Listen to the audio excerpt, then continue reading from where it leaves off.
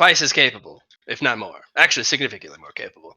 But Zaldoshek, haven't you been alive for several thousand years? Yes. So, that was a lie. No, it wasn't. I died, and technically I'm only a month old. But We weren't. unfortunately, I did just call him out on a lie. Yeah, but he got it. He technically is correct. So. But not for the Wonders technique. Nope. He's technically correct. But unlike me, you bear the knowledge of several thousand years of life. I do not. Yes, we were talking about my mental maturity and knowledge. We were talking about physical body age. But don't you not go around saying that you're thousands of years old? Yes. Because technically that is also correct. I'm referring to, because people don't specify, whether it's the physical body or the mental age. So technically I'm incorrect and lying, all the while telling the truth and misdirecting you with the truth. So you meant that you're lying. No, I'm not actually lying. It's your misunderstanding and misconception that makes you think, or makes you believe what I'm saying, which is technically me lying, but it's not, because you didn't ask for a specifying question. Calm down, Zaldoshek. I'm not Eatsley. You won't beat me in this battle of specificity. I have thousands of years on you. And so you admit that you're 1,000 years old? My mind is, but my body is not. So I guess age before beauty? The gray matter in my head is not actually 1,000 years old, just the memories. See? Age before beauty, I guess. Come. I let that one slide.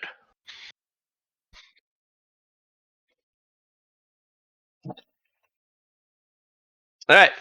And if you guys all remember, Einless, they got a new token. Nice. Well, they went to the clothier. Yeah.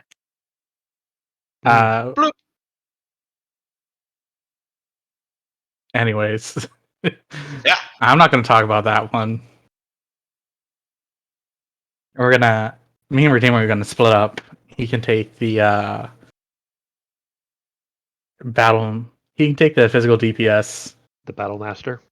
No, he's going to take the physical DPS focus. I'll take the Battle Master. And he can take the Push Stroker. And then we'll meet up at the end and we'll study the item that we bought from the auction. Oh, look. Everything is coming together. Good. Alright. So, Knife Snake, his only ask is that if there is a chance to get better neefs, as he calls them, that's his only want. He needs more powerful neefs. Or neeflays.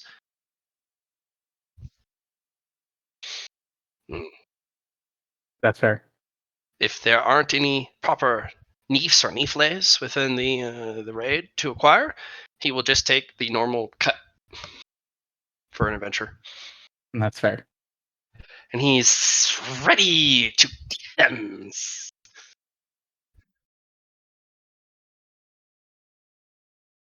I also asked him to talk to this one and this one, and I'm gonna go find the Battle Master on the other side. Okay. I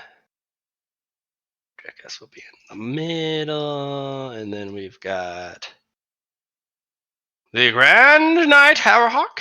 I got a Ghost. Cheapney. Cheapney's going, because he is a hero in training. Einless is going.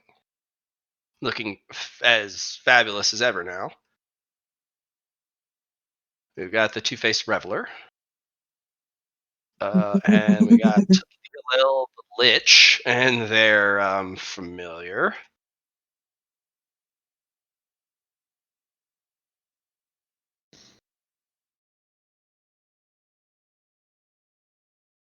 You went outside?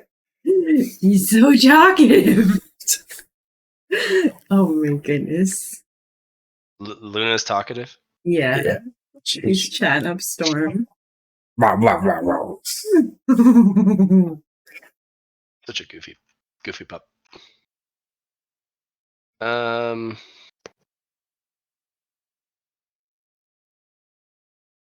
Yeah, you got Loftware. You know what? I'm gonna give you guys a handout for raid group, and I'm gonna make it available. All players can edit it, but I recommend one person be doing it, or at least if you're gonna edit it, make sure no one's in it, because that'll fuck with the information. Yeah, So, if you'd like, I could fill it out to start. I 'Cause got I it. know you. Oh, you got it. Your fingers are better. Yes. Also, I'm copying and pasting like the first several. That's fine. Oh yeah, that's ugly. Ugh. Delicious. As You a want note, the second one or the first one? I'm good with either. One has like the moonlight spotlight, the moonlighting in the background with some extra little sugar drops, or the one's more cleaner at the top. We're good. We can do that. I also have your theme song ready. That's okay. It's time to cook. Ruff. That's it. It's time to cook. Ruff. What do you want?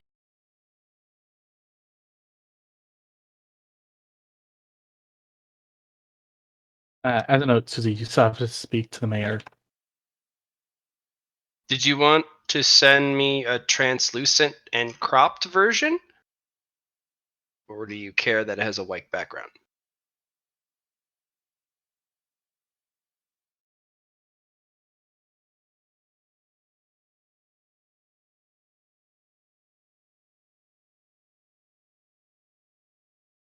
I'll just put the one he gave me in until he figures out what his preference is.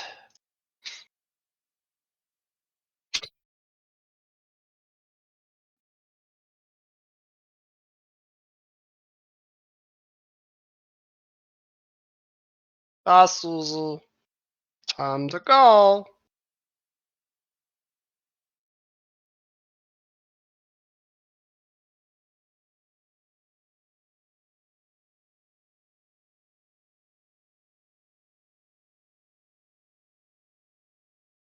There you are. Spider Dancer. All right.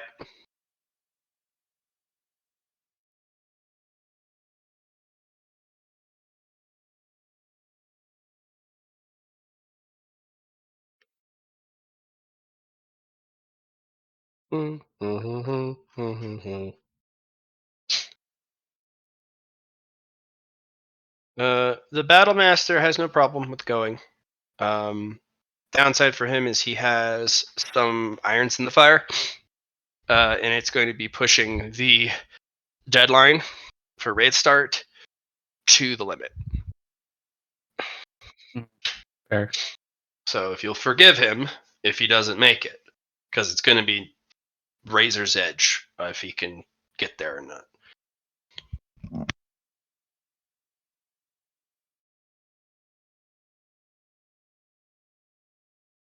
I would prefer, but I will, in that case, double check, see if I can find another. Yeah. There may be one thing you can help with to maybe guarantee his arrival.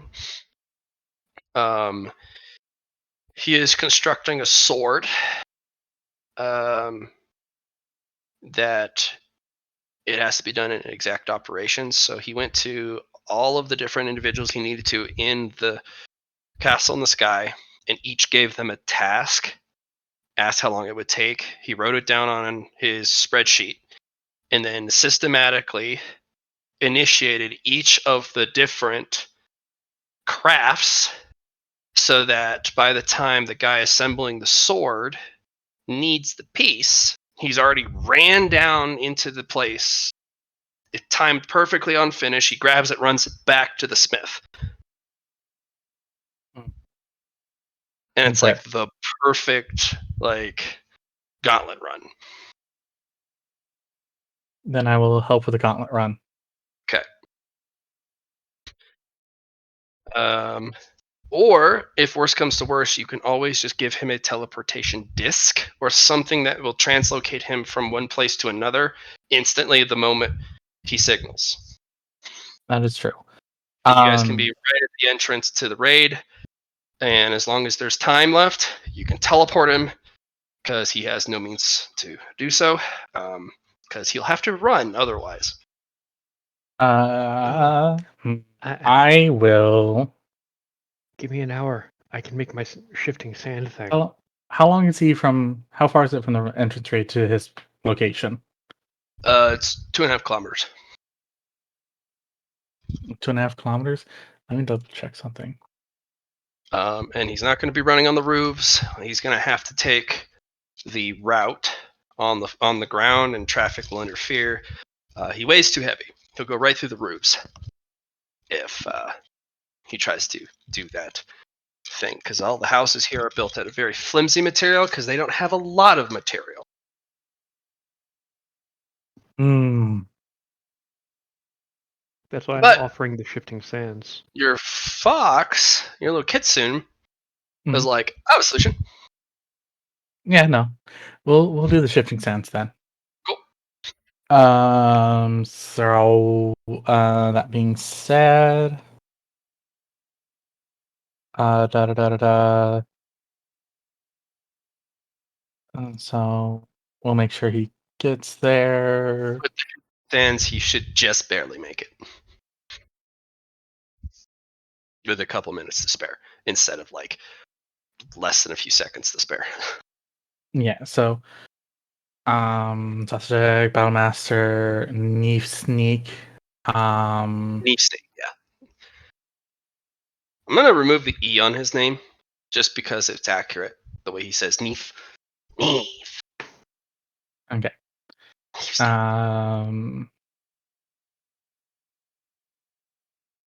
All right. Go ahead and look at the list and see if we're missing anyone.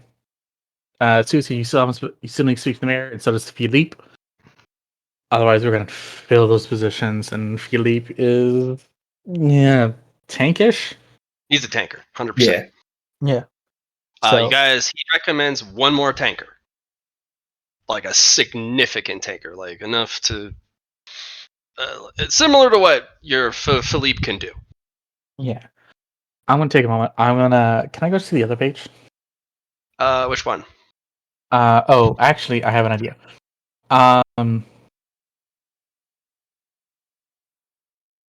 Were these guys turned down with the raid? I forget. Let me. Yeah, those guys were not exactly turned down, but that hero arrived, and the hero, if he arrives for the raid, then he is the guy who finalizes the choices. Okay. I would ask Lafouette to talk to these ones, see what's going on with them. We already knows about them. Okay. So the Moth is an area control specialist. Okay. Which you Which we guys have in spades. So you have those in spades.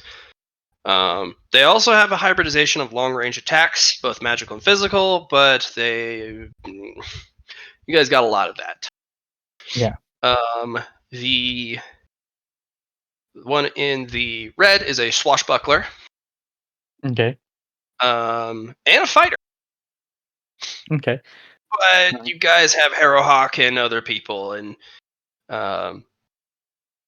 it's all right. And the third one is a griffin, and the griffin is a brawler and a barbarian. So Hybrid Not- tank DPS.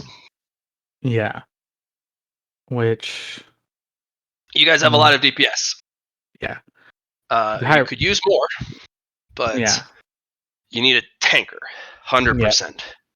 In addition So to yeah, so can I see the other map of the the market. plaza? Yeah. Eh. So let me make sure that certain people's tokens aren't where they're supposed to be.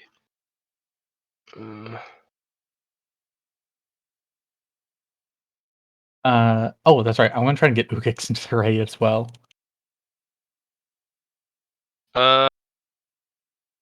Unfortunately, tactician is like, unless you're desperate for a spot, I would not recommend Ghoul. Hmm. Especially one that's not that trained. Yeah.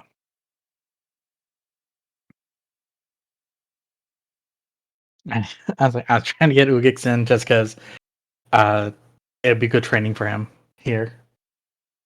It would be amazing training, but again, Ugas will be hard to protect. At least Cheapney is teeny tiny. Yeah.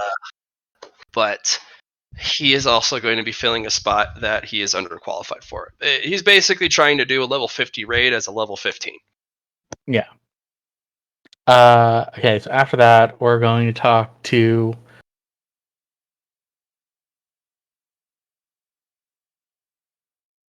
He's going to be carried. Poor Yeah. Cheapney. Okay, in order. Box Knight. This one. The Rooster. Dargan. And the blind one. Okay. By the way, this guy was the battle master. Okay. I figured he was the Battlemaster. You also have a little Owl Knight. Don't forget him. Oh yeah, we'll also talk to the Owl Knight. See what's going on with him. There's another moth person. We got enough moth people. Wait, actually. A goose person. A razor billed goose. We'll talk to the goose as well.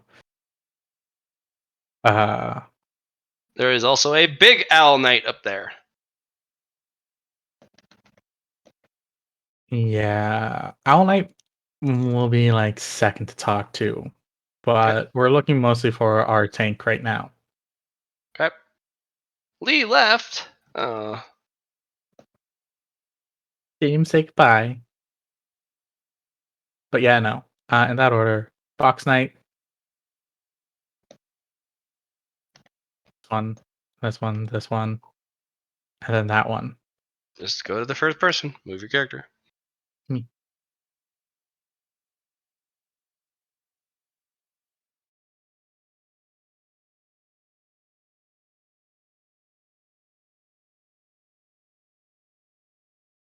Amen.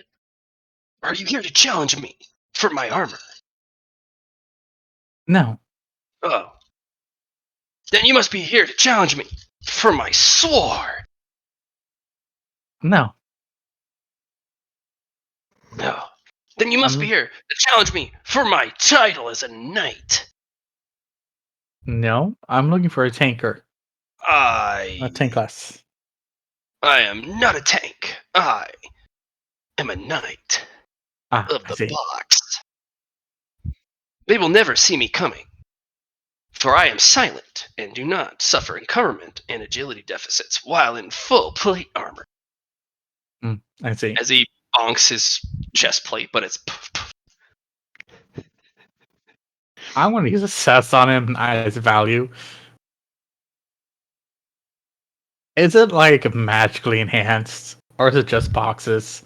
It's magically enhanced. It's flawless grade equipment. I'm so sad. It's basically if he takes damage, it acts like it's literal cardboard, and he has a really dramatic, like, you hit me. And then he just gets up, and then it's fine. He also has a cardboard sword, and a cardboard square shield. And I'm gonna look at, but you're not a tank class. No, they never suspect. Once they have dealt with me, I play dead. And then they ignore me. And then when they walk past, I stand up and stab them in the back with my Well, crusty sword. That's all right. There's I'm a gonna. weird class. You're not sure what the fuck this guy is. No, I'm just gonna slowly walk away. That's a that's the assassin class? I'm just like, I see. I'm just gonna walk away, not taking That's my eyes off him. that's gotta be an assassin class, like It has to be. above a rogue. Like this guy is probably maxed rogue to the point where he masquerades as a different class and gets away with it. I'm just like, I just no. I'm come over here. I'm just like, I'm also at the same time, my head's turned to try and keep an eye on him. I don't trust this shit.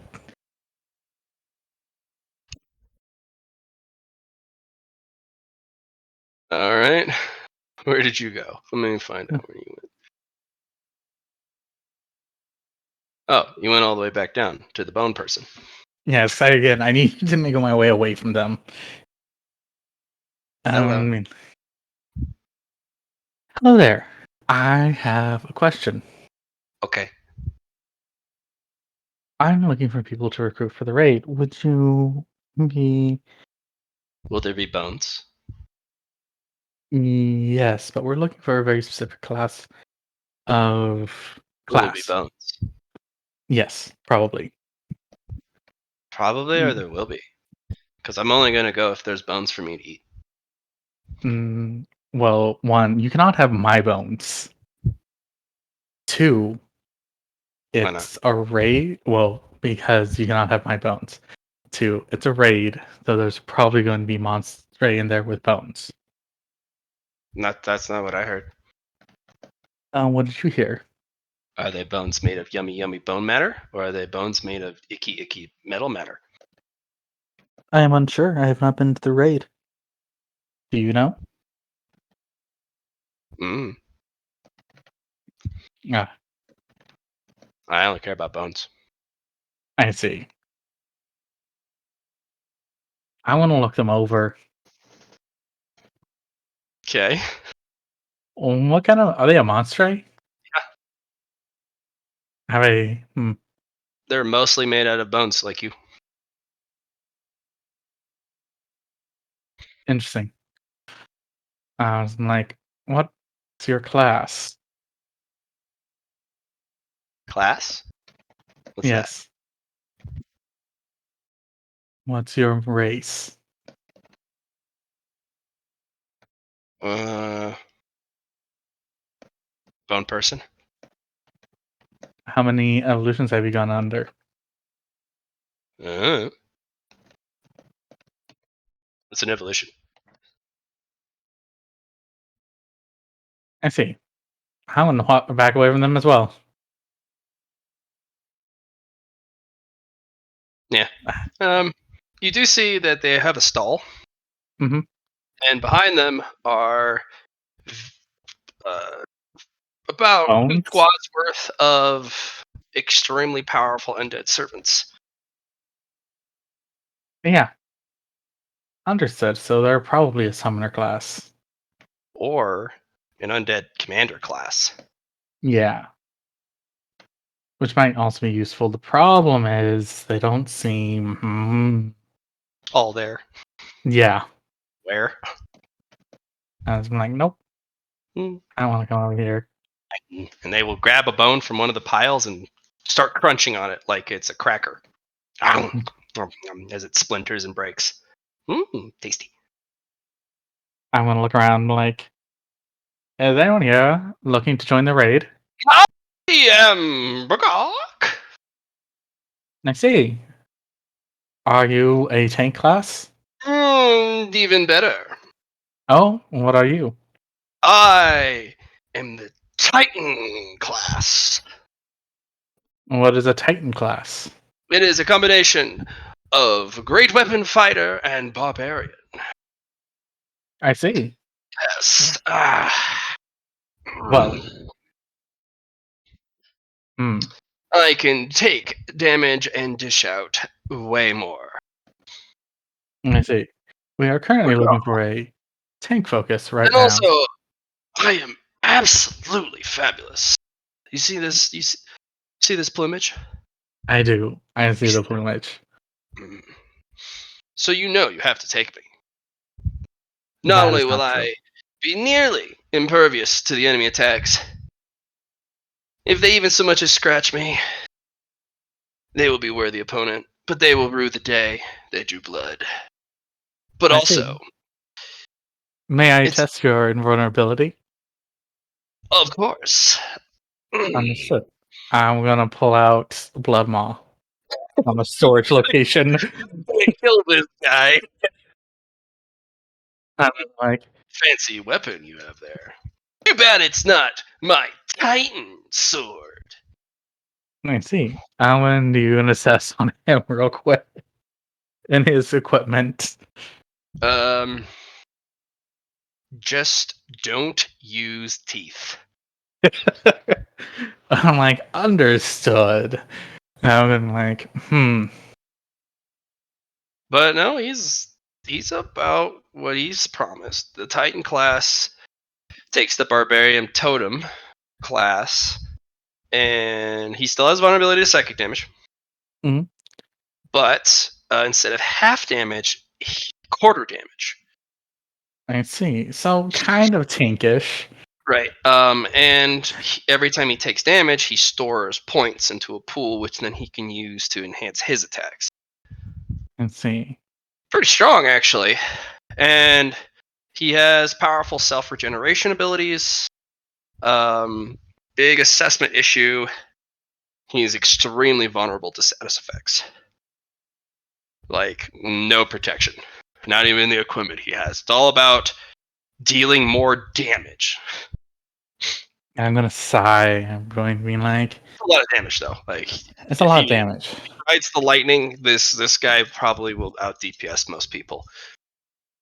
I'm like, interesting. But he has if he's stunned or concussed or confused, like all that stuff. It is All the status effect problems on him. All right. I'm going to be like, interesting. Go talk to one known as Lithway and see what she says. She will have final decision. Liftway, Or sorry, Loftware, and that's a guy. Lafleur. Yeah. And Mm. she said they. I will go, and he will be amazed by me. He will run off. I'm just like, I'm gonna find a backup for him.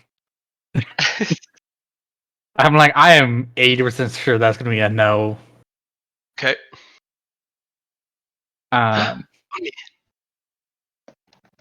No, look at the dragon. Are you looking to join the raid? What's that? The raid on Sky Castle. Oh, I'm not. I don't know what a raid is. It's where a group of adventurers go into a dungeon, in this case, Sky Castle, in order to be able to make sure the Sky Castle can still be used. I hate adventures. They're always trying to kill me. That is fair. But do you like living at Sky Castle? Mm. I can Where fly would you- anywhere. This is true. But do you like living here at Sky Castle? Food is easier. Well, would you like to help make sure it stays here? Not really. Okay, then. Have a wonderful day. Okay. Bye. He just kind of curls up and continues to sunbathe.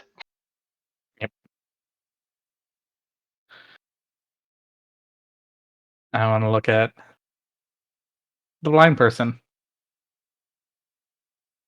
Hmm. Oh, hello, customer. How Hi can I help there. you today? I am looking for adventurers.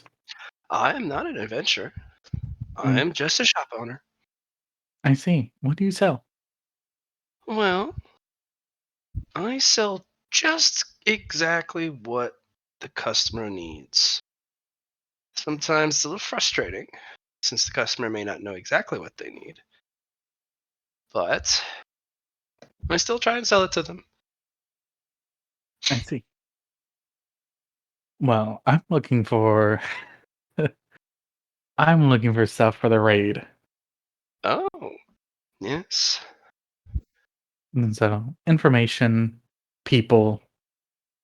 This is what you'll need. And they hand you this marble-sized gear. It, it is so fucking tiny.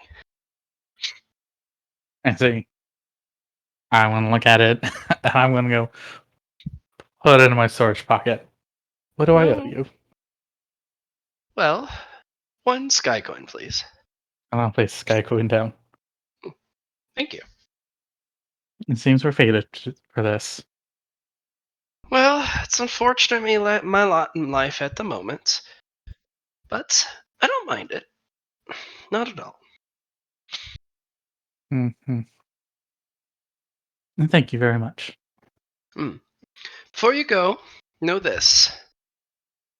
There may be, in your future, a chance encounter with the abyss. Do not stare into it, for it stares back. As they tap their ink dripping eyes. I see.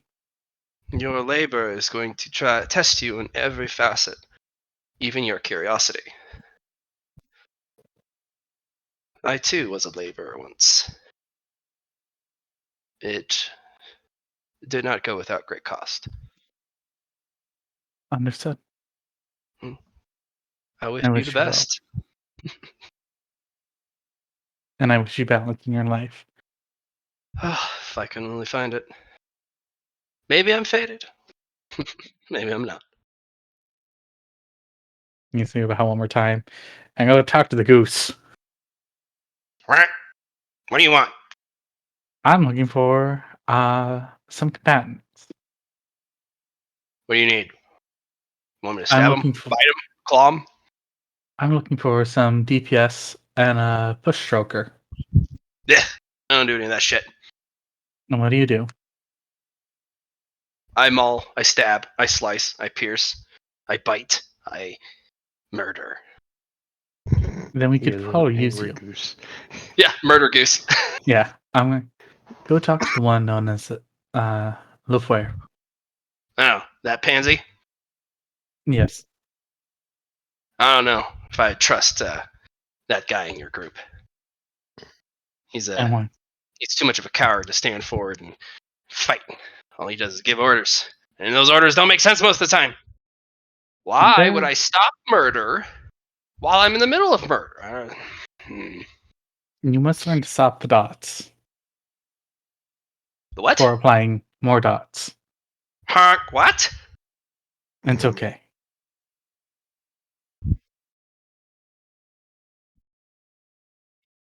Fine. If it gives me an excuse for violence, I will talk to this idiot tactician. If it allows me to perform excessive levels of violence, I will join you, says the murder goose. Murder Goose sounds.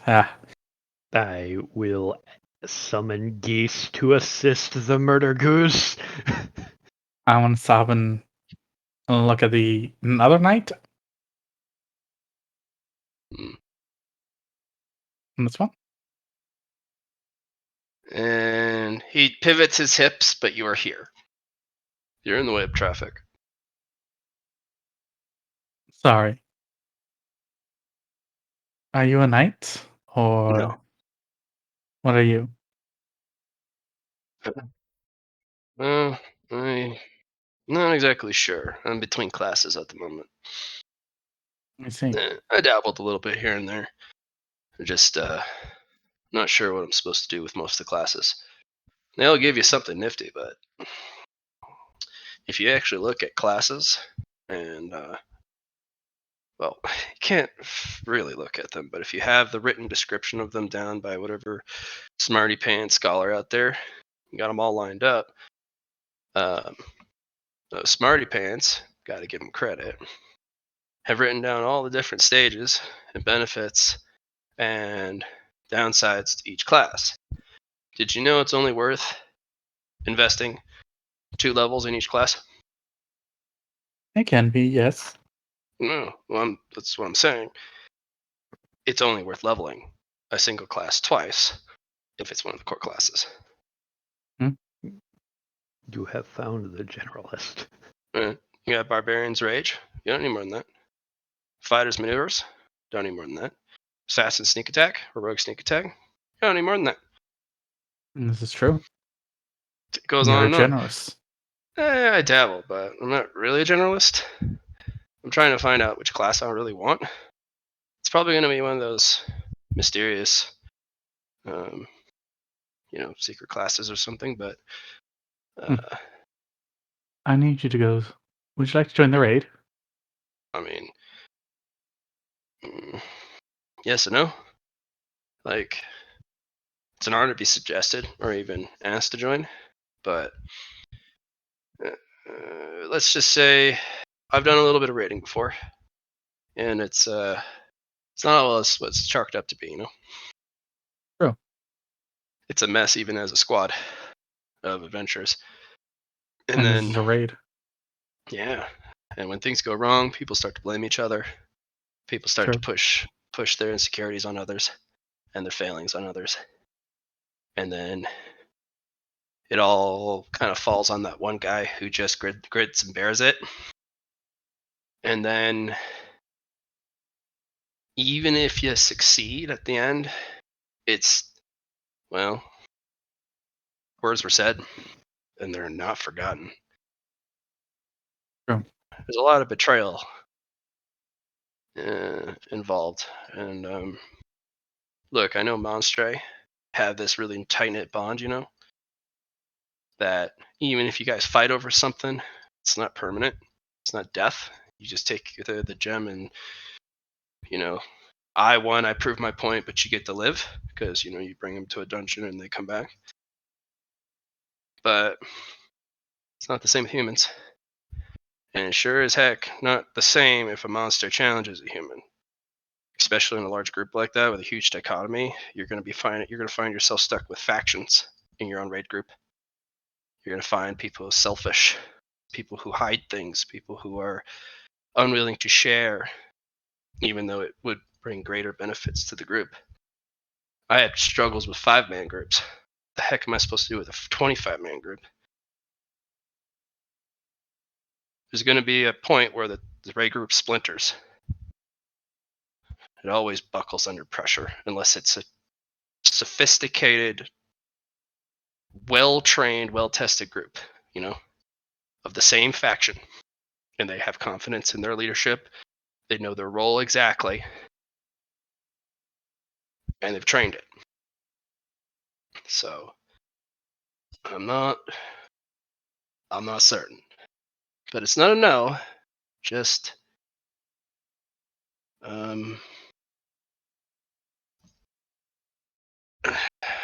it's a maybe.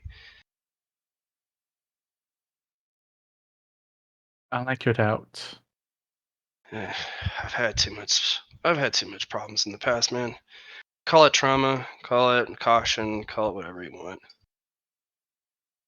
I just kind of sick and tired of this adventuring thing, How about one last hurrah? I don't know. One last hurrah could be death for me.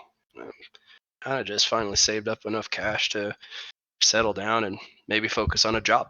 I've been so focused on classes, I kind of maybe starting to like, the job stuff. Maybe. I can't blame you. I'm young. I see the adventure and I enjoy it. Yeah. No, it's a heck of a thing. And Monster have it best, And Yes. honestly, I can't even hate your kind. You guys have it figured out. You guys have harmony, even if there isn't harmony. You know, there's conflict, of course, but at the end of the day, you guys can come together and figure your stuff out very quickly. Settle your disputes. Um, come together to fight a common enemy, and not backstab each other at the end.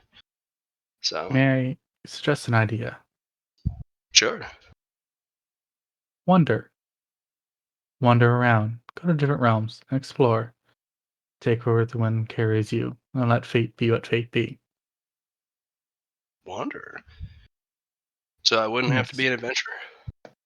No, be a wanderer. Wander. And you actually, because you're starting your quest giving thing, you actually see the wandering quest appear in front of him. And he's like, "Oh man, I haven't seen a quest. I haven't seen one in over a decade. Huh? Sure, why not? All right." Yeah. And you actually kind of get to see it as the first tier click, click, click, click, click, as it all goes down, and there's just one at the very bottom. Pick your path, pick a name, develop 5 techniques. Reward, wander blank. Oh, that's kind of weird. Kind of found a lot of stuff. Looks like I fit all the prereqs here and there. That's weird. And you know the first thing is learn 25 wanderer techniques. Yeah. He's on the last step. I'm just gonna look at it and like, impressive. Mm. I'm still Mhm. learning my techniques. Wait, you can see my quest? Mhm. Oh, you must be a quest giver. I'm That's working on it. No, actually, that wouldn't do it. You have to be a quest giver and an assessor. That's the only way that actually could work, being able to see other quests. Or you're given an administrative privilege I or believe provisional system. I'm working on my quest giver title. I have assessors. I am also working on the Wonder quest myself. What's it like? It's fun, fascinating. It's unique. I learned from some weirdos. I didn't know they were wanderers. I mean, it's kind of the only few things that I actually really enjoyed. They're just so wacky, you know. Maybe you're meant to be a wanderer. I guess I didn't even know that was a thing. Yes. And somebody bumbles by, and about knocks into you because they're drunk, and then Mhm. he kind of bumps his hip into you, and you're standing on his shoulders. Oh man, watch out for the drunks, man. They're everywhere. You're like, how the f- did I get up on his shoulders? And he's holding your ankle so you don't fall. I want to look at him like, I would love to learn from you, though. I don't know. There's stuff I figured out. Hmm. And he'll let go of your ankles and shoulder pop you on the right side, and you do a side cartwheel and land on his left. You're like, how did I do that perfectly? That was weird. I'm like, maybe. Well, I would still like to join the raid. You know what? Mm. You gave me a new purpose in life. I'll join you. Yeah. Yeah, just count me in. Let me get my stuff. He reaches down and he puts a fishing pole over his shoulder, and he puffs a bag on his other shoulder. I'm ready. All right. Let us wander over. Is that? Oh, the pun. That's funny. Nice one. Yeah. Okay, cool. Let's mosey. Yeah. I think I found everyone we need.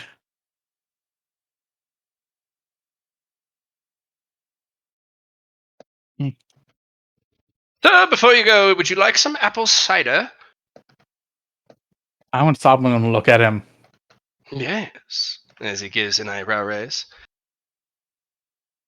I have alcoholic apple cider too. Do you have magical alcoholic apple cider?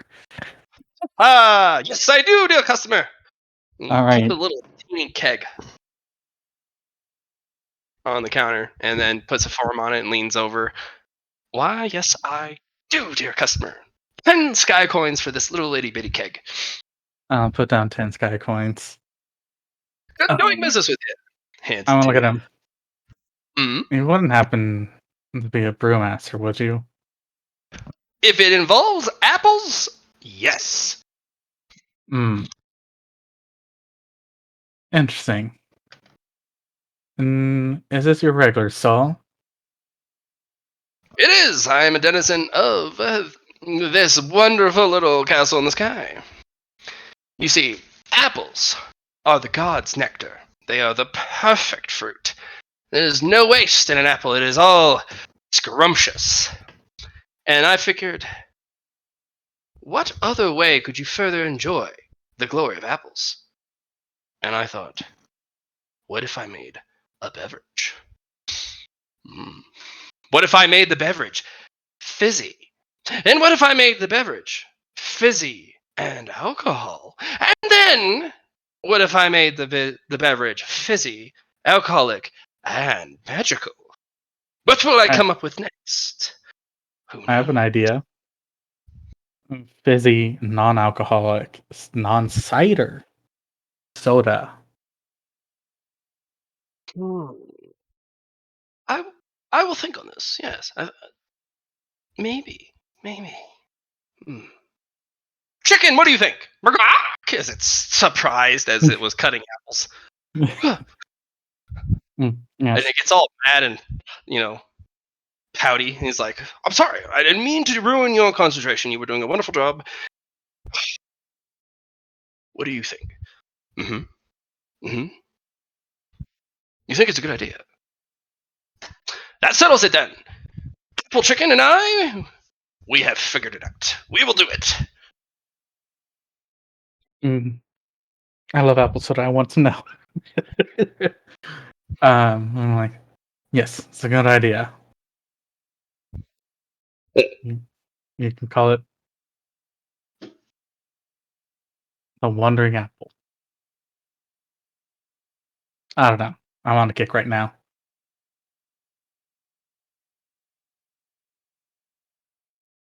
I look at the person next to me.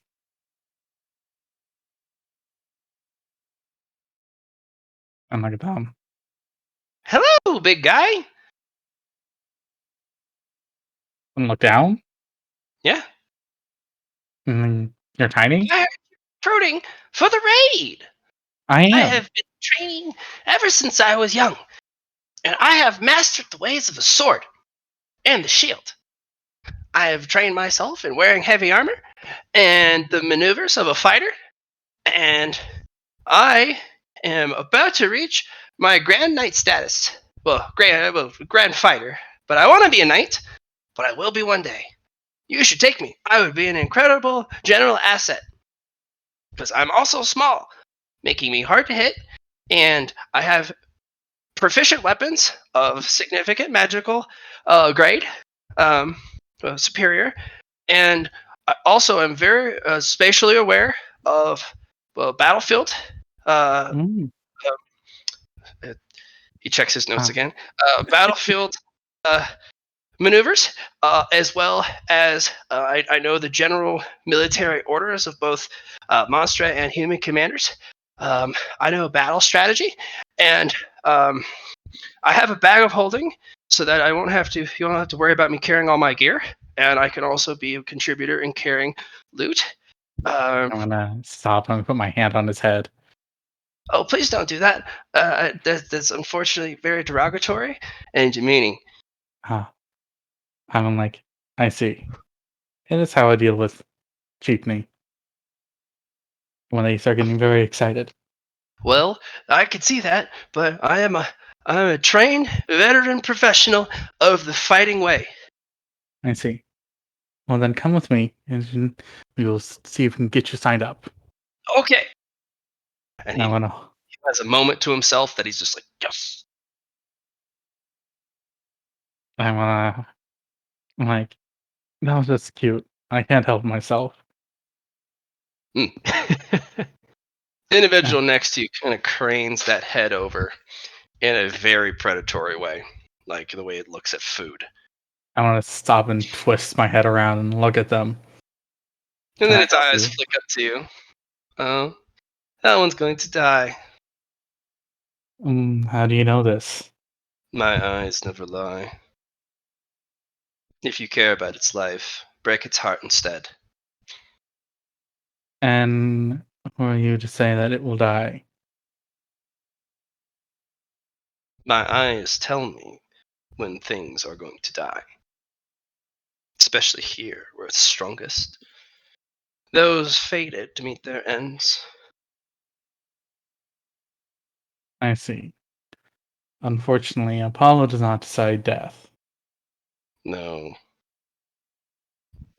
And were he ever to try and infringe on my master's domain, I will be there first to try and take him down.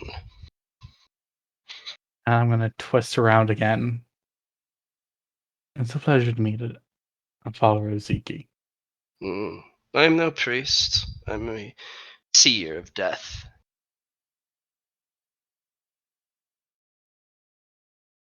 Hmm. That is a death element creature. Very rare. I'm going to look at him. Or her? It? Them is perfect. Them. It's hard to tell. I'm going to look them upside down. Or up and down and go. I would love to learn from you. No, But your path is another. Stay on your path. It is the most sacred of Zeki's paths. Do not falter. Do not doubt. Do not be swayed. I see. The Death Seer is not for you.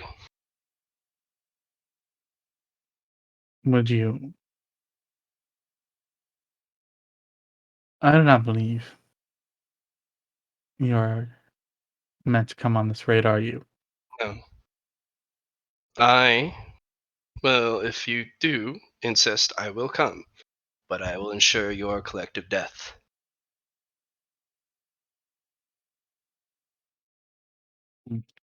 No, this raid must succeed. It must succeed, yes, I agree. So thus you must not take me. And if you care about that poor little fellow, you must break his heart, or he will lose his life. Someone of noble heart, like him, will give their life to save another. It's the most What will they noble. save?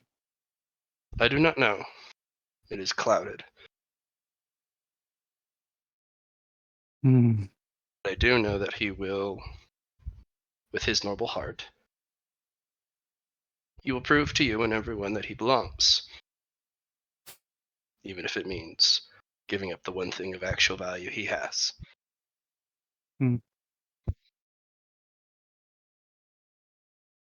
His death may be necessary.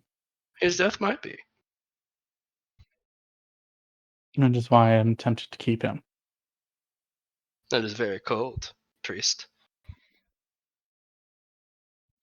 It is cold, but it must be balanced. Indeed. There will be those who fall in this raid.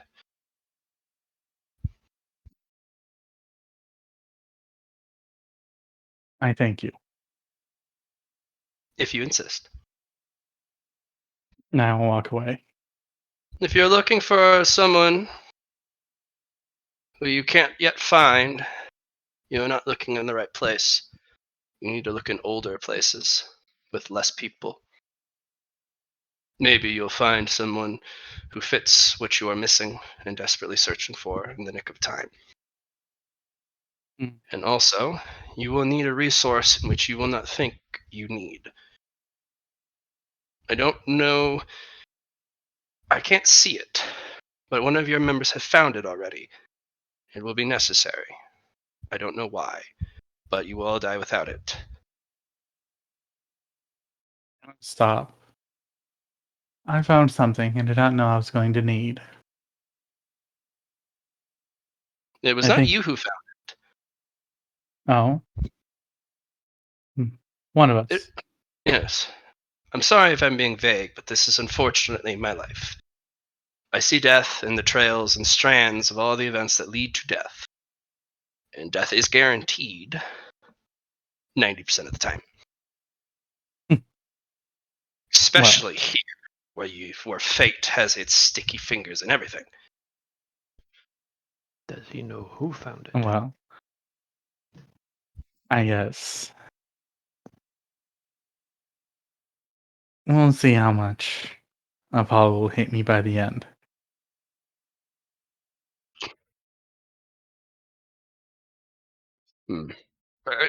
Ask your members that if they found something valuable. Understood.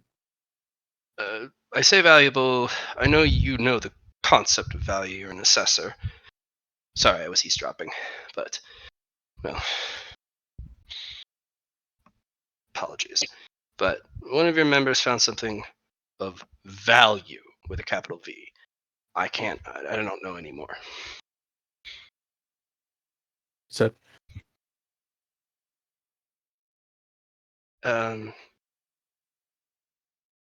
Big one in your group. He is slated to die here. understood. It'll be up to you and yours to make sure it doesn't happen, but maybe that's part of your calculation.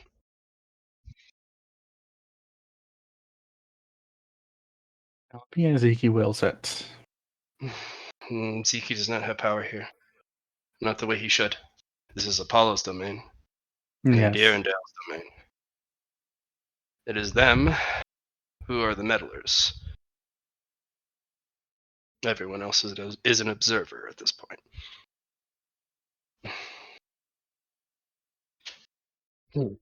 Try and find one more of the blessed.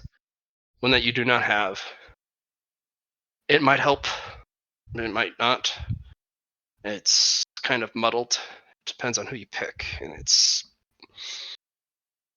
I'm going to stop talking now. My brain is starting to hurt. And a headache's setting in. Oh, wow. Hmm.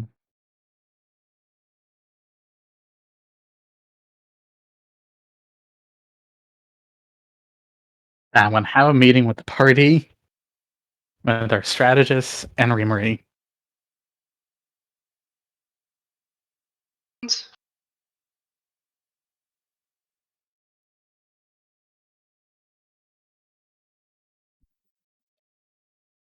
As you walk by the bone merchant. And what does he say? Your bones. You're not allowed to have my bones. Okay. If you change your mind, let me know.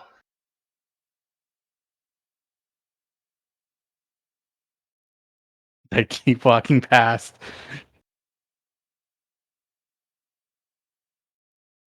Okay, let's put the new folk. Let's get these other avians out of the way. Let's put the new guys here.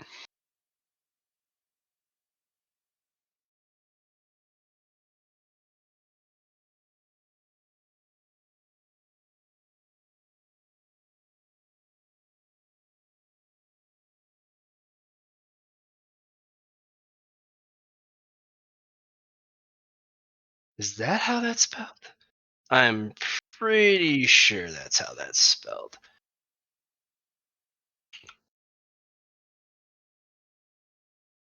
Ah, that's how it's spelled. E, not I.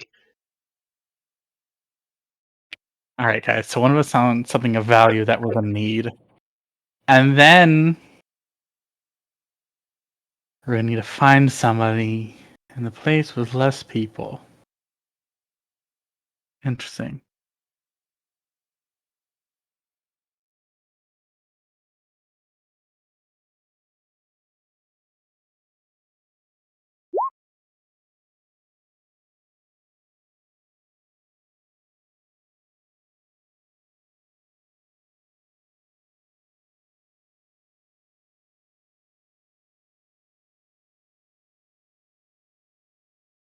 Thank you, Indrid. Where did you find these?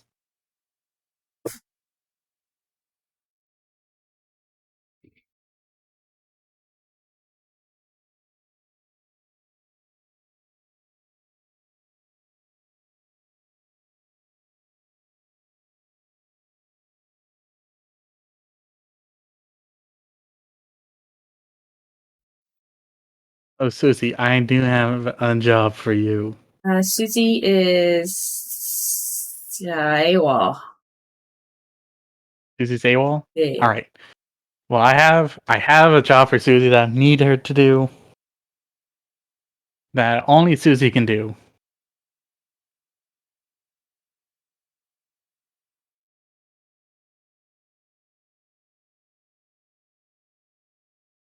But Huzzah! yeah. And then but first I have to ask Indrid, where did you find this death crystal? Indrid just smiles.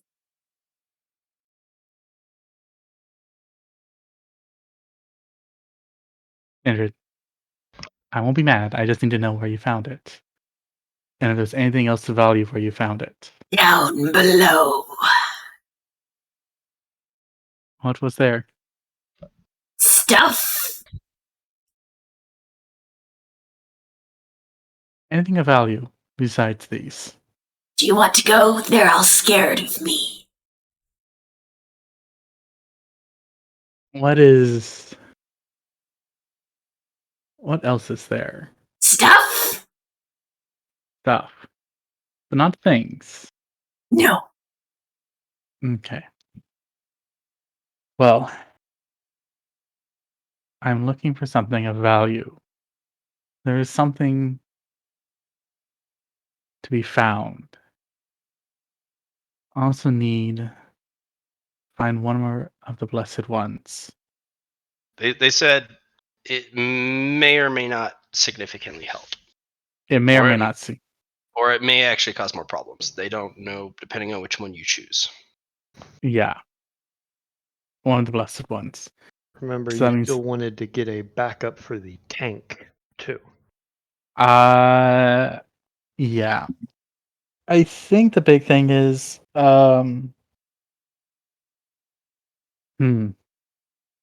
I think the Titan is gonna be good.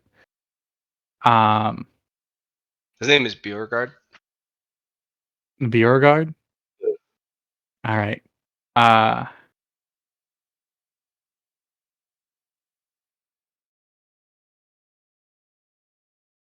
has anyone else here found a blessed one? So for clarification,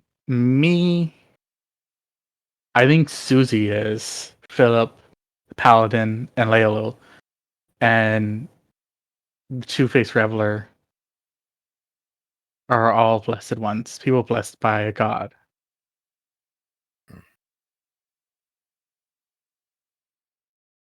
So it depends on I which am not. god.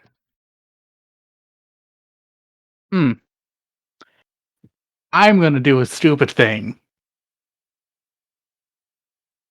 Yes. Because there's gonna have to be one here.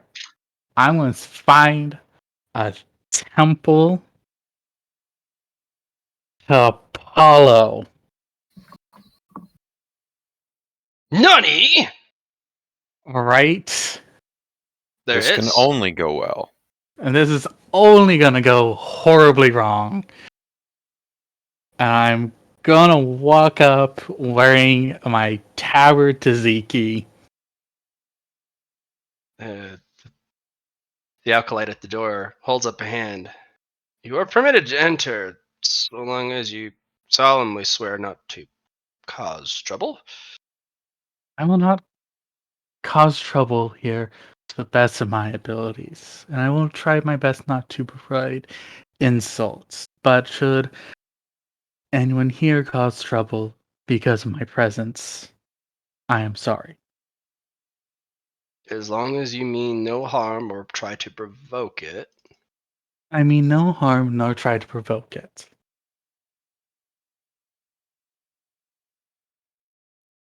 I know I'm missing something in this interaction, but I think you mean it, so go on ahead. Thank you.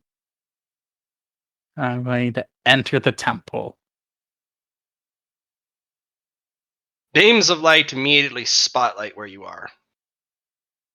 They Yep. come from the windows. There is no actual like Yep. lamp spotlighting you. It's from the window. Now I'm going to start walking and looking around. There's a guy in one of the pews. Just, maybe I can help you. It's kind of a bit of a quieter part of the afternoon. Hmm. There's a person in robes, similar to your tabard, but a full priest of Apollo.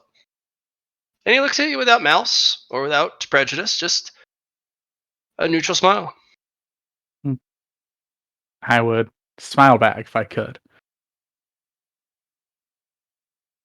And I'm going to keep looking to see if I find a paladin. You don't see any. I'm going to walk up to the priest.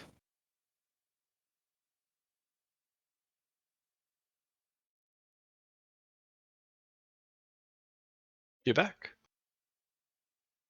Yes, I'm looking for help.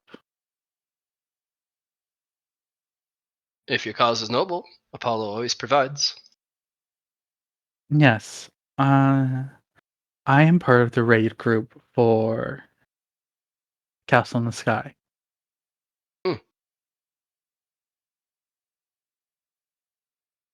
And you're here to seek those of Apollo. Yes, Very well. I will I am. speak to the paladin and have him join you. I'm looking for a particular paladin. A I'm not sure if they particular are here. paladin. Yes, I'm not sure if they are here. Though it would be a very ironic twist of fate if they were. Well, if they're willing to accept a summons, we are in Apollo's domain, and if they are of Apollo, they can be summoned. Yes. The problem is we have a past. You're bound, fated. Yes. So it'll be very ironic if they are here. It seems fate has not moved in such a direction. That does not mean it is disqualified from happening. Yes. Sometimes we must engineer our own fates. Well then, I will see if Apollo will be very willing to grant in this request. Yes, he is. For he wishes for that particular follower, which you are fated with, to have that chance. But it could create undue stress for the success of the raid. And it would bring great dishonor to the paladin themselves to sabotage such a purposeful action. Yes. Which is But why you I am will have willing. to deal with them. I will. And I'm more than willing to deal with them after the raid. Eatsley, Yes? you want me for something? I have a quest for you. A quest! Oh, wonderful. It's going to be very dangerous, but it's a quest Dangerous that must be done quest. before the raid. Oh, I In a mean, I don't moment. have very much time. I got. I know. If it stops me from doing interesting, then it's going to be. They're not going to be a happy camper.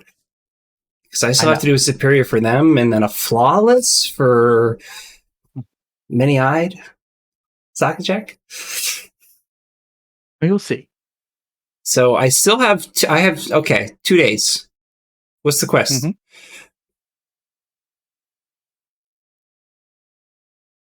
Well, one moment. I'm in the middle of something, but I Oh. will get to you as soon as I can. Okay, yeah. Talk to you soon. Sorry about that. I was being distracted by I have a one of my. quest. Yes.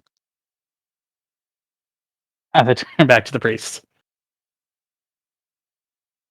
Sorry, I was being distracted by Apologies are not needed. allies. One must answer when one must answer.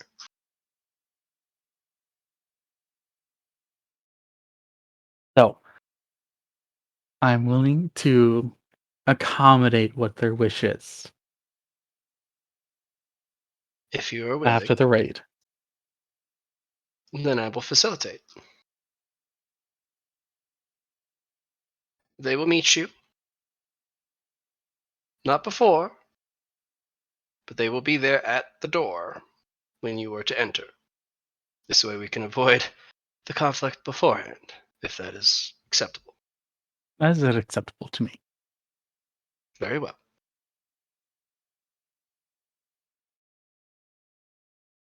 And then I will walk out. Well, you done did a thing. Yep. I provided something that's gonna help us and is also a tankish character. And is going to try to beat your ass afterwards. Yep.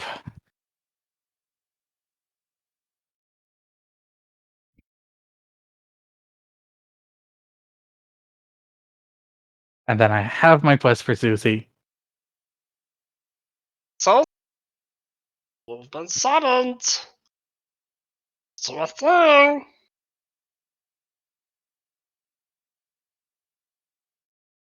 Susie.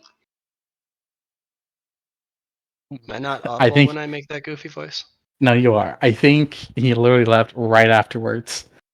And I was like, I need you to pause. I can finish this and then get to you. Well, Susie didn't want it. Ah. But Susie has the thing to go get something valuable. Ah. I think that's what we're gonna need for the success of this raid.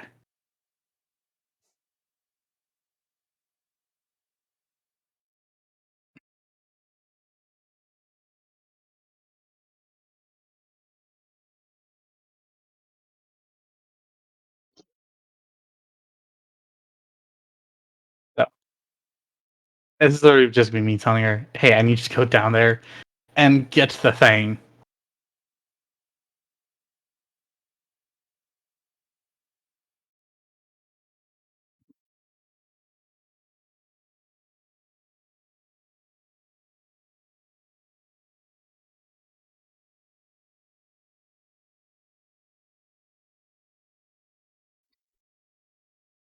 Hmm. But after that, I think, yeah, but how many? Okay.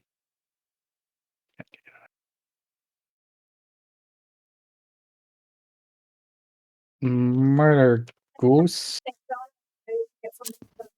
Grocery store. We have to.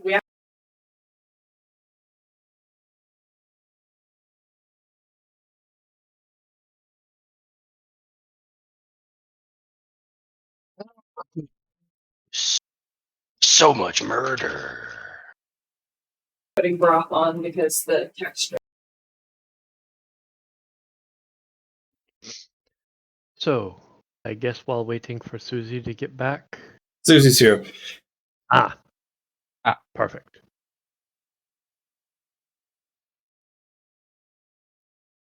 I need you to go and do something and retrieve something. Okay.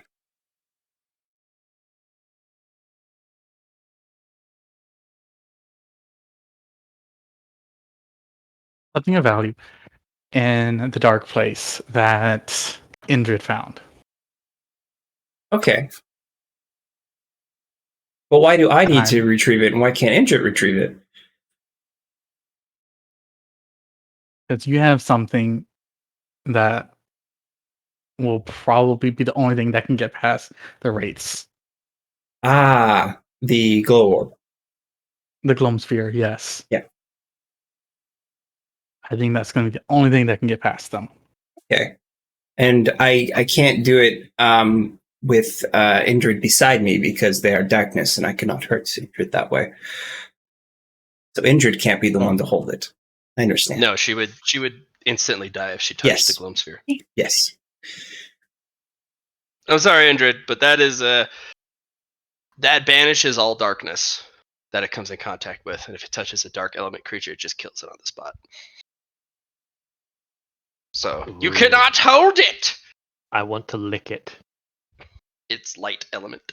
Yes, I want to lick it because I was given the light element. I thought it was good and darkness elements. No, the gloom sphere is a light element and goodness. It Okay. banishes all the dark and all the malicious energy around it. Okay. I just misunderstood it. That's all. Nope. It is not a dark element. It's the light element. I still want to lick it. That is my quest for you. Okay. I can do that. Indrid can direct me and help me get through the chasms, and I will go on ahead. So, okay.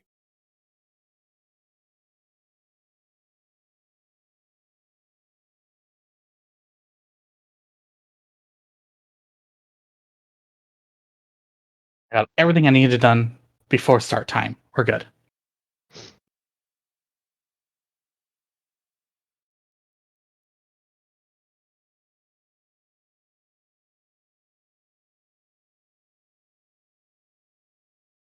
Matt, can I have edit privileges to evolution, please? No, because I'm writing in it. Didn't know you were writing it. Mm-hmm.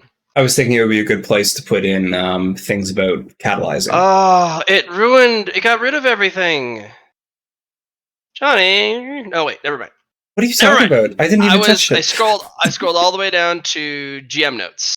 Okay. And I was actually actively editing it, so I saw all my work gone, Mm-hmm. and I was like And you're heartbroken. like, I'm gonna blame Johnny for no reason. I see how it Yeah, is. but then I scrolled up and I was like, oh, it's in the actual notes, not the GM notes. Sorry, Johnny, that was uncalled for. I had a lot written down. And Yeah, I imagine. my heart broke because I was like, it's gone. Okay.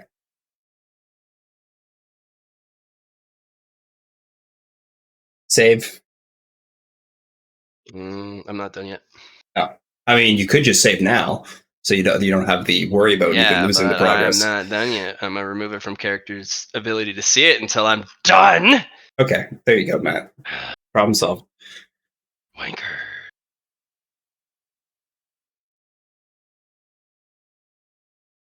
Remember when I first learned what a wanker was? It was like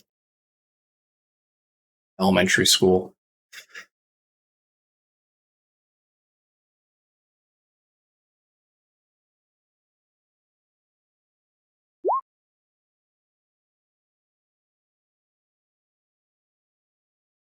You wanker! Oh no, it wasn't wanker. It was bugger. That's what it was. I thought you called it. I said bugger. I used to just wanker. It's fine. You bugger. Wanker is like a someone Go just for your jacking off. buggery. Yeah.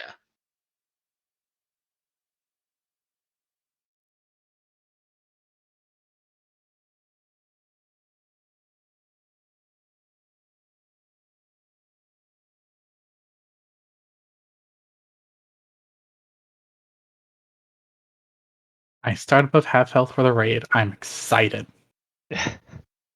Can't wait. We can share intrinsic abilities with each other, right? Not intrinsic, No. just abilities like powers.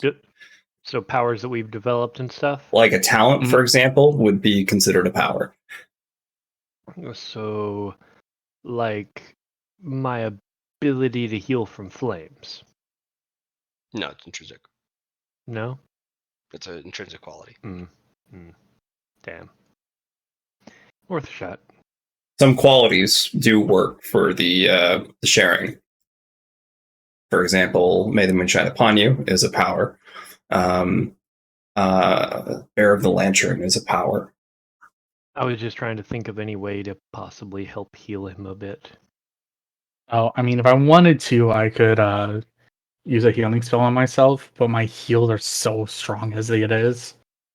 And you don't want to use your once per day home ground, and that would recover you completely.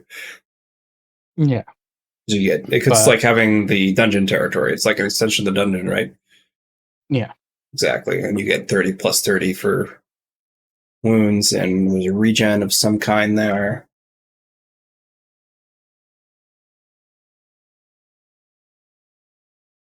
Fair enough.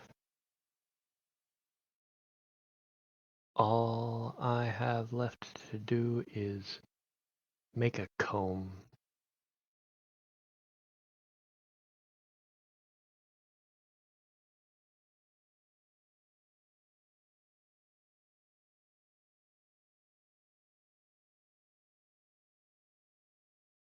Yeah, no.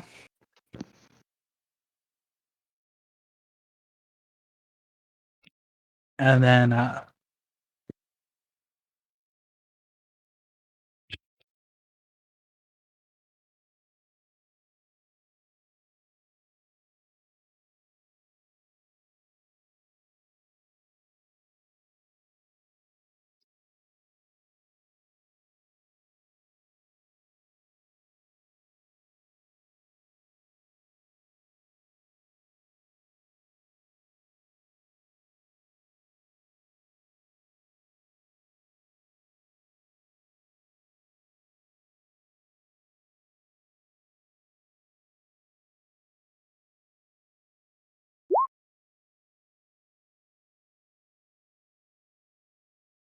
Oh, he's leaving.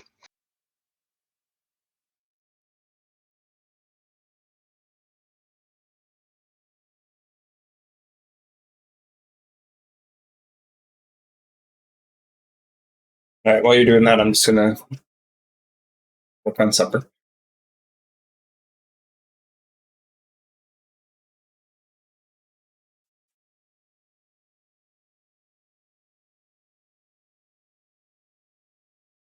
Well, you know.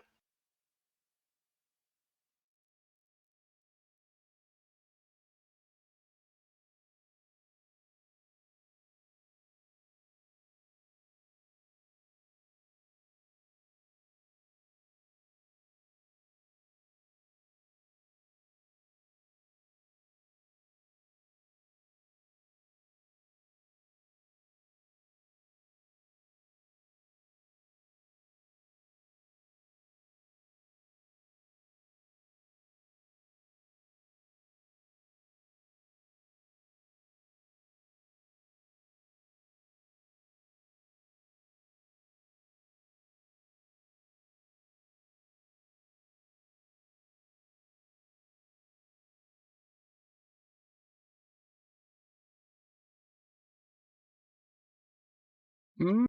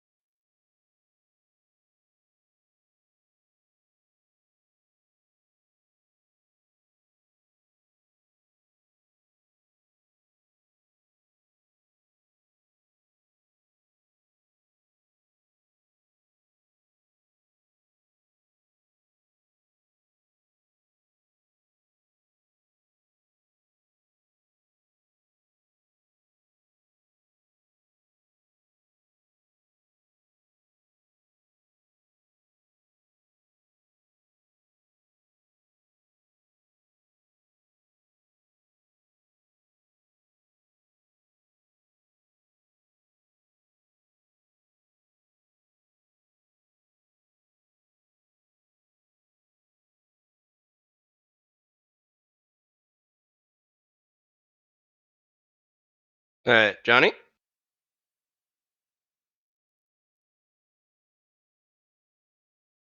Johnny. Allie.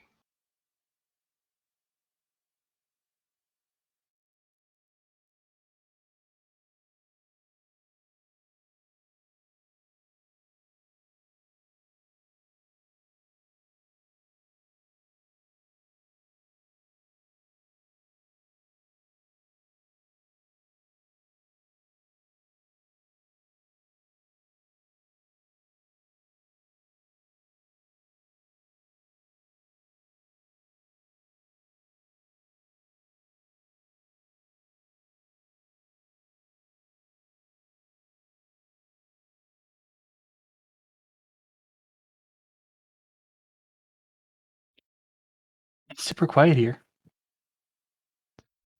Yep. Yeah, I was.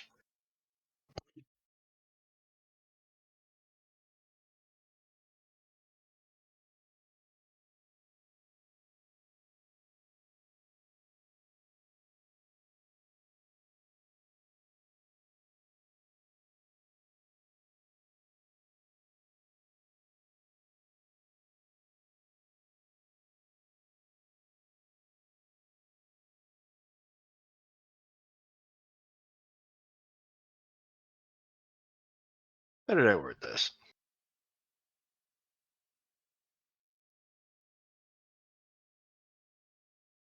Oh. All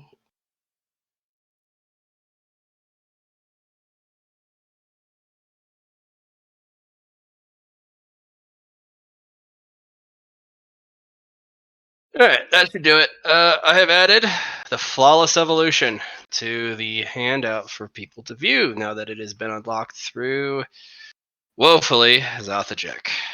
That bastard. If you want to take a peek deek. Yep.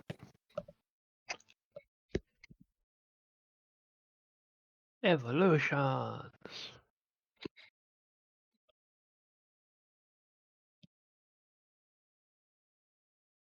All right, I'm back. Got the timer on for 5. Johnny boy, I made a thingy-majigger for you. The flawless Yeah. evolutions are up for viewing. Your viewing privilege. So improvement of legendary quality, +1 complex level, +1 nexus level, and bend a Or perk. +1 nexus level. Yeah, I saw the comment. And then there's blank. No. Refresh. Should be.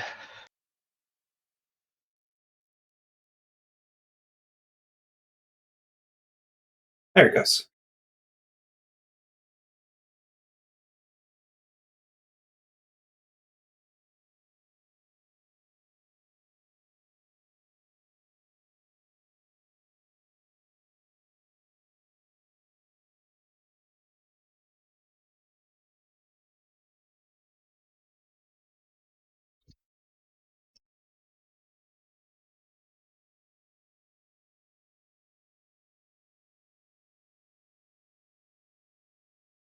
Ooh, Allie's gonna like the flawless one for making the Mercuria ability on your character sheet double its current invest in Mercuria. That's some crazy Yep. stuff right there. 1,000 And every mods. evolution beyond the first one gives you +5 Mercuria stacking. Mhm. So the downside, doing a flawless evolution, you cannot evolve for over a month All right. if you do a flawless. Yeah.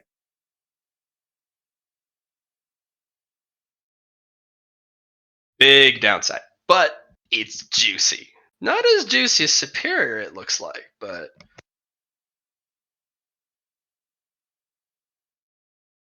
So you need to have at least 6 superiors done. 5. 5. Okay. But He's done Zontjak one has extra. 6. Yeah.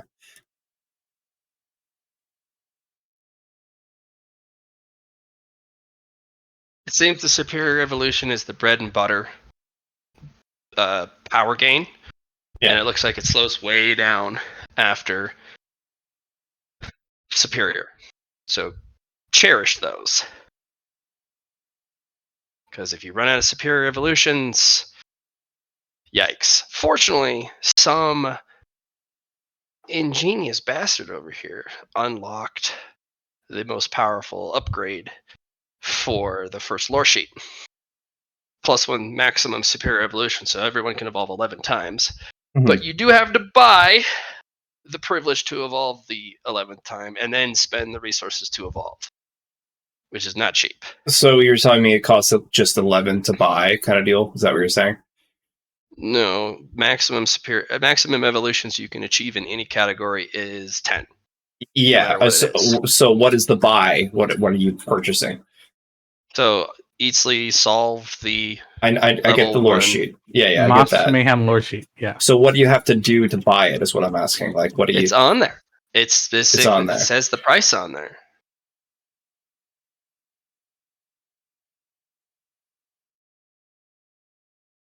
You need to do 2 treasure grade small size Aether gems. Okay. Gotcha. And that'll unlock a spot for a 11th superior, and then you use the superior, 12 superior Aether gems. Oh, no, it would be 11. No, you're right. No, it's 11 superior gems +2 for the treasure grade. Gotcha. yeah.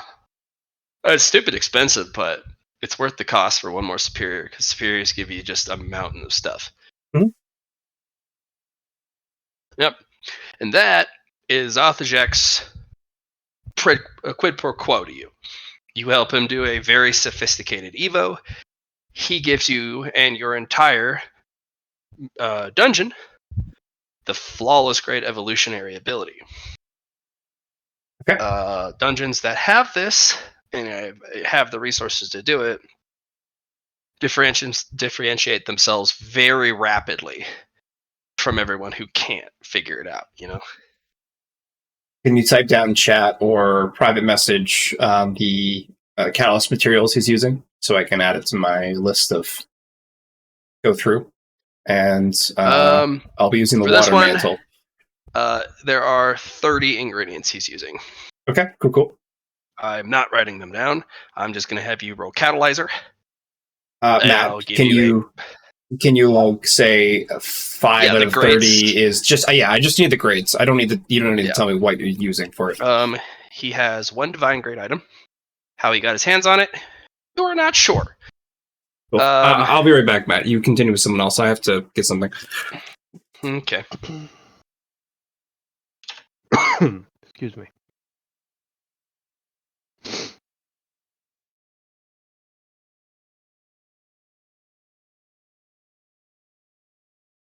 And then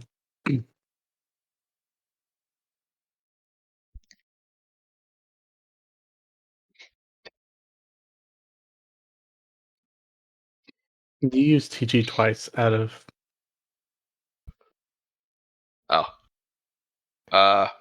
SG, sorry. No! Stop it! I meant 1-9, not 2-9. Fuck me. Alright. Well, now it's all confusing. Shit. Perfect. Thank you, Matt. Anyways.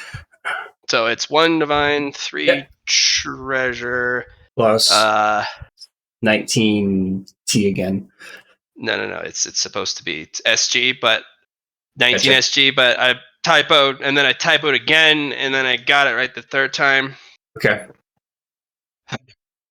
And then he's using my mantle for this, so it goes from 3 minor or 2 mediums to. So it was the 5th when you used it, wasn't it, Char? Yes. And that the 5th allows you to change the elements, Matt said. 1 major change, or 3 medium changes, or 5 minor changes. Oh, cool. That is what you can do. Yeah.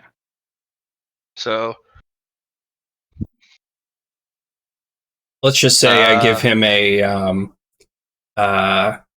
5. No, they're major, so I'll give him a major change Yeah. to whatever. He's doing a superior. He's actually going to do a superior evolution for this one, but he's going to give you the flawless evolution for in as a price.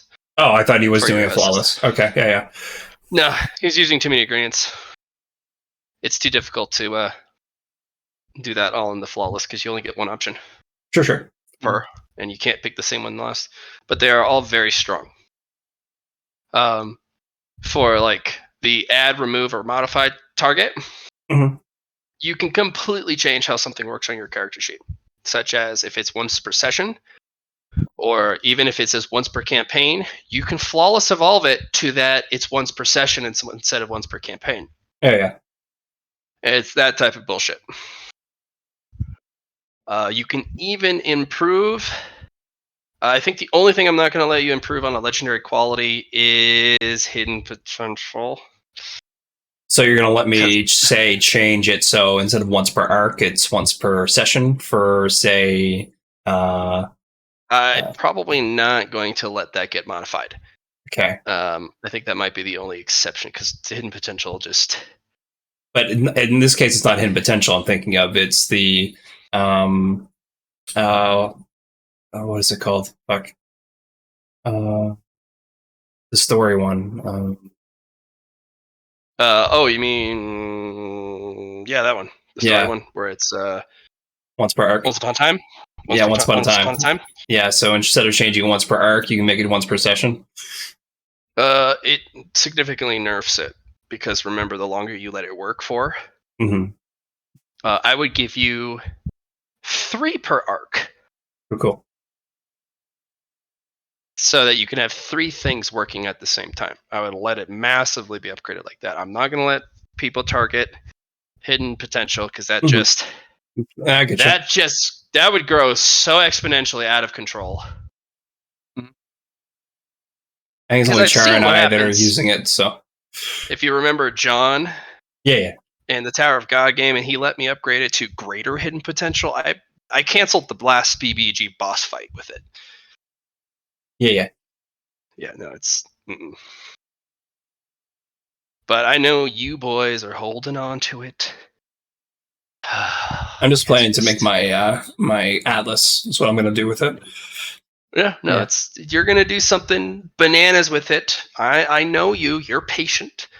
Mm-hmm. One day you're going to be like, "Hey, man, GM, have you heard about our Lord and Savior Hidden Potential?" And I'm like, "No."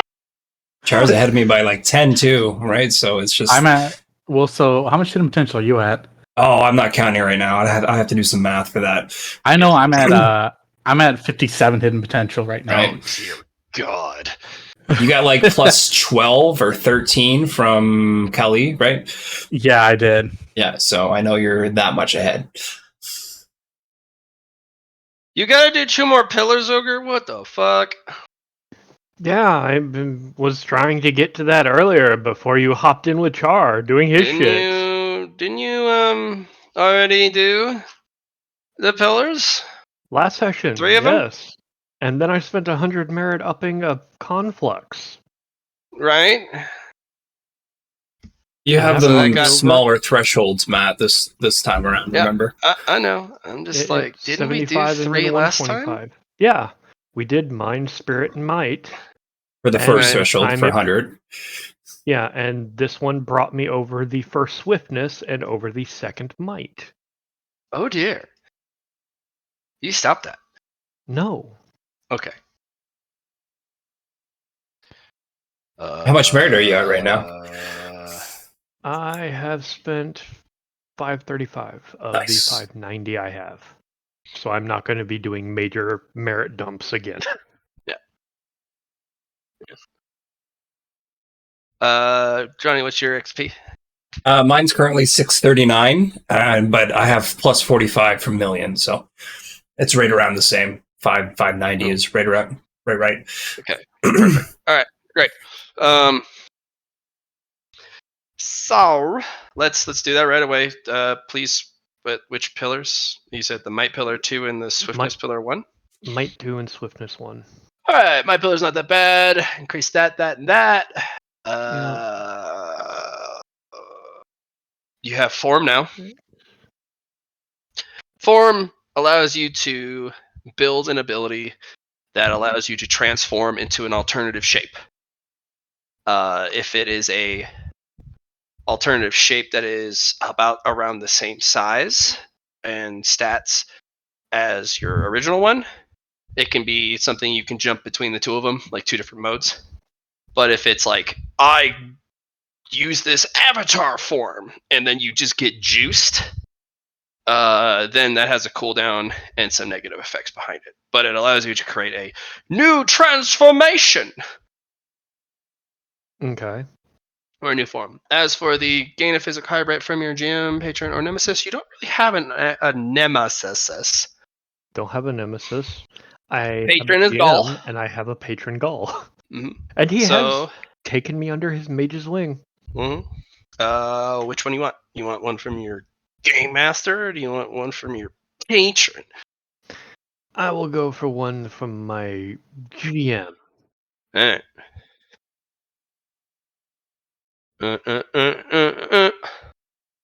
If you insist. Physical hybrid trait.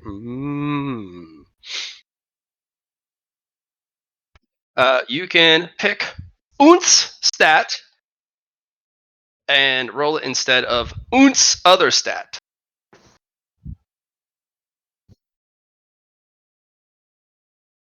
Okay. Hmm. Any specificity on which stat? Physical has to replace physical, mental has to replace mental. So it has to be in the same column. Okay. Some things may bypass this, so don't treat it as a dump stat. I may end up having you, if you replace willpower with you able to roll int at all times, some critter may come around and go, my bloodline's special, I'm having you roll willpower, and you're like, oh, I haven't upgraded it because I was always upgrading int. No, I was thinking because it made sense to do int over perception. Okay. There will be because things you are analytical still magic mind. Yes. So instead of awareness, or instead of perception for awareness, you can roll int added to awareness, and all other perception stuff. Now there are some critters that require your base perception skill to notice them, Fair enough. because that's their bloodline. So don't neglect it. It may come in handy, but for now, it's juiced. It's juiced on your int stat. Okay. Cool. There you go. That's your hyper trait. Yep. And you're like, wee. Okay. Cool. And then swiftness 1. Swiftness 1. Whatever shall I do? Scrolling down. Oh dear. All right. What are you looking for? I'm going through the list. Wiz starting with ag the per stats. int. Wiz ag per int. You know about Wiz ag per int. Yep. What are you gonna do? You gonna do some whiz, some ag, some per, or some int? Because I get a talent based on one of them. Yep. Talent, ability, thing, weirdo. Yeah, talent. Give me a talent based on it. Fuck it. Talent based off of int. Yep. Oh my gosh. Because I am a smarty pants who's always in the books. Okay. You'll get a talent called a nose for knowledge. If you focus on a thing in your mind, or it's part of a quest for gathering information, if you roll for awareness, your nose might lead you to the thing that is associated for what you're looking for, as long as it's knowledge based.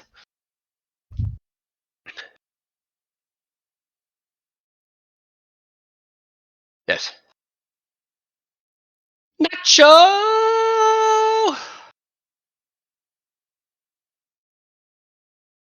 Yep. Okay.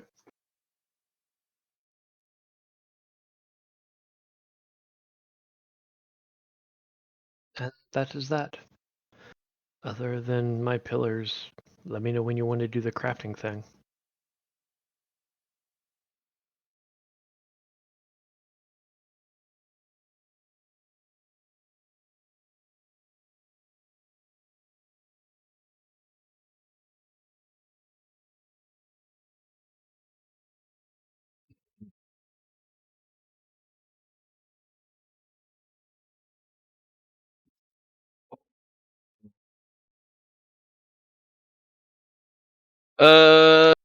Yeah, just roll artifice. As long as you got the materials for it. Depends on what grade of materials you're working with. You mean I need to roll archetyping first? Mm.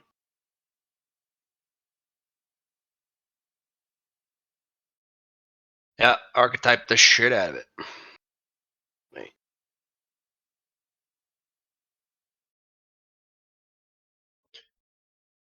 Give me. So the materials you're using, ironstone is not a low grade material. Yeah. Yeah. I knew that it, based on the instructionals I give, it recommends pick one not low grade and a couple of other low grade things to supplement it and try and do something that comes to mind. Mm-hmm. So They that's what I'm recommend doing. mid grade for starting out. And a small chunk of that ironstone isn't. Ironstone is superior grade, which is 2 tiers higher. It's very, very powerful material. But you can pick up mid grade materials at the market for like 1 or 2 sky coins. Okay, I'll just go and try and pick up a pack of materials. We'll just spend like 10 sky coins to get a collection of materials. Well, they're doubled when you open up the bag. Okay. All right. Go ahead and roll archetyping one more time, and then roll me artificing.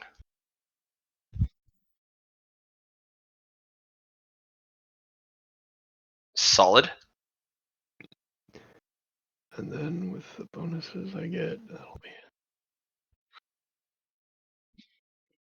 You have created yourself a mid-grade magic item. It unfortunately does not do all that too useful of a stuff. It is for hygiene, like you said. Mhm. But it has an activation. It turns on for 10 minutes, and it combs target's fur perfectly. And then it needs a 10-minute cooldown. And it does all of it on its own, cleaning, grooming, poofing. And you don't need to control it. You hold it in your hand, you say the command phrase, and then you let go, and then it goes, cleaning routine activated. And that completes the Let's Begin Artifice quest. Bling! Apprentice Artificer. Create 3 mid-grade artifice or less, or lower, or sorry, yeah, 3 mid-grade, not or less, artifices. So 2 more of these things. These do take a while, though. These take downtime each to make at mid-grade. Mm-hmm. For high grade, it's going to require 2 downtime, superior 3, flawless will actually jump way up. It is going to require 6 downtime for a flawless, and we'll stop there because, well, Yeah, but you know. that's going to be a while. But what was I going to say? I have the materials because I bought extra, and then I doubled them to make Yep. 2 more. Well, you need 3 because it started over. Oh, well, I had 4 DTA extra, so I'll make 3 more. All right, what are you going to do? What do you want them to do? The exact same thing. Or you're going to make it 3 identicals? Yeah, 3 identicals, but I want to try and get them to work in conjunction. Yeah, that's not hard. And then I'm going to give them to the cat moss sphinx because the floofs must floof together. It'll meow at you. I And will it'll comprehend go, language when I get up. oh, it goes, oh, what a kind and generous gift I will happily accept. And then it goes, blah, and gives you a hairball. I will mage hand the hairball. Thank you. You know that it requires aether stones, or sorry, aether gems to fuel these things. So, but it only requires mid-grade aether gems to make a mid-grade artifice. Yeah, but I You have a lot of those. yeah, I have a From lot your of those, amounts. which is why I wasn't having any problem making a collection of these Yep. to give the floofing gift for me and the floof. Yeah. And he will reward you back with a blah, as he spits out a hairball. And let me guess, roll a 1d32. Mhm. Okay.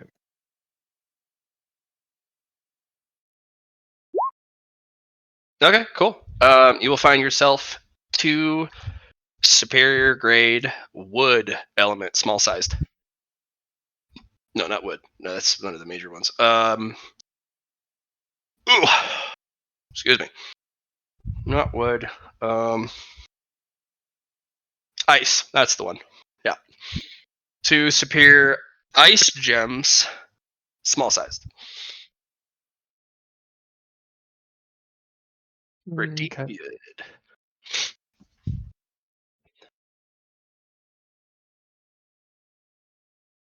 And then I go find the party and see if anybody can use ice gems.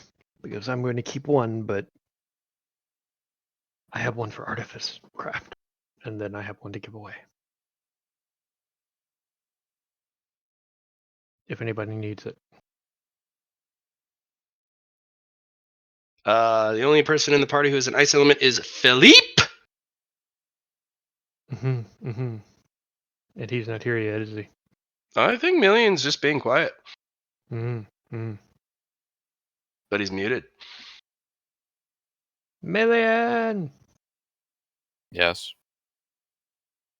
You The want furry floof is offering you a aether gem that's ice element.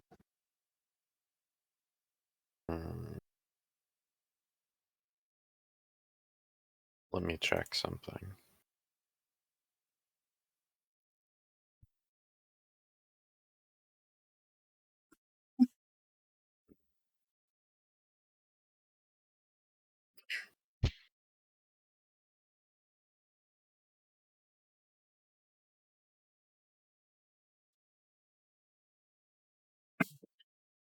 If not, I could use it. I have a plan.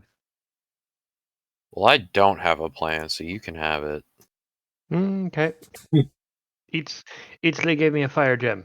Eachly, have ice gem. Because I gave Cat Moss Sphinx combing brushes. No, that's fair. an ice gem? Yep. I have a plan. Okay. Medium. What was it? Your plan isn't to get drunk again, is it? No, I'm going to use this on my other Mako weights. Okay, bud. That away. Oh, And then we're also going to mix it with a plague gem. Why? What? Why? I'm taking Did you do this? I'm taking a bit from Kuroko. Why did you do this? Because You're being a dick. All right, so we got a couple last things before we begin. We got to do the quest, a little bit more recruitment, and then a couple evolutions, and then we should be good to start. And I need to spy on a bunch of people while they're sleeping. That too. It's a lot of spying. Yeah. Yeah. I don't know, Jim. I did all my recruiting I needed. All right. So are you 100% ready, Eatsley? Yes. No more evolutions? None of that? Mm-mm. Okay, great. Million is ready. He stuck to his guns and he did the things he originally signed in his DTA. Unless you have an evolution we need to do.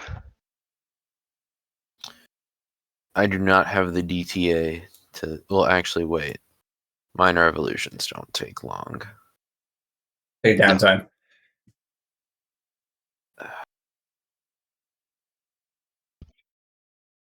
How long does lightning in a bottle last? 1 month. Dungeon isn't gonna take a month. Yeah. Okay. Yeah, no, nothing to do. Okay, great. And then we got to do quite a little stuff. Ogre, what do you have to do left? Other than crafting and doing that, I didn't really have anything else to do other than float around and poof with the poof. Did you want to let the spirit out of the out of the jar? Yes, I did want to spend my last remaining DTA on chatting with the angry spirit in a bottle. Yeah, it is a 9th grade spirit of wind. Mm-hmm. It is a tornado spirit. But you have greater spirit affinity. So it's Yep. not mad at you. It's just mad. The tornado. No, just like the storm spirit. He's just gonna be like, you want to come with me and help me out? As long as I get to pick fight that guy. Which guy? Pointing at your storm spirit. And the storm spirit's like, I want to fight that guy. Like, make you both a deal. You can fight each other, but after we come out of the dungeon. Deal. And it's like, as freaking Ashenfur is talking to Bottles, he's just going to page Eatsley over the comm. Fair warning, Eatsley, I'm going to cause a natural disaster. But after the dungeon. Okay, so long as it's not here. Gonna cause a typhoon. Yeah, I've got I've got 2 9th tier spirits who want to duke it out to each other. 7th and a 9th. Oh, 7th and a 9th. See, here's my response. There's a lot of empty space out there. Yep. Yeah. Yep. Okay. So, No, yes. I have a 9th and a 7th tier spirit follow me around. And the little sprite will be like, bye-bye, and then float away because you don't Bye-bye. have more room for him. Yep. All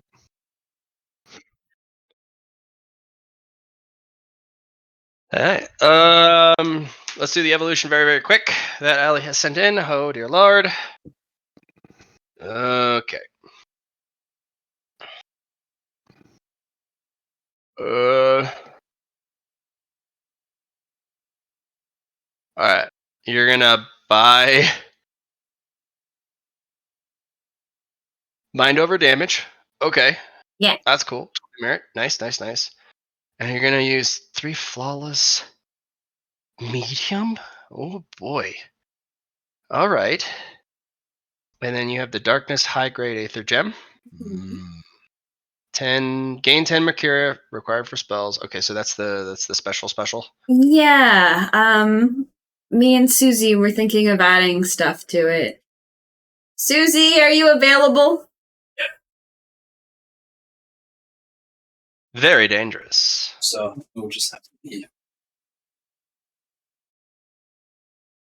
Well, depending on what you mean by available, I guess is the question. Oh. Available for Discussion. discussion. How did they come back after leaving? I know, right? So, what's the discussion about? the things we were going to add to gain 10 Mercuria. Oh, This Dungeon Stigma did not catch my fancy. no. Matt, if I'm correct, Dungeon Stigma only applies in the dungeon anyway, right? Mm-hmm. In your dungeon, your home dungeon. Yes.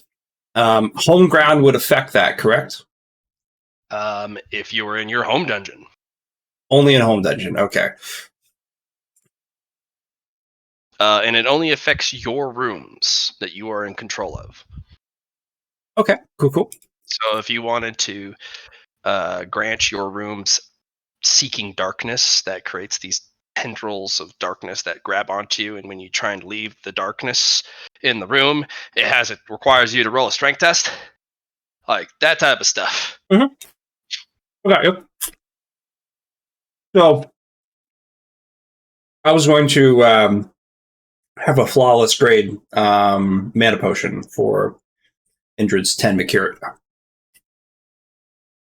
You're gonna flippity flip what? Oh my goodness. And I think, All right. Allie, what else do you want to add to that? The mana potion, and we wanted to add Broken Dream Broken Dream Arrow. and I had a very interesting spell in mind that for these 10 Mercuria that I might like to propose to you. Okay. All right. We can do that. Okay. What you thinking? Well, we were thinking that I'd have like little bombs, maybe little balls of darkness, and I could toss them into people, and it would create just a big poof of moths. And centered on the poof, it would radiate out like some dream element sort of stuff. Dream element only works in the dream, or on other creatures with dream element. I was But thinking, it can grant insanity or fear on target you hit it with, in addition to a bunch of moths plaguing them. Or Mhm. the Waking Dream potion I've made already. Yeah, that might be You do not want to catalyze that into somebody. good. That is, if you make one wrong misstep, that is in their character sheet, and that is a permanent status effect. No, I was saying we would add it to these bombs, is what I was saying. Well, But these bombs are going to be a spell. Yeah, it's a Mercury ability. It's a bloodline ability. But if I add the potion, want to make it a physical thing? It would make it into the potion, but you would sacrifice one of your evolutions for a one-time use potion. It's not a permanent. What I'm trying to say, Matt, is don't we? The last time I made a Mercuria with a potion, mana potion, I made it into a physical object, correct? It can be made into a physical object, but again, it's much more limited in use outside the body. Right. Because you're giving it a permanent intrinsic upgrade. Mm. And making it a physical object. And then we would make bombs out of those physical objects is what I was going for. They would be one-time use, but yes, they would be very strong. You could make bombs with your potions, with the moth, with the darkness, which all the stuff you want to throw at it, including the Mercuria, which makes it very stable and gives her the darkness element as they use it for the bonuses, but they would be one-time use items. And you'd have 10, and that's it. That's the option. Yeah, I think it's a very aesthetically pleasing idea, but I think probably just moths would be more practical. Just kind of roll a ball of darkness together in your hands and then frickin' pitch it at someone and they get... Let's use the high-grade darkness gem then, if you're going to do that. Those 10 Mercuria.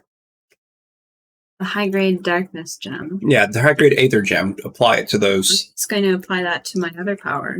Your other power? Okay. Okay. All right. But so... Wait. Yeah, waiting? But I'm waiting. Just throwing a bomb of moths is awfully similar already to my moth powers. Would these be additional moths to my moth powers? They would not count against your total moth. Okay. They would only plague the target, and then after a while, they would go away. Okay. This is acceptable. Yep. You can also add potentially a small burst of insanity on impact, or have them be hit with fear on impact. Insanity. Okay, cool. They will gain 1d10 on impact, but we will have to go through all the lines first.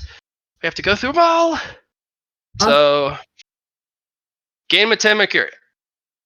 Okay, gained it. And so- talent based off character elements. So with the with the moth bombs, that's 10. I have 10 of them, and they're used. They refresh once a day, or once Midnight. At midnight. at midnight. Okay. Yeah. Basically, it's like sicking. They get +1 moth after them for every Mercuria in the spell. So they get 10 moths and 1d10 insanity when you hit them with it. And since it's a darkness ability, as long as you use it at night, you get or in darkness, you get the +20 to throw it. It is, unfortunately, a ballistic skill. Because you said throw. Okay. So you'll have to ballistic skill it. But again, if you are not visible to an opponent, they may not be able to get out of the way because they don't know you're there. So surprise attack. It takes a half action to throw. You just kind of roll it up in your hands and go. And as long as you got half actions for it, you can just kind of continually throw them. If you miss, the moths don't pursue a target, but they do stay in an area for 10 turns. So if you want, you can litter a whole area with moths. Mm-hmm. And then anyone who walks through the moths, well, the moths now follow them and torment them. So for a major upgrade through the water mantle, those little areas, she can then direct them to a direction, like go fly in this direction. So if you miss, then you can just pick a target and they'll start going after it. Mm-hmm. Okay. The mobs don't move very fast. They move 1 square a turn. But if you designate a target, they will pursue it for 10 turns. Cool. A talent based off of your character element types. You said can maintain moth poof indefinitely while in shadows. Done. That's easy. An intrinsic change to the character. Dreamlike. Is it real or just a trick of the light? Passive perception test to tell. Gets harder depending on how low the light is. Using darkness aether gem. Darkness high grade aether gem. Yeah. Yeah, that's fine. Yeah, that's fine. Still does not affect the allies in the threat network. So they don't have to do it all. Yeah, they don't have to. Yeah, that's fair. Yeah. An enhancement to the body. That was just like ditto that thing. What? That was an intrinsic change, not an enhancement. I thought it could be sort of both. But we can make it it gets harder depending on how light it is. I want to how low the use light is as the enhancement if you'd like. Yeah, okay. Yeah. I want to use a new picture too. I've got to send that to you. Ooh, okay. This time. Characteristic willpower increase. Let us take a peek at how Mooch willpower. You're at 50, so gain 7.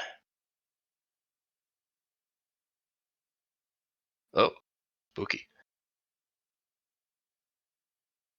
Speaking of pictures, Matt, I've decided on the other picture for my girl. Not the one with the Well, crop it spider for web. me like that one. Already did. And then Already sent it to you. PNG. Okay, you already did. Okay. Yeah. All right. Yeah. And then Operator Narca times 3 done. Master and Skill Aeronautica done. Dream Demons, sure. Her mastery. What about the Whirlybird material? The Whirlybird's just the wind element, right? Yeah. Okay.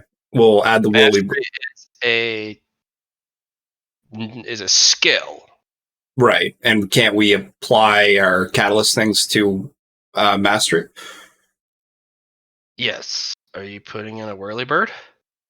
I think that would be a cool element for it. Increases the wind aspect, and especially since it's aeronautica.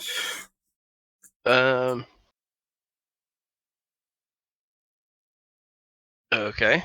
Whirlybird will, if you apply it, gives you an additional plus 20 to operate Aeronautica on top of your mastery. Excellent. Because you're a Whirlybird! Meow. What grade is the Whirlybird? It was superior. Superior. Yeah. They're really hard to get hold of. They only live in areas with extremely high wind all year round. Mm-hmm. And areas with obviously a wind element. You could find some here, actually. Some Whirlybirds in the wild. Get yourself a whole bunch. Whirlybirds are also notorious for being paired with other plants, like lightning plants, so that you can generate electricity with the combo.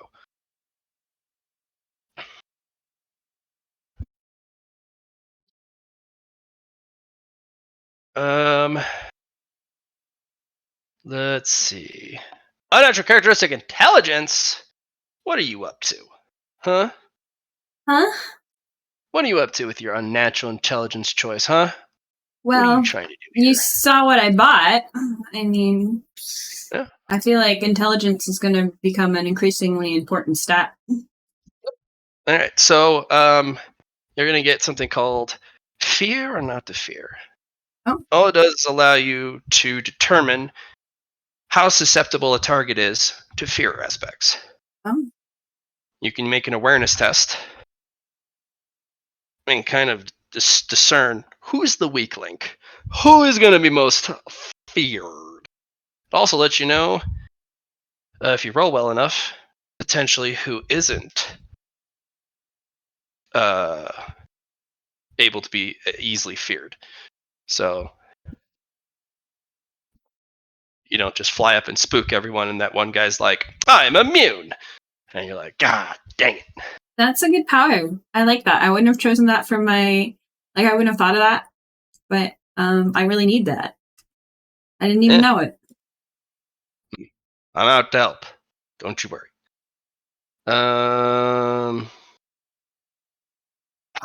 Proving troublemaker again. Oh my goodness.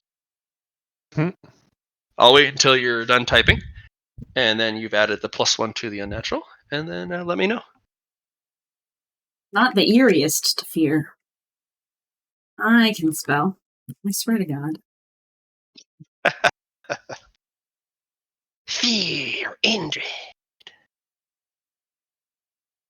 You're not the only Mothman on the team, though. But I'm the best one. You're the most feariest. The other one is he brings fear by bringing death to his enemies. So lame. Yeah. His name is Boring. Ingrid. Ingrid. Yeah, Ingrid. He's boring. Okay. Ingrid, you're boring and not scary. I will kill you, and then you will be afraid. Fear is for the weak. I mean, it makes sense. If he kills you, you're dead, so you're very afraid. 100% makes sense. Indrid, It just builds character. We've gone over this. Indrid, Nothing to fear. would you rather the next catalyst item go into winds for your synergy, or would you rather go into your fate point? It's the pedal. Pedal to the metal. I have to take out the fate element if I'm putting it into your synergy, though. I don't know. They're good. They're either are good options. Just let me know which one you'd like. I'll put it in the fate point. Okay. Yeah.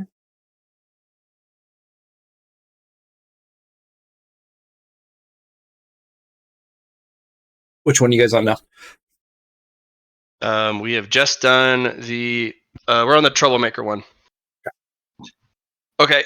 With the exception of the big one, anytime you make a troublemaking product, gain an additional copy.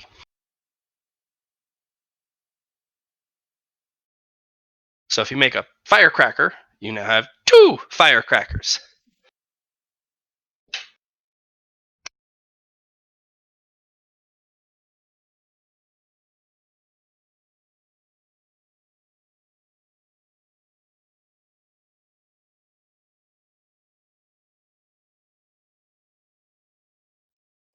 It'll help enable the trouble and the making thereof.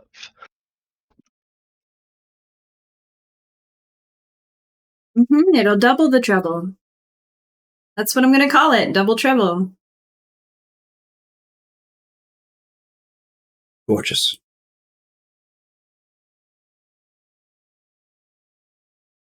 Actually, that's pretty poetic. Double trouble. It does not affect the big one, but you know. All right. And new class roll or upgrade to an existing role. A Neuromancer. Oh my goodness. Have we put the dream into this Mercuria? Is that what the plan was? What do we do with the broken arrow?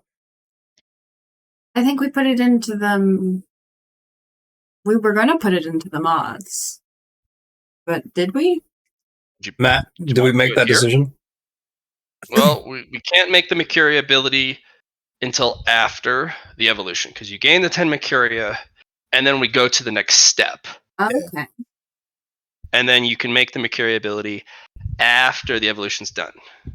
Right. I can't use catalyst materials in Mercuria, though, can I? If you have floating Mercuria, Yeah. You could. But it's Right, so you'd have to use Mercuria in the evolution, is that what I'm hearing? It's hard to explain. So if there's existing unused Mercuria going into the evolution, those can be targeted to be improved. Right. Gotcha. But we won't get this 10. We won't get it. That's what I'm hearing. When you just got the Mercuria, you could, when they get it, catalyze it. And it would affect how that very specific batch of Mercuria works. Yeah, and I thought that's what we were planning to do with it. Well, I need to know now. Did you put the Dream Arrow in it? Is that what you want, Alec? Dream Broken Arrow, or do you want to? Did you put it in here? Because it'll change how it works. Yeah. But I can't know how it changes until after I do it, eh? Yeah. Unfortunately. Because I do like my moth bomb spell. Mm-hmm. But this might do something that I need more than more moths. I just want more moths all the time. It's my addiction. Don't worry, we got the flawless evolution. You're gonna double your moths after you double my moths after you put it in. Okay, well I'll put the arrow in then. You put the arrow. You've convinced me. Yeah. Into a Neuromancer or into moth bombs? Into the 10 Mercuria. Okay. What it'll do is half of them are given to Insomnium. Okay. And now he can moth bomb. The other half, you can hit dream creatures or dream element people with the moth bomb. The But otherwise, it doesn't really do anything extra. So, Matt, you do realize that you gave her an ability that also gives that 10 Mercuria to Insomnium, right? And then that gives him more Mercuria. So would it be... So he's got 10 Mercuria and 5 Moth Bombs. Or 5 Moth Bombs and 5 Mercuria. Yes. 5 Moth Bombs, 5 Mercuria. I realize what it is. Yeah. You threw the broken arrow in, and you're doing this duplicitous, you're two people in the waking world and the dream world. It really complicates things. It gets complicated, but it also buffs itself the more you invest. Okay, there you go, Allie. Okay. Remember, the Mercuria has to be spent after the evolution if you want to build the powers. Okay. Okay. And then new class for upgrading existing class roll on Neuromancer. Yeah. You'll have nose for the dream. Nose for the dream? Yep. If there's a dream object in the room, even on your basic awareness test, if you pass and it fails its sneaky hide roll, I'll point it out to you. Okay. Okay. You're gonna upgrade the sheath, but okay. And strengthens. I like what you did. I like it. Okay, that's fine. The sheath, not the blade. Yes. But, I'm creating a sheath for the blade. Nice. I like it. That is actually a really cool idea because it didn't come with a sheath. Yeah. All right. Thank you. The sheath will be a physical object, but it is a physical object that can house the scimitar. It will be able to repair 1 durability, 1 downtime action. So it does take a while. And it can give it up to a maximum of +5 damage and +5 pen on a single strike once you've unsheathed it. It takes a downtime action to gain +1 damage, +1 pen. Did I have that written down for me? Sorry. Sure. Yeah, no problem. No problem. Sheath. Repairs 1 durability, gains +1 damage, and +1 pen per ETA. Max pen and damage is +5. Only applies these bonuses on the first hit after unsheathing.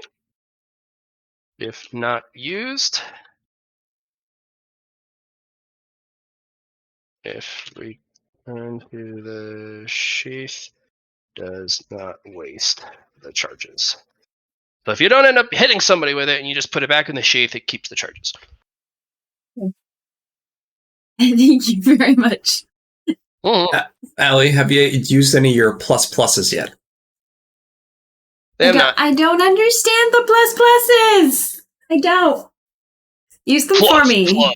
Use them for me. Okay. No. Allie? I don't get it. Well, we'll explain it to you, but we can't have Johnny do it for you. You're in you got to make these choices.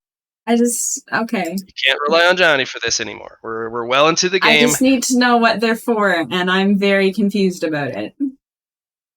So, if I am correct, and I usually am, when you do an upgrade, an evolution, if you use a small-sized gem, it doesn't give you anything. It enables you to do the evolution. But if you use a larger gem size, such as a medium or bigger, what it does is it gives you a plus.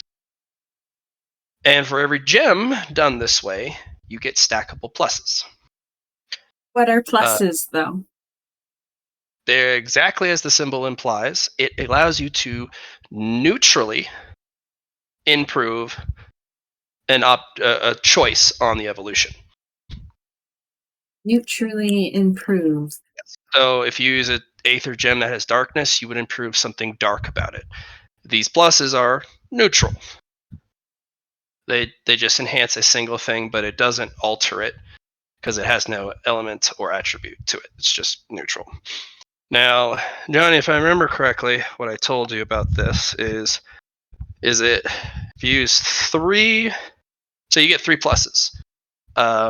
Is it 3 separate targets of 3 pluses, or is it 1 target of 3 pluses, or you can move So the pluses? the pluses are per gem.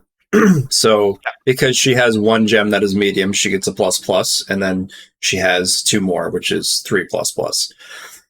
Those pluses can then be a plus allows an element, for example. Okay, this is the part that started to confuse me. Like, for example, you know how we have synergization of elements, right? A plus would allow 2 elements. Another plus would allow an additional element after that.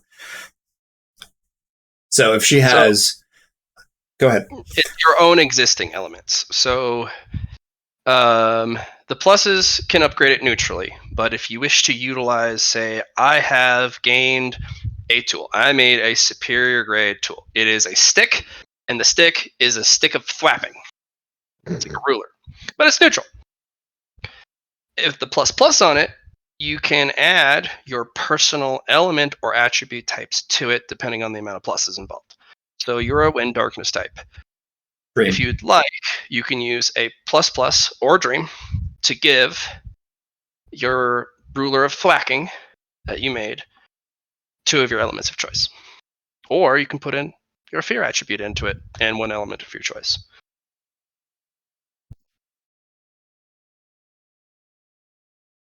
So now you can have a darkness fear thwacking ruler. Superior grade. Bah! Let them feel the pain and the fear of the ruler. If you did it for characteristic increases, Matt would give you an additional characteristic increases from what he usually does. Yep, that too.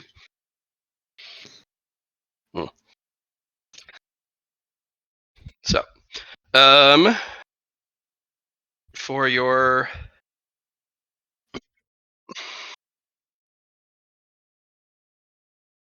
for what you got left, I would recommend using your pluses, and you can stack them on one thing if you'd like.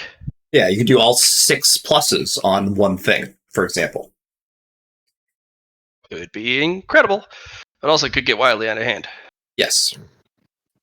But that's what Susie's here for. Mm-hmm. Otherwise, it might get out of hand. And I have multiple hands, so I'm doing okay. A lot of hands, yeah. It's actually great having all these hands now. So many hands. Where were you all my life, hands? Being legs. Basically.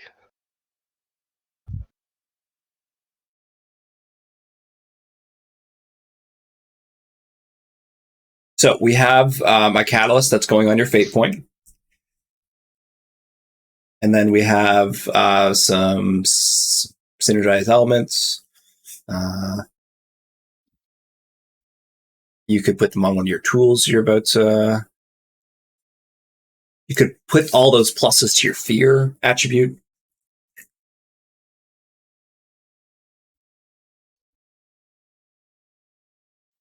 You know what I say? I say you should put them all into your fate thing. You're not allowed to decide for me. I'm not Stop going it. to.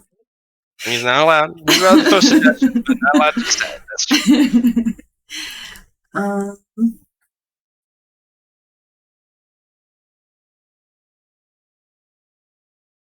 So with the element thing, I could apply some pluses to my filety scimitar sheath.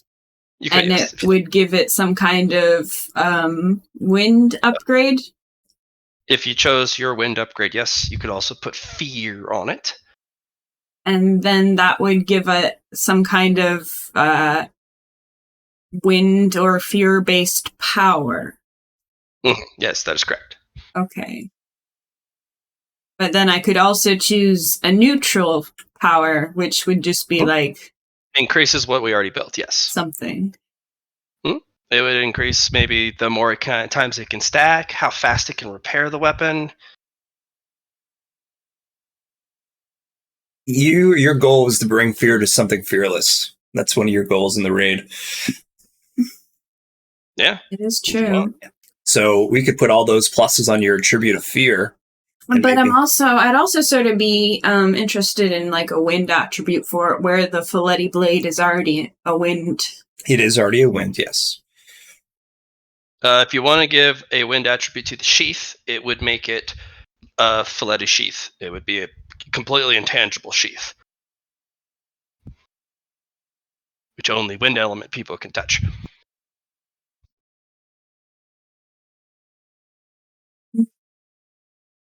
If you want. Well, I've got lots of pluses. Why don't I do both wind and fear? Okay. And neutral. Yeah. I'll just put them all in the same thing, and then it's really easy for me. Okay. Add all of them to the sheath. Yeah. Oh, baby. That is going to be the Pimpin' Sheath. All right. Wind, darkness, and fear. What about dream? No, wind, darkness, and fear. Okay. Makes the most sense.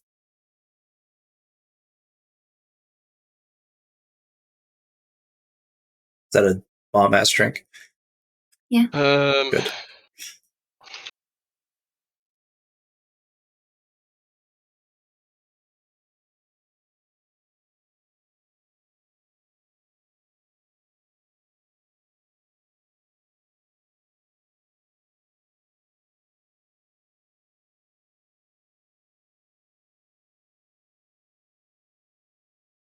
Now you're making Matt put his thinking cap on. Doing this naughty to him. What? Making a big power that Matt has to think about.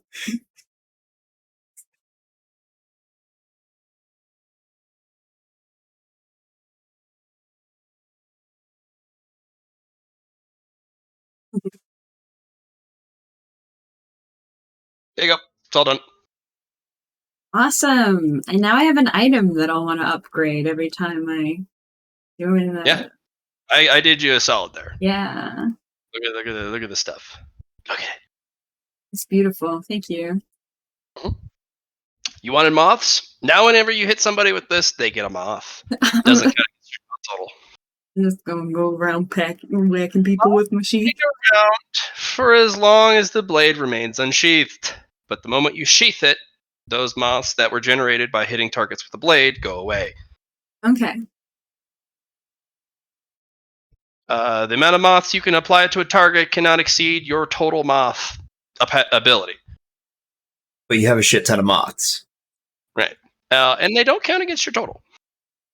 So if you have a total of 30 moths, which I think it's higher actually, if you hit a target 30 times, even if you don't do any damage, it's still 30 moths.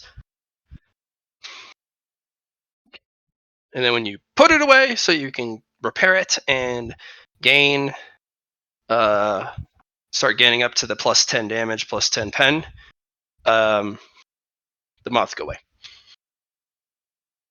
And yes, it is vastly upgradable. That's very, very good. I like it. But getting it to be a flawless grade sheath, that's going to be the trick. That's going to be difficult. Because it's only superior grade, and Eatsley knows how difficult it is to make a flawless grade object. Nee. Yeah. But the payoff. Payoff is bananas. The ice plagues. That is for your other sword, not your current one. Yes, the other sort, the ice plagues. We're not done. Continuing. Improve a superior tool or weapon. If you have one, Insomnium's Ninja Bomb can generate more over time I'm sorry. on power source. Please don't. I'm sorry. I apologize. It was fun to read. I can't spell. Apparently my spell correction was not working. Yeah, okay, so the base, your cocoon thing, can generate a free bomb every time he goes out of the cocoon. It won't generate another one if he currently has one. Okay. So it's basically an unlimited replenishment as long as there's no one on your person. I like it. You can always go, this is always part of my kit. Poof. Ninja. All right, cool. Improve a change attribute fear. All right, you're going to improve fear. We're going to give you serious spook. Kind of like you've only been normal spooking. This is serious spook. So it is a minus 30 to your roll, and it is opposed when you go to fear something. If you succeed, fear rating has the potential to work on non-fearable objects. There you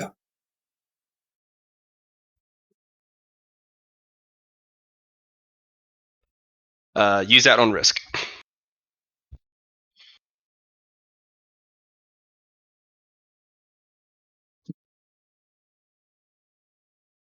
What?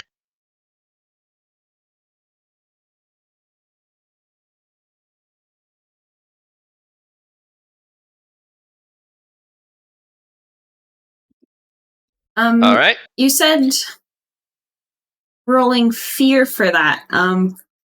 Whatever stat you use to roll fear. I think it's willpower. I have a couple different fear powers, I do believe. It is fear ability. It's just when you use your natural fear I didn't rating. think I had to roll anything for that. Yeah, Matt, usually you don't roll anything for fear rating. It just emits off you. They have to roll. It'll be a willpower if you choose to use serious spook. Okay. Thank you. It'll be a minus 30 to you, and it's opposed. Okay. Use that on risk. Get yourself another fate point. So we are adding a flawless ingredient to this one. Mm-hmm. It is the Siren's Petal. Oh. Winds and fates. Allie is not a fate-based creature, but because it is blind to a fate point, That's fine. and the fate, It makes so sense. It'll attach without any repercussions. All right, so designate a single fate point. It is different. The new fate point you get, it's different. It is something called a malicious fate. If a target rolls a thing, you can use this fate point to have them reroll. I love it. I do. Wow. Does it work on criticals? Is the question. Yes, it does. It will completely undo because you used the Siren's Petal specifically. If it was another fate element, it would not work. Mhm. But the specialty quality of the Siren's Petal. Yeah, wished used already. Yeah, exactly. So if they do roll a 1, you can make them reroll. Now, if you force them to reroll a 1, something else happens that's not good, but at least they don't get a 1. It's like a monkey's paw wish if you make them reroll a 1. In our Something else will favor happen. or their favor? It's in their favor. Okay. But you can force them to reroll, and it only procs if you force them to reroll a 1. What about if 100? If you want the enemy to reroll a 100, it'll give you the paw wish. It could be used on a friendly, though, couldn't it? It could, but if you use it on a friendly, it's monkey paw in the enemy's favor. Okay. If you let the enemy reroll their 100, you get a monkey's paw wish in your favor. Okay. So There you see go. the dichotomy? So if you help an ally, the enemy gets a bonus. If you help the enemy, you guys get a bonus. Vice versa. Perfect. Or if you fuck over the enemy, they get a bonus. If you fuck over a friend, you get a bonus. Yeah. Siren's Petals. All right. Yeah, so you get a malicious fate point. Okay. Improve the synergy of your element types. You chose just darkness and dream.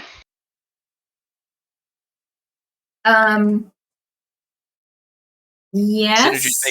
Synergies make it stronger, but also make you more vulnerable to the opposing elements. If you improve the synergies. Okay. So, excuse me. So, darkness. What's your current bonus while in darkness? Plus 20. It's plus 30 now. Okay. Yeah, plus 30 to everything while you're in darkness.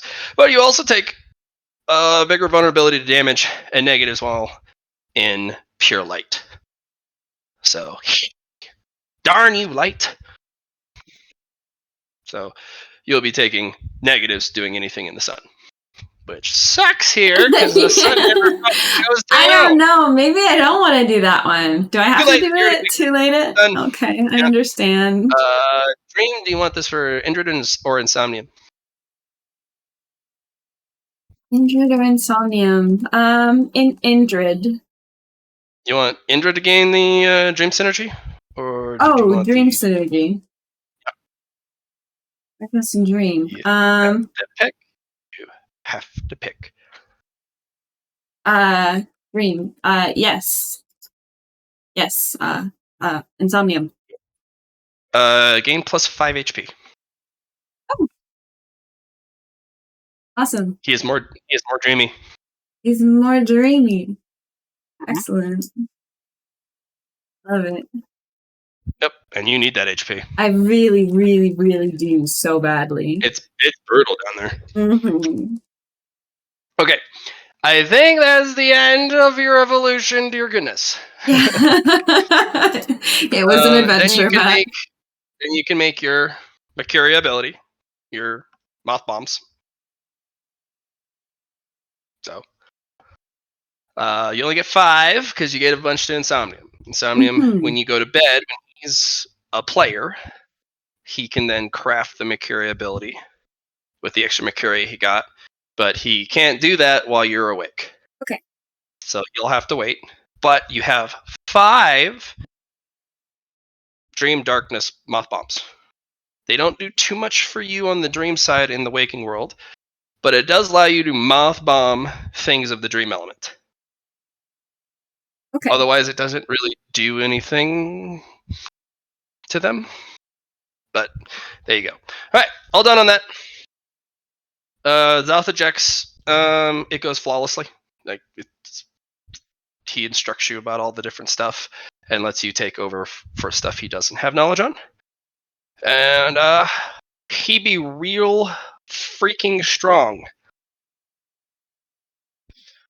And actually, by the time he comes out of it, he kind of gives you a look. You are probably the only useful one of the group. I think I'll keep you around when I take over.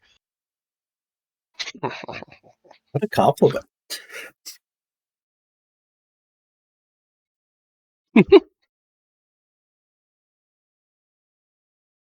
All right. But how close are you to your title? I got a lot of lows I got to add in. Which ones? I like 200. I think you made it like. Let me double check. Because everyone, when they're doing evolution, will add something big. They won't add multiple small things together. You know what I mean? I mean, yeah. At some point, you can go sell your services. Be like, hey, doing. It's 50 50 small, 40 mid, pretty much. And the issue of that is that you have these really weird ones like Dead Man Walking, Corrupted. Yeah, those are going to be the toughest ones too. But you got most of the material ones out of the way. Yeah. It's. I don't really have to worry about material at this point. It's mostly just the big stuff, like people doing stupid things, like getting themselves even element, getting themselves stuck on a dead man switch, or you dead man switching somebody. Yes. That would be rude. Well, there did you want hasn't.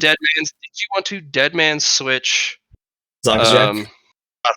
There are so many components involved. You can easily dead man switch him.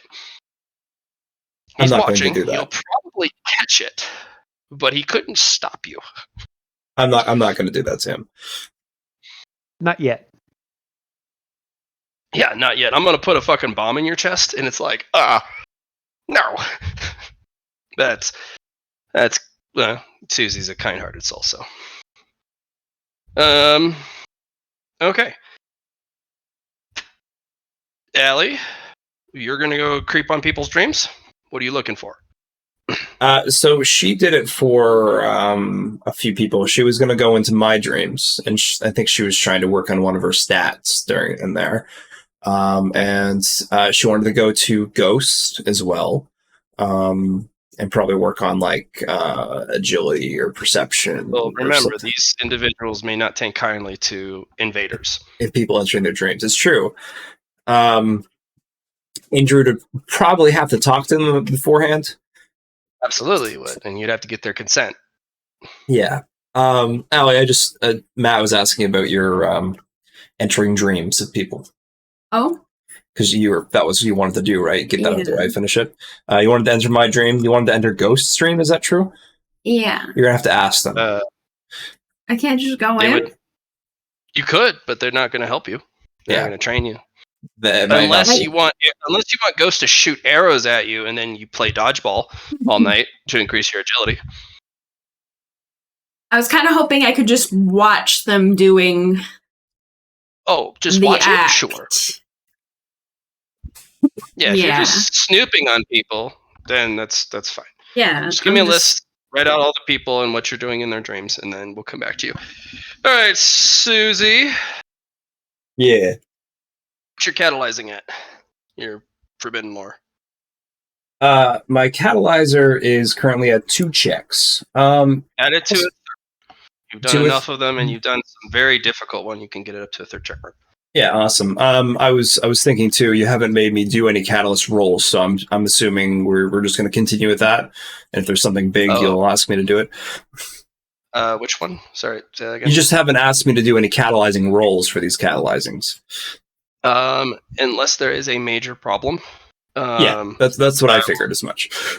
So now that you've reached the 3rd check mark of Catalyst, you can increase all stats by 5. I increase all stats by 5? Cool. Is it just a +5 bonus to all stats, or is it actually literally it's adding permanent characteristic? Gotcha. Added characteristic to +5 to all stats. This, it turns out, is a biofeedback. If you catalyze something huge, in order to keep the people alive, you have to put it through you, kind of deal. Put it through you, which then leaves residual bonuses. Cool. So, with the 3rd check in Catalyst, if you do a Catalyst of Flawless, involving a single Flawless, you don't get more if you use more Flawless, of course. But you get +1 to all stats. Cool. If there is a single treasure grade, +2 to all stats. And then Flawless gives you, or Divine gives you +3 to all stats. And this is if they use one of these materials.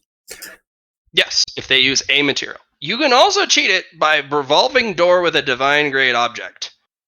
Yeah. So if you use a divine grade object and you revolving door something into the divine grade object, but not use it on them, you still get the +3. This will probably give you another cool thing once you get the 4th check mark, and something stupid cool if you get the title quest plus mastery. Starting to pay off now to catalyze people. You get bonuses. Sure. Okay. Yeah, the water mantle has been upgraded again. So it's now still only 1 major, but now it's, instead of 3 medium, you can pick 4 medium or 6 minor. Gotcha. All right.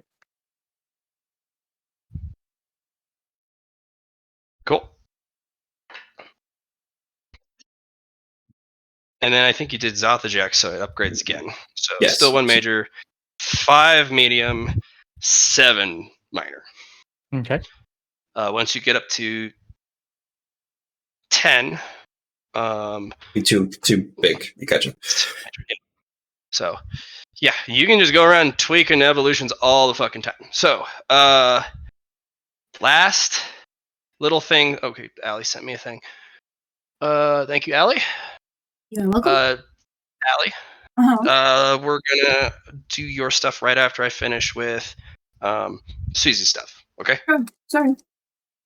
Perfect. Susie, you have a quest. You're done with all the evolutions, and you're sitting there, kind of rubbing your hands on your face, like Yeah, I you do didn't this. get a lot of personal time for yourself. It's but, fine. There's a lot of experience at the end of the day with catalyzing. So and you this, realize. Mhm. Oh, good. I was just saying this is not. This is before I do Zastiak and Allie, so I don't have that +5 for the quest. There was a combo that you saw during Zothajek's evolution. Yeah. You had a revolving door, about 17 things. It was wild. It put you to the test. You are a master of the revolving door because of it. Basically, it was a perpetual cycle of just you spinning that door constantly. Because I got he to would learn a lot revolve. about Zastiak, that's for sure. Well, he's actually taught you a new technique, which will be added to your character sheet. If you revolving door something out early, you can keep the door spinning and put it back in later. Okay. So I put it's stacking. Yeah. Well, say you have a darkness and fate element, and Zothajek can do both. But he doesn't want both on this one upgrade. He wants one here and one there. But you're like, I can't fucking do that because I have to revolving door one out. Well, as long as you keep the door spinning, it just stays in there until you throw it into the thing. Okay. So what goes around comes around. And an upgraded ability to the catalyzer. Cool. I like it. You also know the perfect recipe for a timed dead man switch. It only with requires revolving door. Yeah. Well, not even. Okay. All it requires is 3 very easy to get your hands on high grade ingredients. You can kill pretty much anyone. Right. They have a 6-month lifespan after you do it. It involves a chaos element, a fire element, and a darkness element. You put those 3 together, they have a 6-month lifespan if you put it all in the same upgrade. Unless they have all 3 elements. Yeah. And then it's like a double super boost. But that is the key to death for a dead man switching somebody. And it's not that they get to persist. They just die in 6 months. Yeah. So you can add that recipe. And yes, you can revolving door someone all these elements, but you can keep the door spinning as you collect certain things. And at the very end, you can go, here's a bomb, and then you leave. Yeah. And you could have done that multiple times to Zothajek, but you didn't. Because he's family. Yeah. And Vin Diesel says family really strongly. All right, so nicely done. You have a quest. Yeah. You are current and trustee of the Gloam Sphere. I'm gonna have. Wait, Injured's already done all their downtime actions, so I can't have Injured come. She has a map. Yeah. We'll use that to get through. Just let me know if you need any random encounter rolls or whatever, and we can just, There will not be random encounters as long as you have the Gloam Sphere. Get in there, get out, and look for anything good on the way, I suppose. There is not anything good on the way. Gotcha. You can grab successfully. There are a ton of death element and darkness element crystals and gems everywhere. But if you go and grab them, it brings the gloam sphere too close and it destroys it. No, it's fine. All I'm going to do is just mark on the map of kind of just do mental All of notes. these ones are down that one creaky hallway that has the elixir at the end. Cool. And there is a shade in there that hovers around your periphery. And if you leave that light, you die instantly. Yeah, understandable. You're able to grab the bottle, the pitch black elixir, and you're able to slowly walk out with the gloam sphere close. And that shade is not able to harm you. Because that gloam sphere will delete it on touch. Well, that was a good investment, Eatsley, for sure. Okay. Because wraiths are pure dark element and pure maliciousness is their attribute type, which is Pure her fuck favorite. you. Yeah. Pure fuck you from that gloam sphere. So you have a pitch dark elixir. You have not seen that before. Why is it blacker than ink? Weird. Okay, let's go cash in the quest. Yeah. It's like quest has been cashed. Yeah. What's your reward for your homie? Reward for the homie is going to be 100 radiant coin. And that's a ridiculous reward. 100 radiant coin. Yep. All right. Sorry, not 100. 50 radiant coin. Susie, add 50 radiant coin to your character sheet. Will do. The quest cash.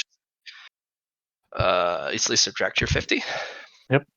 And yeah, you walk out of that dark, dreary place of death with the bottle in hand. Let me know if you want to do a catalyzer with that. No, we're going to need this for the dungeon. Okay. I think so. Yeah. All right. Add the pitch black elixir to somebody's inventory. Got it. All right. What's left besides Allie's thing between you and Susie? Susie, do you have anything left? Oh, don't worry about me. I'm fine. I'm done. It's just like it's just downtime actions on Scholastic stuff, so no big deal. Do you want to do a little bit of supply purchasing, just to make sure you have all the basic dungeon delving supplies? I got my my stuff prepared for my cauldrons, so I can do some food.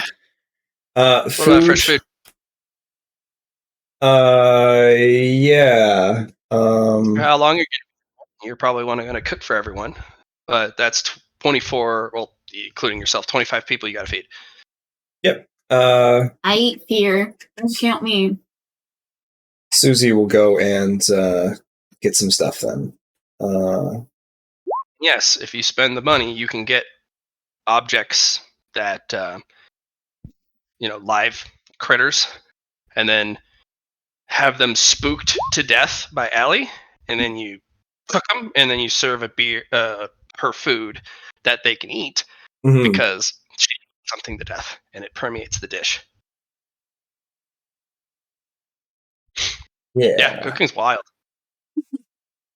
So let's go spend 3 radiant coins worth of food for everybody to have. Go ahead and add some pretty wild stuff to your character sheet. You're going to have a hard time holding it all. In fact, somebody's going to give you a food storage bag. It has infinite storage for food objects, for anything involving cooking, including cooking supplies, so you can put all your pots and pans and knives and whatever in it. Okay. You're going to spend a radiant coins worth? Holy shit. 3 radiant coins worth. Yeah, you're going to clear out the market. You're going to go in there and be like, cider? Give it to me. Goes in. All of that food? Give it to me. Goes in. Spices? I'm buying your stall. Give it to me. Call it a mountain of supplies. Mountain of supplies. Wonderful. How long did the quest take? In and out? For what? For doing that quest for downtime actions. You went around the market for 3 hours and said, "I'm buying it all." Perfect. Money. And they what about for the quest for one downtime action for that? Okay. What are you asking? Is none to your feet? Yes, she is. Perfect. And then I'm gonna go. I got the food stuff. Let's. For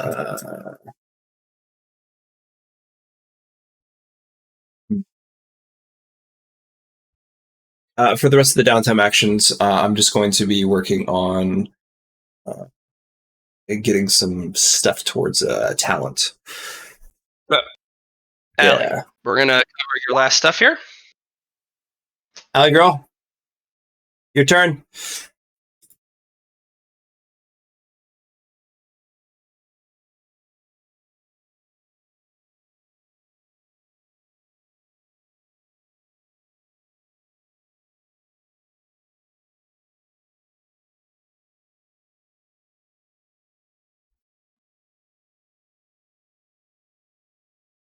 Hey Matt, Yes. What's up? I can put avalanche in my subspace, right? Yes, you can. Okay, just It's a big making bag. sure. It is a big bag. You can't put a dimensional storage in Avalanche and then into your inventory. That would Yeah, that would okay. explode, and you would be Well, bad. you can't put them inside of avalanche in the first place. I'm just saying in case you do something silly. No, this was more of just where do I put my food? Yeah, you have the Avalanche bag in your inventory. Yeah, absolutely. If you want, there are several rocks you can buy here for very, very cheap. If you want to get sky rocks, Man, they are rocks that float. Oh, I was gonna ask. Yeah. Rocks that float. Yeah, they're a rock with the wind element on them, including the earth element. And they're just little itty bitty rocks that float around. And they have a vendor that's like, buy your tiny sky rocks. That has to be such a niche market.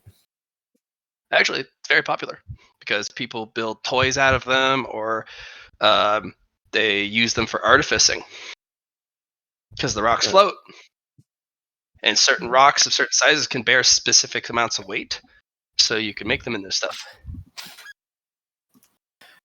I'll that's something for on the way out of the raid. Sure, absolutely. Allie. Yes. All right. For Redeemery, we're gonna blitz through this. You're gonna snoop. Yes. You can improve Insomnium's weapon skill by 5. Same with your ballistic skill by 5. By 5 for Weapon skill and ballistic skill for Insomnium because he's snooping. for all 10 DTA or For 10 and 10 because you're snooping. You're not being trained. okay. So you'll gain 5 and 5 to each of those. So make them 5 worse than they ever were. You're welcome to come to Susie's stream, though. I'm not gonna. Yep. Susie's is next. 10 DTA there for dreaming. You'll ask for training.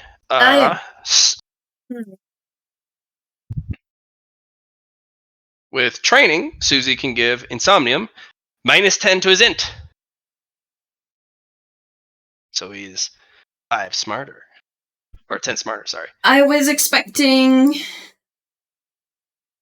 So I used 10 DTA on trying to improve weapon skill and 10 DTA trying to improve ballistic skill. I thought They aren't teaching you. You're yeah, but snooping then it's times 3 for the dream, so I'm using 30 DTA on each of them. Oh, okay. I see what you're doing. Okay. That's fine. 15 and 15 then. 5 for each. Okay. Cool. And then you're doing I will cap how much training can be done. Susie at most can only give you +20 to Insomnium's int. Okay. Without any special material involved or special teaching. And Phil improving your strong. We Can already only improve. Yeah, we already improved that a bit. By how much did it improve from last time? I'm pretty sure it improved by 15 already. You can only improve it by 5 more. Okay, that's fair. So not bad. You have found a way for Insomnium to train and gain power through other people's dreams. Excellent. And it looks like the maximum you can gain from any dream of a waking person is 20. So I'll have to go into somebody else's dream to get more, or It'll have to be a particularly powerful dream, or a waking, or a daydreamer, or it'll have to be a special dream. But these are just normal dreams. You'll have to go. You can go snooping though for special dreams in the future. Okay. All right. So, I think that covers your dreaming, and Phil, you do need to go to the mayor before time's up and officially sign up for the raid, because you haven't done that yet. You got to go and talk to the guy and say, I want to be part of the raid team. Because if you don't, well, even if you're part of the other members who have already signed up, it doesn't count. So, Okay. You want to do this now? you're first in line behind all these Okay. people. I approach. Okay. I am part of the raid team. Oh, yes, you're the glorious tanker. Yes. Yes, of course. I'll add you to the list immediately. All right. I'll make a motion for him to lean down with my hand, or my clawed hand, or whatever you want to call it, my paw. Yes, good. Does he lean down? Yes? No? Hey, Oh, okay. I give him a head pat. oh, you caught me off guard there. Thank you.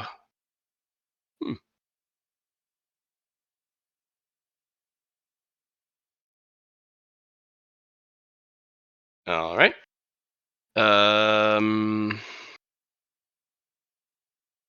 As in, you're not annoying at all. I like you. Well, I appreciate this. Thank you. I don't want to be annoying. Oh dear. How do you have a beard? I don't know this either. It is a mysterious thing that happened to me after one evolution. I'm not per se against it. But You're a bird. I know the mysteries of evolution astounds all. Like I understand this guy, points at Le Titan Beauregard. Like, that's like not actually a beard, that's like his gizzard. But this is like returning back to him. Like, that's actual My hair. plumage. And my plumage. Don't forget the plumage.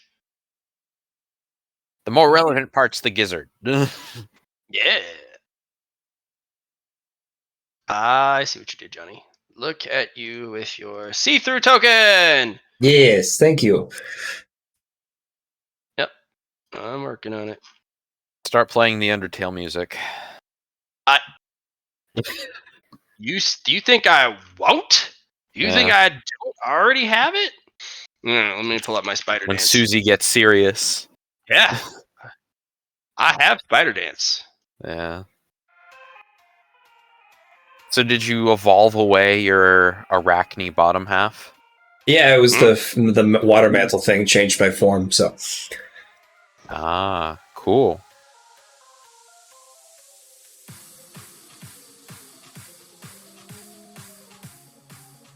Now, here's a very important question, though, for you. Which way do your knees bend? Oh, well.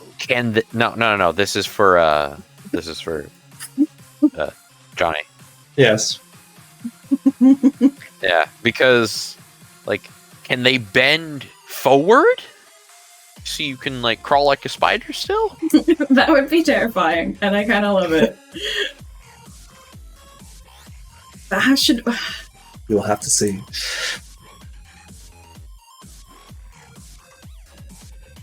Allie, which one do you want?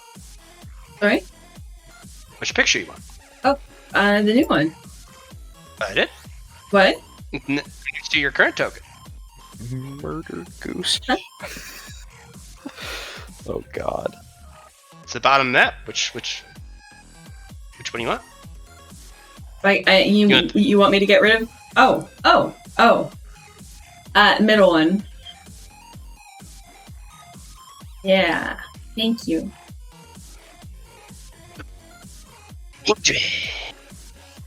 Spooky.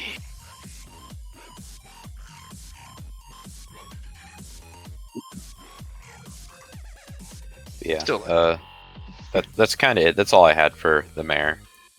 I'm just really eager to get into this raid thing. Mm-hmm.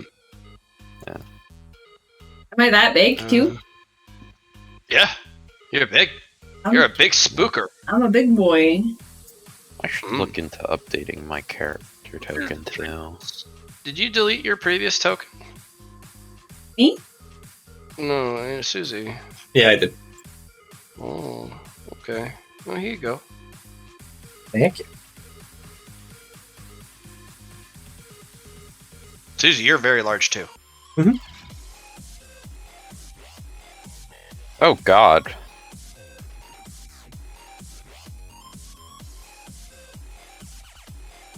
Are you sure Indrid's a moth?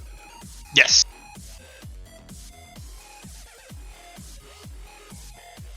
That's... Look at Susie dance. Dear God, Allie, that's the most terrifying moth I've ever seen. Thank you. I'm editing the raid group handout. What the fuck is that? Hey, excuse me. Oh, AFK. Alright. Did any of you guys want to find that other tanker? Yes. Okay. There are two options you can find. There is a big honking tanker of a man in one of the residential areas.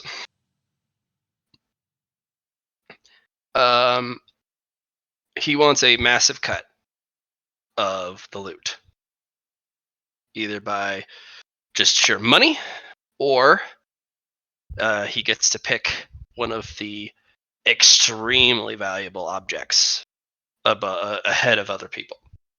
Mhm. Mercenary. But he fits tanker through and through. The other option is a golem in the abandoned side of town. Golem. I was told to find the one where there's a few people. Okay. I like Spider Dance, so I'm gonna play it again while I crop the image. I will try and tell the tiny fighter owl that his death has been foreseen if he comes on this. Don't like hearing that, but I will be careful. Yes. But I would prefer if you did not come. It would be an unneeded death, and it's not your time to see Zuki. Oh, gosh. But I would be unable to complete my quest. And what is your quest? It's a simple quest. It's a quest of bravery. I have a class advancement special quest, and it is being fearless in the face of death. Fearless in the face of death? Yes. I'm back. Sorry. Fearless in the face of death, protecting another. And then, if you were to die, what then? Well, you grabbed my monster gem, right? And this is true. Though, As a Ziki follower, that's not what that quest means. That quest Yeah. specifically means he won't come back. you won't come back if you Um, die. Well, fearless in the face of death doesn't mean you die, but this is one of the more brutal quest requirements because to a monstre, that also means core destruction, not death of body then to be revived. That doesn't count. That will never count. Not for this. I'm gonna lean down and be like, if you are to truly face death as a monster, it would mean your core would be smashed. So there's no loophole, huh? No. Mm. And if you come on this quest, you will die. In my spot is what you're saying. I don't want you to die. It is not your time. I'll Easily. let you make the decision on it. I might be able to save their core if it gets destroyed. Go home and train harder.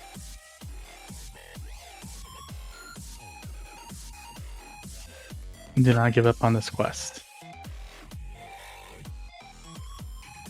Well, if you're one of the raid squad team leaders, Owly will nod his head. You are a priest of Ziki. If Priest of Ziki says go train or you're gonna die, you're kind of an authority on it. Yeah. All right. You will find yourself with a new little buddy, a tanker. Mhm. And he makes 25. Hmm? He'll make 25. Yeah, it'll make 25, but he also makes Phil look small. You thought he was a building when you first saw him. Really? Yes, because he is an actual rampart. Well, you know what? I listened to the Death Elemental, and this is what we got.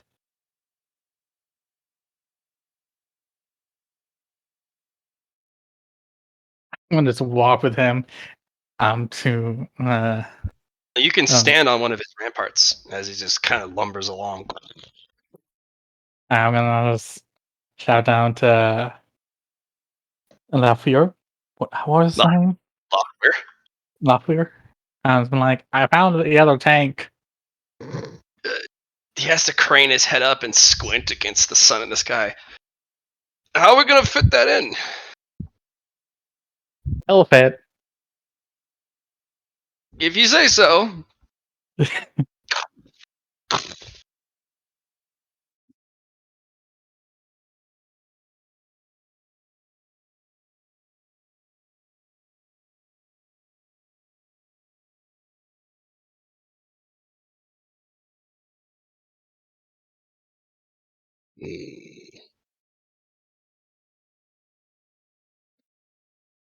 All right.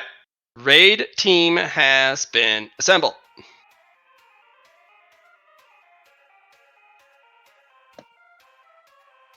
Okay. Last changes. Last things.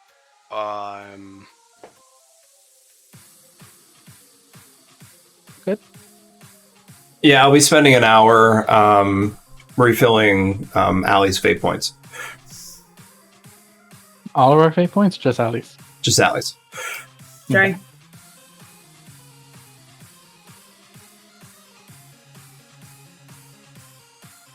No one used my fate points during the auction, Wait. right? I already refilled Allie's fate points last session, Yeah, and I can only do it once per session. I can do this thing. Therefore, I should be able to do it now, right, Matt?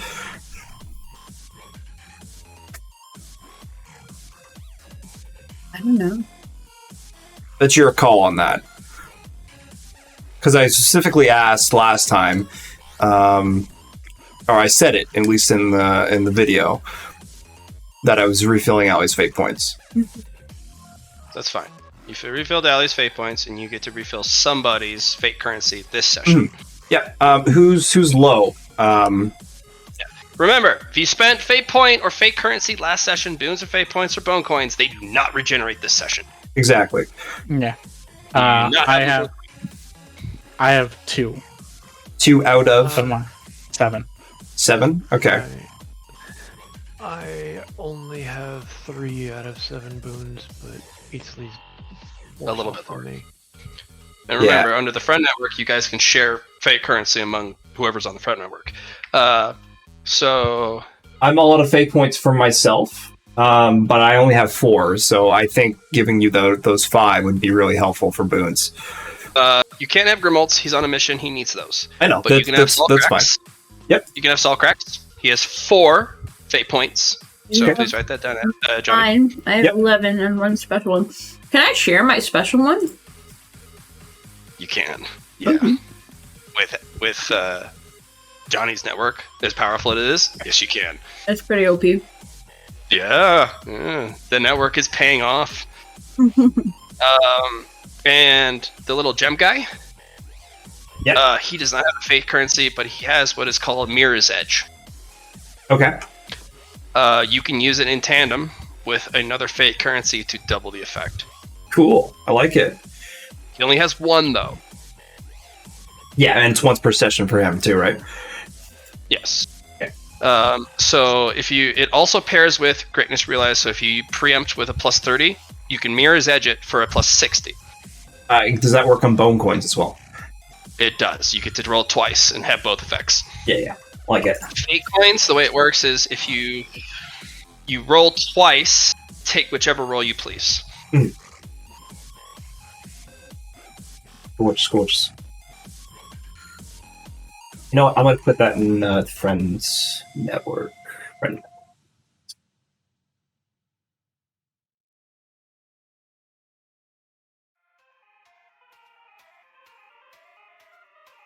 Bum, bum, bum, bum, ba-na-na-na, ba-na-na. All right. So you guys have the team. Why does this season keep popping up out of nowhere? I keep deleting it. Are you not doing that? I'm deleting it too, and it keeps popping back up. I don't know what to tell you. I don't know what to tell you. I like because I can't drag it out. We're moving to a new map. I'm assembling all the tokens. Let's not let this heresy keep happening. So there are going to be 5 squad leaders. Okay, 5 squad leaders. Redeemer is 1. Easley, you're 2. Lothware is 3. Who do you want to be the other 2 squad leaders? Easley, what? Because you're there with Yeah. the 3 current team captains. I would honestly put Lyle as 1. Lyle? Okay, Yeah. there's a lot of I don't know involved, but And then our 4th should be showing up soon. They're a paladin. oh, you want the paladin? Okay, I'm gonna move Cat Musfinks out of the way so I can grab everyone. They will fly up and land on the top building. Nice. Yes, and they're going to hate the fact that I said it was. They're going to hate the fact that I was the one that said they should be a team leader. Only because you said it Yep. first. Yeah, that's the only reason. Just double checking. Is Cheapney on there? Yep, right here in the corner. Oh my gosh, you added Cheapney to this shit? Over Owly? Yeah. I mean, Cheapney's family, man. Okay. It's family. Alright, let's do a big drag and grab. I feel like I could den Oh, in the Bastion's head. so we're gonna move that. Oh wait, you said you wanted me to swap it. Okay. We also need to grab the Storm Spirit and the Tornado Spirit. So give me a moment. Nice pictures, by the way. Thank you, I thought you'd like them. They are Appropriate, yes. appropriate and floating around action first, so They are the the spook. other players may have some idea of what spirits are actually floating around Ash right now.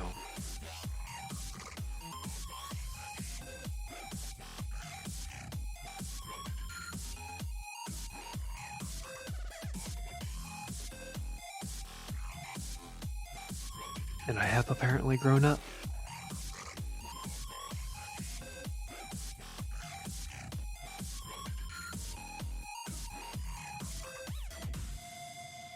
Alright, where is that storm spirit that you sent me? Where did I save? This- No, I'm just saying, where did I'm talking to myself. Where did I save it? Where did I put it? It's right above your meme messages. So if you scroll up a little bit, it's right there. My meme messages? How dare you? Those are wonderful and creative. Yes, your memeagage.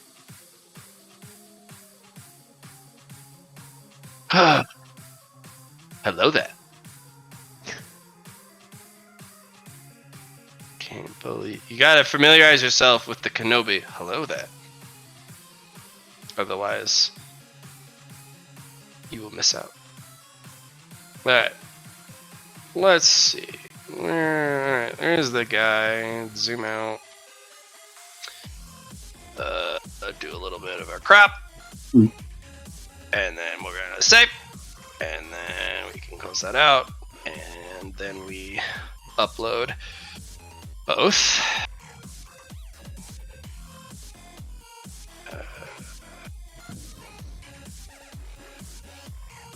Where's the third one? Where did you go?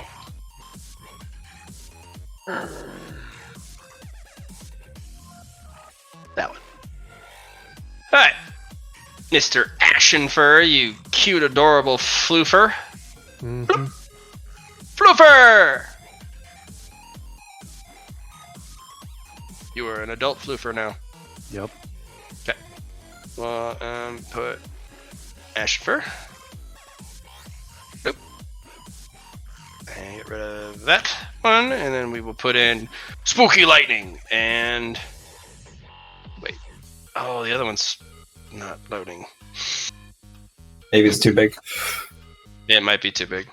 You can easily crop that with a program, but that would take time. Just gotta reduce the resolution. Let's try again. Who knows? Game. Don't fuck with me here. It is fucking with me. Just gonna refresh the game. There we go. Ba-dee-da-do-da-da-dum. Alright. Let's try again. Alright. Come on, big guy. Load!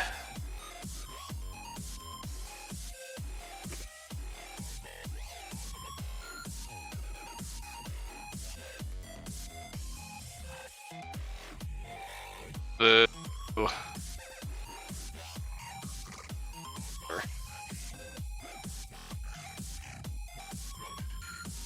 What was that? Weird.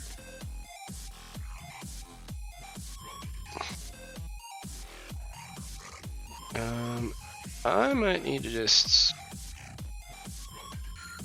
buy me another image. That one doesn't work. It's too Okay. big. It's too big. It was perfect, but it's too big somehow. Meanwhile, I will give you control over the dude. It's not no. Damn it! It can be controlled by Ashenfur.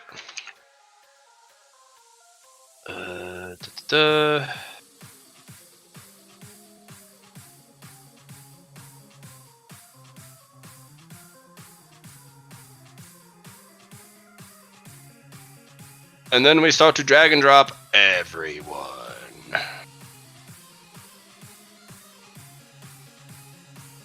Hope you guys are ready. Ratings it ever gets.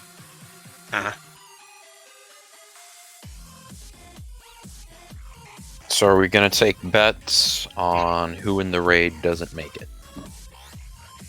That's pretty mean.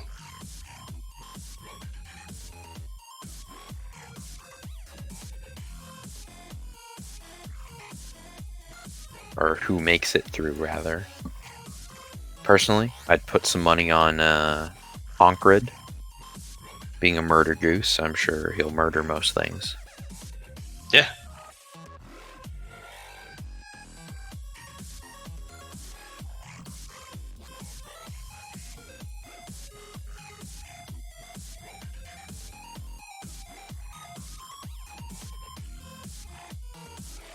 No? No takers? Okay.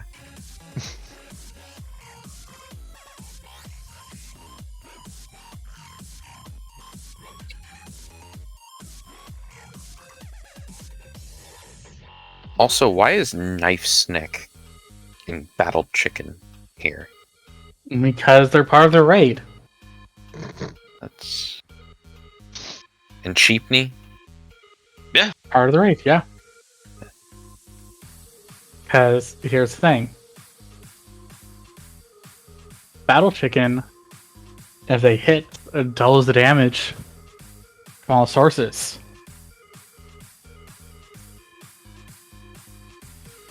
Neato. So guess who got a spot on the raid? Okay, but what about Knife Snick and Cheapney? Okay, first of all, Cheap Knee is Cheap Knee. Second of all, Knife Snake. I know he's gonna be scary. You just know Yeah, look at those murder eyes. that I have an alternative. I'll just put it in. Okay. so I That's the assume best I found Cheapney otherwise. is just gonna like hide in your rib cage the whole time. No. He's a hero in training. How dare you? Yes. And we have a hero here. So what you're saying is he's going to be hiding in Redeemery's pauldron the whole time. No, I have faith that he'll be able to attack and deal damage. I mean, if they're going by standard hero logic, the hero trainee is usually tasked with protecting one of the mages in the group, while the actual hero is up front being the tank. Or no. I got it. What you're saying is Redeemery is going to suffer a fatal blow, which is going to give Cheapney the stereotypical hero's moment power up when they see their mentor die. Yes. Okay. Then he's gonna unleash the one-time only ultimate mega hero bird beam. I mean, it could happen. Before He's a collapsing. hero. He's a hero, and this is a place of fate and destiny. And then he's gonna collapse on the ground and mysteriously disappear and reappear back in the city. All right.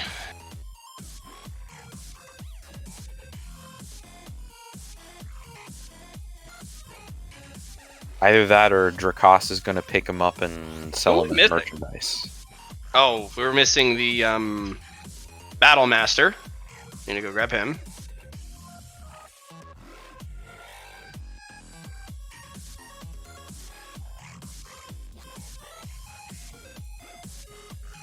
Okay.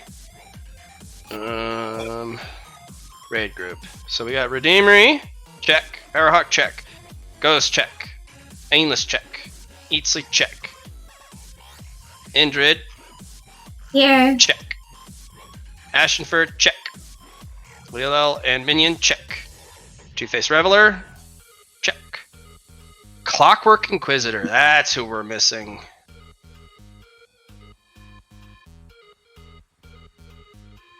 Alright. We got our dudes.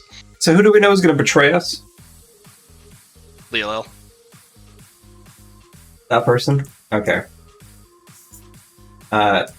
Susie will put a string of fates. It's going to wiretap. You're going to wiretap? Put that on your sheet. Yeah. All right. As much fun as it is, we are not doing that. So we're going to do this. All right. You guys have arrived at the raid site with all 25 people, plus minions. And right on cue, a beam of light will form from underneath the arch that flows into the fog and the clouds, and a door will appear at the end of the bridge of light. That Paladin of Apollo has, as promised, is at this site waiting for you guys. That Paladin of Apollo is way stronger than you remember. I'm gonna look at him. Or look at her. Pleasure to see you again. After this is done, you and we will fight. Of course. I'm gonna win again. No, I think I will be the victor this time. I didn't know about your dual ability. It's pretty OP. Phil will lean down. But do you have the power of friendship on your side like he does? I have the power of faith, dragon. So no. Okay, you're gonna win, Eatsley. I'm gonna put on my house and flower mantle. I'm like, well, I think my faith won last time, so we'll see. We shall. Who has the honor of going forward first? Look at Redeemery. I'm going to point out. You said he looked around. Hmm? I need that minus 140 willpower test because it's so fluffy. Adamantine faith kicks in. Fair enough. No, it They will completely resist temptation and evil against the faith. but it's not evil. It's sweet It's and still innocent. It's still temptation. And I'm like, Redeemery, I believe this is your move. You are the hero. I am the hero, but that doesn't mean I have to go first. Lawfare?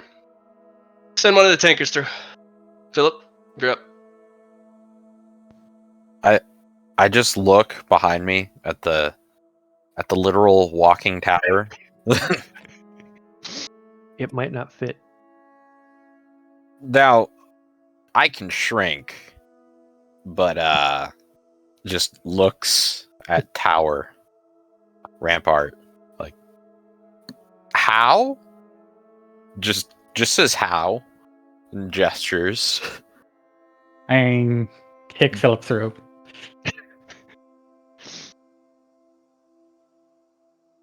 It just kind of looks at you. If you are too cowardice to go forward on the order of the tactician, I will.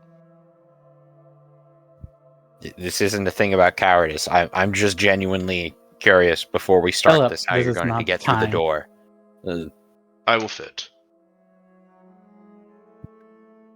Huh. Alright.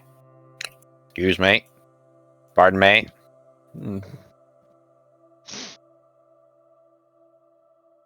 I will stuck it in, fold my wings, and waddle forth through the door.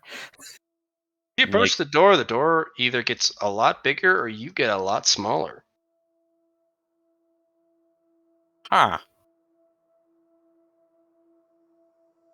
Neat.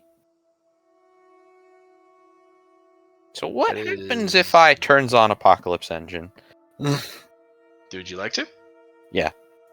Yeah, you turn it on. Door still gets bigger and bigger, and oh wow, that's a very big door. Ah.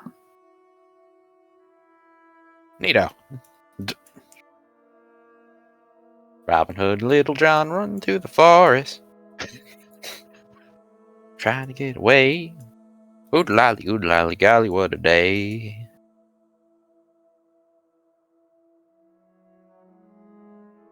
Sorry, I'm making sure sizes are correct.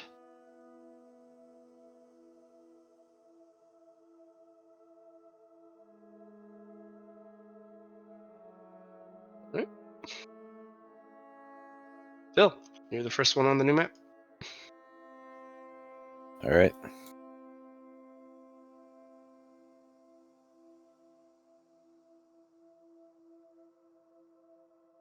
Jesus Christ, Phil. You really did move off the map.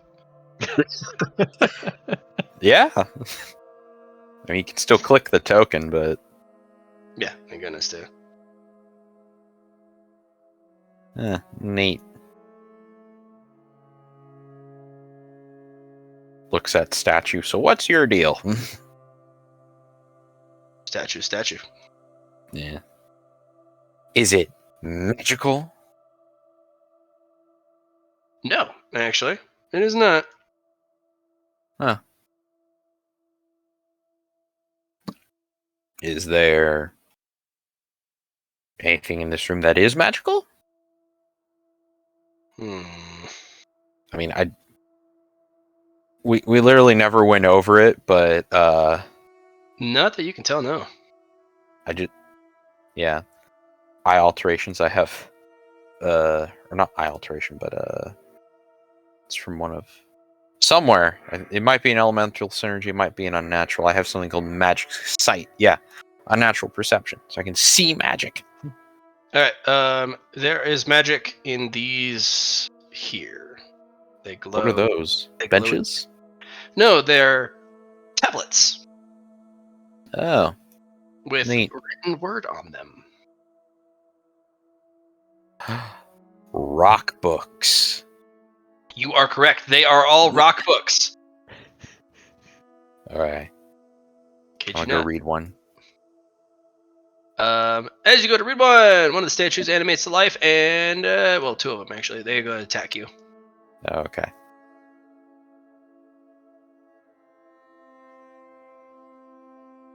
Yeah.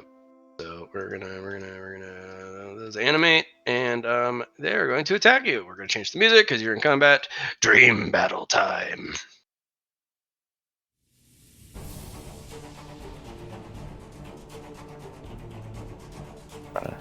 Zoom in to see what these tokens are. I'll give you a zoomed in. Oh, neat. That's pretty cool. As part of their surprise attack action, this one will immediately go to the other side to give the other guy gang up. Yeah, cool. They will both attack you. One hit, one miss. I will... Hold on. I have mastery in both? I do. Okay. I will... dodge. As I... Hold on. Actually, no, I'll parry. Because I can parry with strength.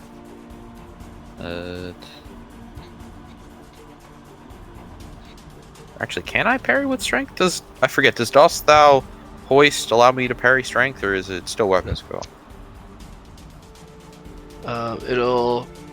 I'll have to actually look that up. One moment, please. It has been a Legendary while. quality, does thou hoist, brethren. Plus 7 strength, physical stats besides agility. Can be made with strength rather than weapon skill or toughness. You may choose strength as a social skill to either physically impress, intimidate, or distract necessity. So is it weapon skill? Yes, it is weapon skill. You, as long as it is not a agility based, you can replace strength. So yes, you can parry with strength. Okay. By literally headbutting somebody, you could parry them just with sheer physical might. Alright. And then, again, this is just a reminder because it's been so long. Mastery is you add a bonus equal to... Yes, so your strength bonus times 10, and it includes your naturals. So a natural only gives you a plus 10. So yeah, You should have a significant Okay, so bonus to parry. So you should have a plus 30. 60 from the mastery. So mastery is 60, and that includes the unnatural. Yep. 80. And then, of course, the parry is automatically calculated in when you roll it. Well, it doesn't let me roll parry as strength. Oh, right. Sorry. You're right. I have to do this manually. Yes, you do. If If you'd like, you can make an other skill called strength parry. And then you can change it to strength, if you'd like. Well, I'm already doing the calc right now, so and then let it's me plus 8. Okay, so this should be correct. 3 check marks is plus 30, yeah? I've made one for you. Yeah. Oh, okay. Do you want to cancel out, go to strength parry on other skills? Alright. And then add plus 60. Plus 60. Okay. So so plus 80 from my other bonuses. Yep. Or did your plus 60 take into account Dost Thou Hoist? No. Okay. It was Just making sure I'm not doubling it's it. just the mastery and the unnatural. Nicely done. You parry the weapon out of the way. You will gain a stack of terminus. No clue what that does. I'm sure you'll tell me. You don't know. This will be represented by a blue bar. Blue bar. I cannot see bars. I will do it for you. No worries. Alright. Alright. Yeah. I have no, You have 1 stack of terminus. The other missed. Alright. We will bring in the next wave of allies. Team captains, who are Yes. you moving in? Well, my tank was the one that went in, so I will follow my tank in. You'll follow your tank in. Who is your squad? It The is other the 3 group. members. Alright, just your group? Alright, Isla, you will enter. Susie, you will enter. Indrid, you will also enter with the team. Okay. Please roll initiatives, everyone. And then 1, 2, 3, 4. Sorry, Ashenfur. I was trying to find the 4th member. Ashenfur, you will also enter with your Spirat. It's been a while since I rolled initiative. Wait. Oh, Oh, actually, wait that's a wrong. minute. Sorry. Hold on just a second. I got a thing for surprise.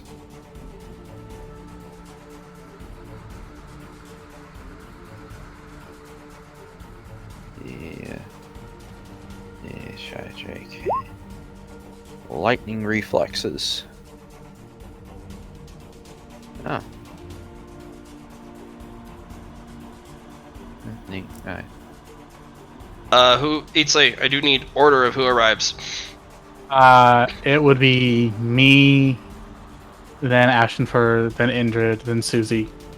As Susie has the least combative.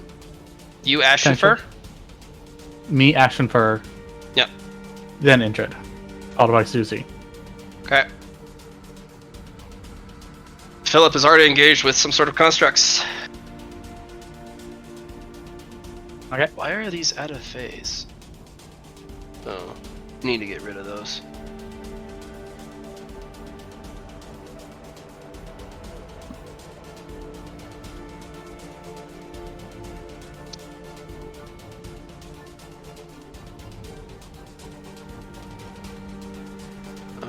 Ash.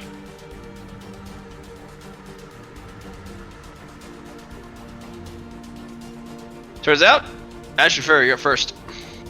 Oh, holy shit. Walk in and there are things beating on him. Yep. Well, it's the first time anybody's seen Ashenfur do anything aggressive. I don't know how durable these things are, but they're elements or they're golem thingies. So he's just going to slap a disintegrate on one of them. Because fuck it. Which one, please? Use the arrow, if you could. We will slap a disintegrate on this one. Alright. And because they're possibly golems, I'm proccing penetrating on it. Alright. You remember the thing we learned from last session about possible golems like this? If you use two opposite elements on it, it could destroy the Yes. core. Yes, I can cast multiple types of spells at a time, Okay. and I also know that force combined with anything else will count as opposing elements. Because I can cast 3 spells a turn. Perfect. I just wanted This to is make sure my- everyone was on the yeah. same page. This is my initial blast. Your I'll have you roll a 1d100.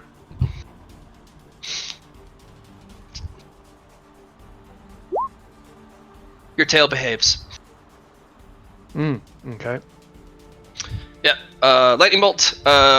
It will attempt to get out of the way. It is not. Roll for damage. Yeah. Well, yes. It's gonna try and get out of the way. You disintegrate. It does not. Roll for damage, please.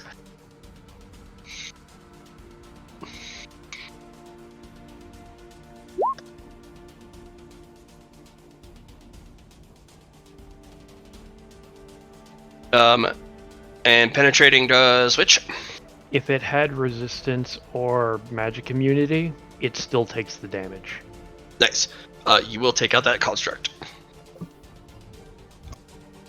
You blow right through its chest plate, and it just. Ash. Because it's... Actually, no, it does not No? ashify it. Oh. These things are highly resistant. You just brute forced it with sheer magic might. Means there's something to loot. Yep. Ash is just gonna be like, they're really magic resistant, Eatsley. Very magic resistant. Good to know. Any other spells you wanted to cast, Ashton? Not right now. If you want to order your spirits to do anything. There's only Oh. one of them left, so The tornado spirit takes 9 spell points a day to maintain. okay. So make sure you Yep. you allot that to the tornado spirit. I will note that because I got to keep track for both of them. 9. The tornado spirit is bipolar. It is extremely lazy until you give it spell points to act. So the more spell points you give the tornado spirit, the more devastating it does in its action. Okay. The storm spirit's more proactive. The tornado spirit just kind of sits there until you give it spell points to do stuff. Yep. I'm not using them yet. Yeah. It was more of a test. Okay. Susie. Actually, no. These things have higher. This thing has a higher. Oh, that one's dead, so it doesn't matter. Susie, you were up actually. Susie's going to look around the room, kind of see that there's 2 here, 2 over here, 2 over here, 2 over here. So guessing that there are some things. Maybe these activate. Susie is going to cast invisibility. Mass invisibility for our party. Do you have the spell points for it? Or is it a Mercury ability? So it's from the Crystal Crab. Oh, you're buying the Crystal Crab's superior invisibility? Done. Yes. Just. Done. Your whole party is invisible Yeah. with superior invisibility because Crystal Crab don't mess around. That is a half action. What else would you like to do? Susie is going to move up and over to the golem. The downed one? Yes. Okay. And that should be my half action. I don't have Okay. any free actions and stuff to do. This golem will pirouette and attempt to assassin strike you Okay. over Philip. It will hit. Cool. So it can see through invisibility. It's one thing I wanted to double check before things happens. Here is my dodge. Failure. Injured. Can I borrow a fate point? Yeah. Okay. 1d Keep 70. very close track of those fate points. 4. Yeah. I pass. Would you like to roll your 1d10? Yes.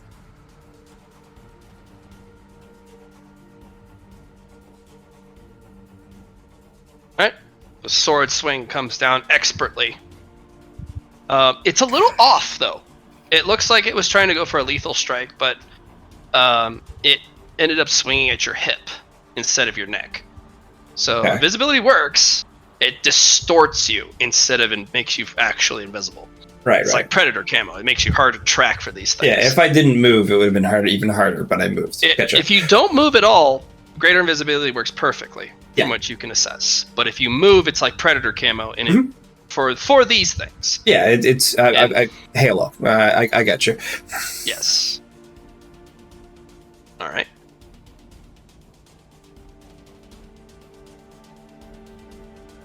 That is its turn. Isla, you're up. Cool. You know what? I'm going to power slide over here. And I'm going to make an attack roll. 2 attack rolls, sorry. 2 attack rolls. Got it. Yeah. I'm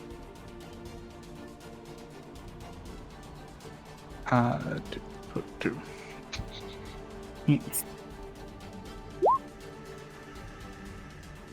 Minus 50 to dodge.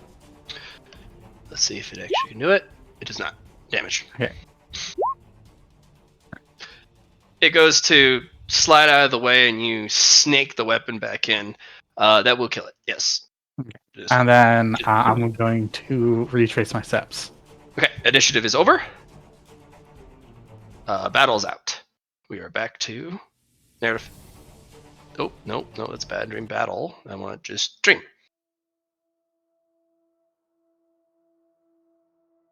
There we go. Interesting. Just realized I could use these to track that. All right. Isla, you do know that you guys need to get out of the entryway for other people to arrive. You sit in the entryway, no one can join. Yeah. I want to tell everyone to start moving in. Susie's going to start to wrap these things up with web and then drag them over. Okay. Injured, Ashenfur, gotta move your tokens. Okay. Susie, do Yeah. you leave them there or do you put them there?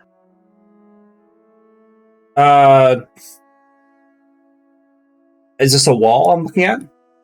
No, that's a different type of tile. What type of tile? Being next to it, you can feel energy run.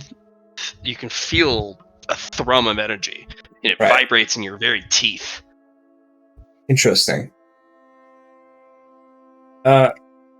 Susie is going to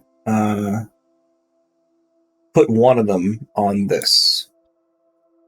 There is a electric charge that runs through it. It completely repairs the unit, and it stands back up full health. Okay. It'll immediately attack you. We are back Okay. in combat.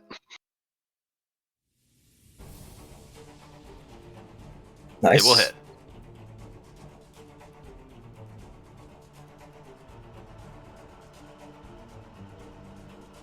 Oh. All right. What's your dodge look like currently?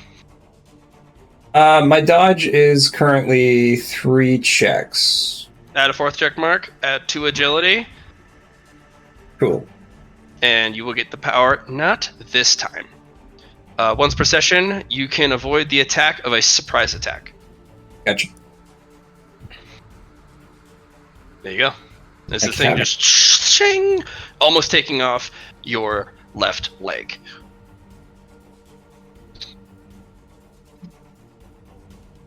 Can I get an idea of what caused that? The reactivation. I'll just or let you know whatever? that it's this. It's this tiling. So if they walk on this tiling again, they'll repair themselves. Hmm. Doesn't matter the amount of damage. Okay.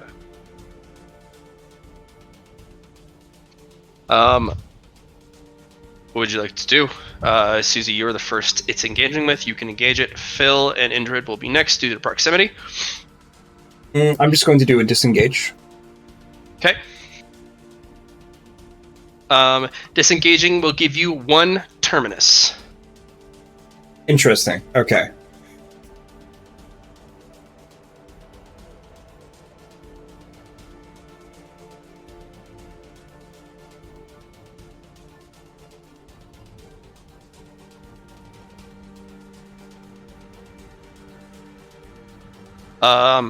Philip, you're closest. Would you like to engage the enemy? I would, though I have a question. Yes. And this is like purely meta Yes. because of I need to know this for an ability. Yeah. Is Terminus classified as a status condition? It is. Yes. Okay. Which part of status resistance regeneration is that interacting with? This is considered a divine grade status effect. The only thing that can get rid of it is cleansing. Alright. Philip is going to look up over the rock book. Actually, how big is it?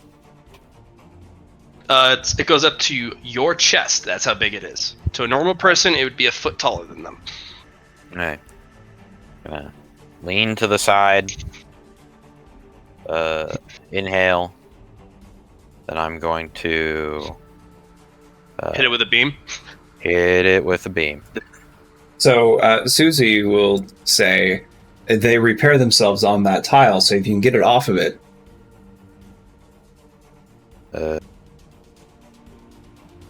Actually, actually, I won't use a beam. I'll use a cone. And see how that spreads out over the wall. It's flooring, Okay. by the way. Oh, is that flooring? Yes, Yeah. flooring. Yes. Oh, well then, on the flooring in that general direction. Let me look this up really quick, because I haven't really used this weapon before. Sure. Okay, willpower. No, that's damage. Base range. Okay, is this... I think this is supposed to be a kind of saving throw? Yes, it'll try and get out of the way. And its base is my willpower. So how is this DC going to... It will get out of the way. Okay, It'll acrobatics behind the slab. sure. It will attempt to try something. It will succeed. It will go over here and knock against the other 2 statues, which animates them. Cool. I have a question regarding the area that would be hit by this 20-meter cone hitting the ground. Okay. It What's up? applies Apocalypse Engine. Yes. Do I see any... Sparks and skitters electricity across the tile, but does not destroy or harm the tile. Okay. I was mostly just curious what the reaction would be.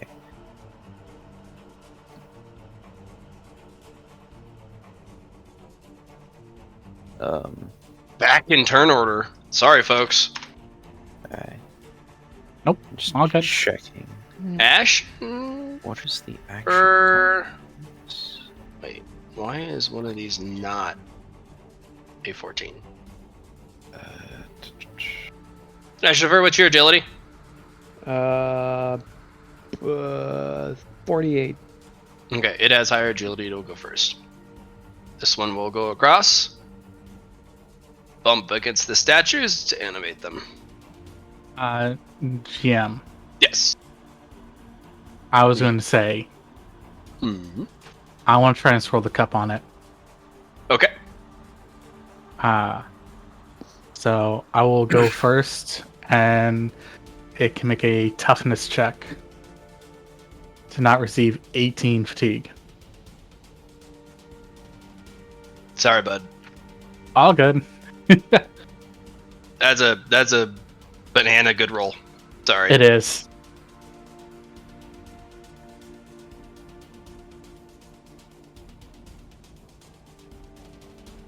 Yeah, so those aren't active yet. They aren't or are? Aren't, because I go first. And he goes last. Oh, you swap positions. Yeah. And forgive me while I undo some stuff. Control Z, Control Z. Yeah, no, it doesn't work that neatly. I hate to say it. Feels bad. It never works that neatly. Alright. We will move. It swaps between the two of you. No, I go first and they go last. Okay, then we're gonna put you up here, and it will put this guy all the way down here. Perfect. Oh, let me double check I'm remembering that correctly.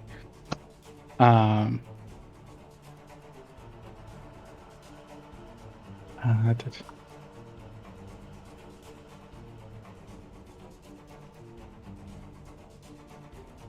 da, da, da. Yeah, I make them go last. And then I go first.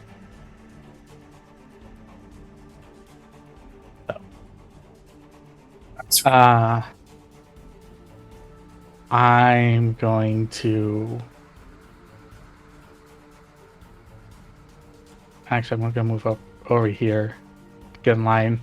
As you Set up pass for my- the periphery of that statue in the middle, it animates and attempts to kick you across the room. Ah, I see then. We're going to go ahead and use a dodge roll here. It's a surprise attack. It's a Sorry. perception first. Fair. It is a minus 50 to get out of the way. Minus 50 to dodge? Or minus 50 to perception? To dodge if you pass the perception. Or wait, perception or awareness? Awareness. Okay, that would have been a 70, so I still would have failed. Alright. It will kick you Okay. for 37 damage. No penetration. Okay, sorry. As for your scatter, it'll send you either 1, 2, 3, 4. You will go this way, and you will go 4 meters. So 1, 2, 3, 4, right there. Okay. I'll take no damage. You will receive 5 stacks of Terminus. Okay.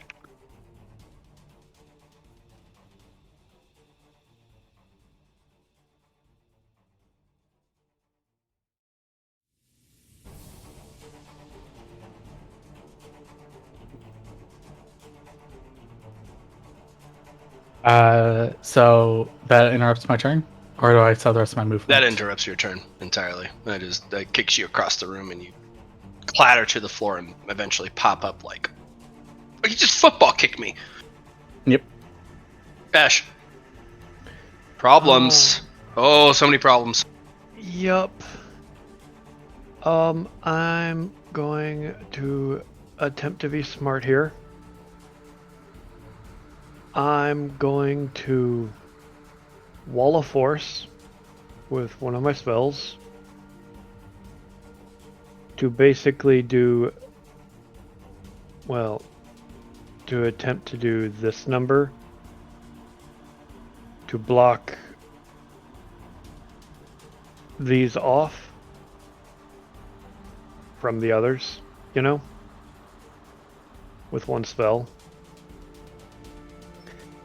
The second spell is going to be Grease, which with my tricky casting, I'm going to remove the area of effect from it to make it sticky and cast it on this guy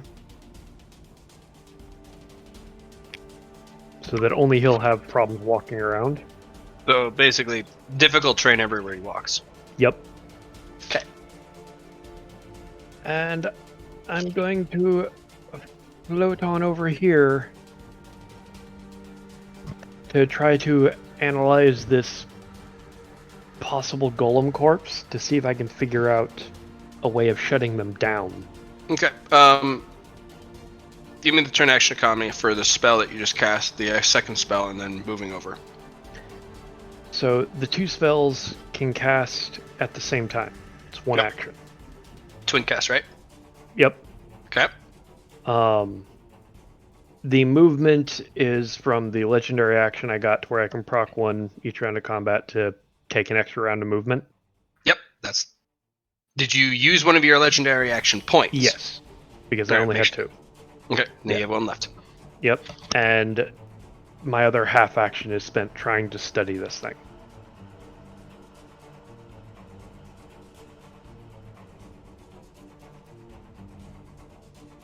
See if I can figure out a way to shut them down, command word, something, I don't know. Alright, creature in the middle is going to get an ability roll. It will completely disintegrate the sticky spell you put on it. You literally watch the spell just fizzle. Fair enough. Like it was dipped in acid.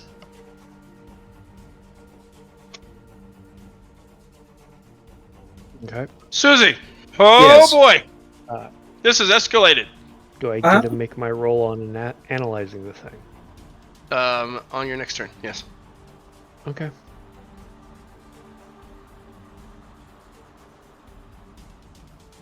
Huh.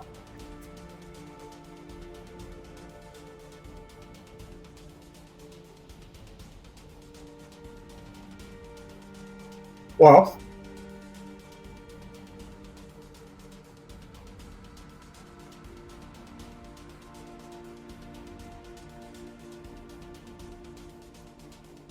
I can't even do here.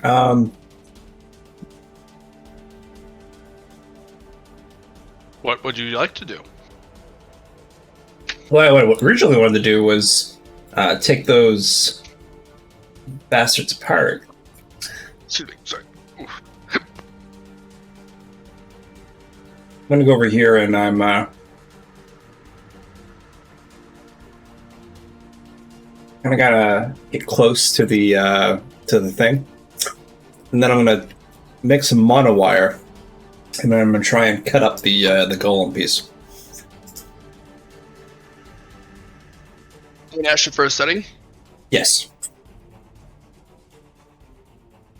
The monowire will not cut through it immediately, but if you saw it back and forth, it does cut through it, I just cut through the head. which is telling. Yeah. That's a lot of armor. Yeah. It's neutralizing the magical edge of the monowire, but monowire is, you're sawing through it.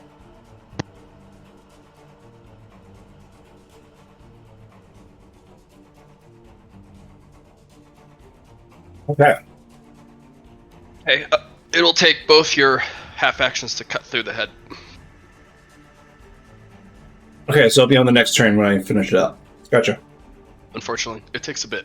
Yep.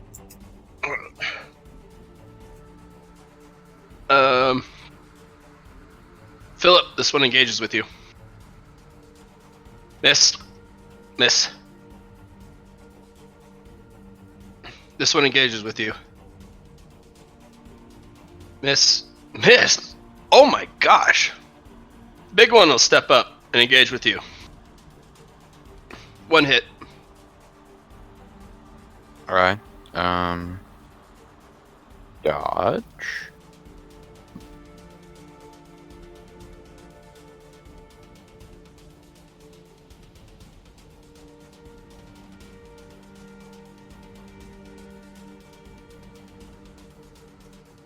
Ah, away from my tail, you.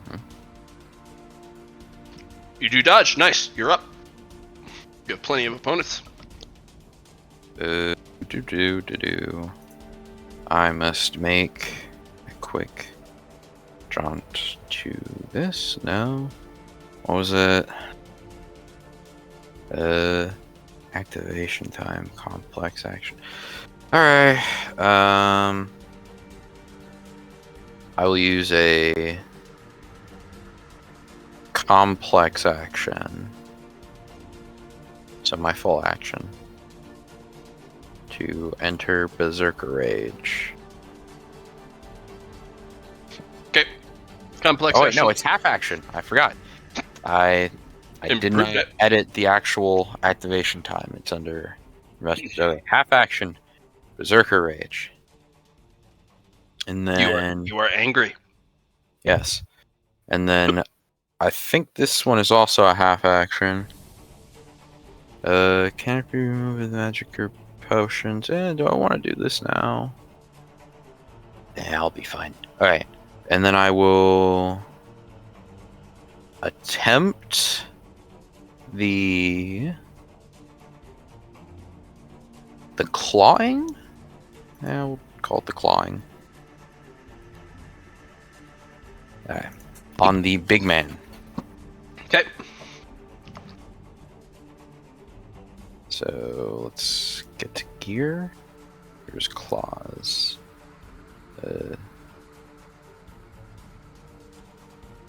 Hit no aim.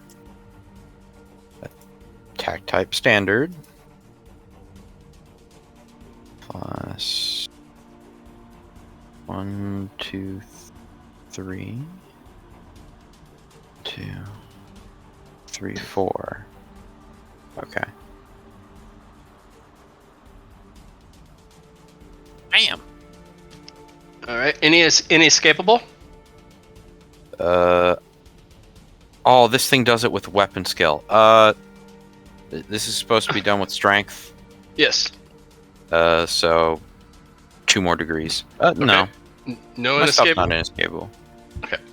Let's see if it parries. It does. Alright. Sink. So, as it successfully parries you, it will give you 5 stacks of Terminus. Cool. For my next half action, Yep. I will attack it again. And honestly, I'm just gonna roll normal strength, so I don't have to. So it's +1, 2, 3. Oh, I didn't even get it right. There's another plus, and it's +50. All right. It does not parry. Roll for damage. All right. Oh, bam! No, wait, no, that's. There you go. You have harmed the creature. Yep. It does 1d10, 1 Terminus to you. Sure. Mm. And that's kinda it. Unless it's a is this thing a construct of mana, spirit, or key energy? Or involves those in some way? Or let me rephrase that. Is it made of or heavily composed of one of those 3 energies or multiple?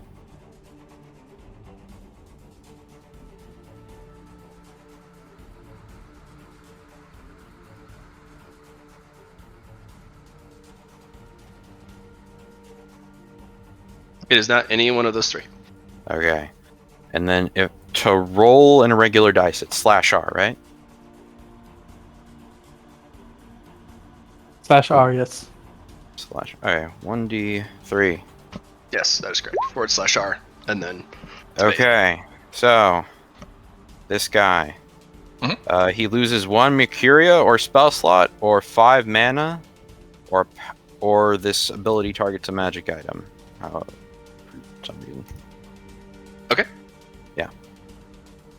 Nicely done. Anything else? No. Okay. Indrid. It's Indrid's turn. I just want to look at them to start. Can I see them from here? Yes, you can. You can see them, all of them, from your point in the room. Okay. I want to use my lantern eyes to see if there's any illusions around them. Only when they are pretending to be statues. So you can see that the other 4 are definitely constructs. And they will animate the moment you get close. Mm. But they're behind a wall of forest now. That's good. Do they look like they can be feared? Did you roll an awareness? Nope. But I will.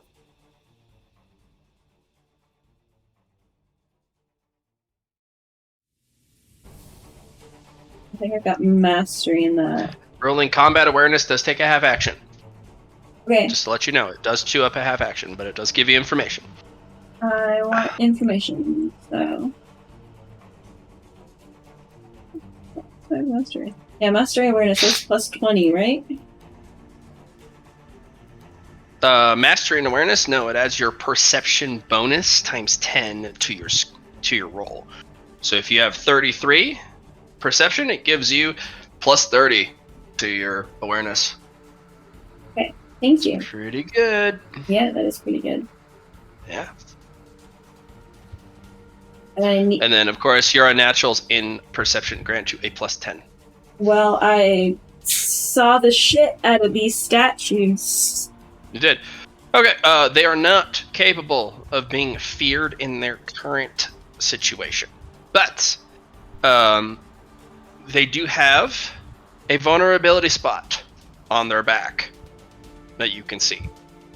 It kind of stands out. It's a kind of a gear built into the lower back or upper back, depending on the type of construct. And every time they move or do anything, the gear turns clockwise. So if they move an arm, it turns 1 tick clockwise. Moves a leg, 1 tick clockwise. Okay, well, I'm gonna let my friends know about this vulnerability. Okay, that'll be a free action. And then you still have a half action. In addition to whatever else is on your very, very large sheet of stuff. I know. It's hard. It's not night, so I don't get +1 movement. Yes, it's not night, but it's not day either, so you're not penalized either.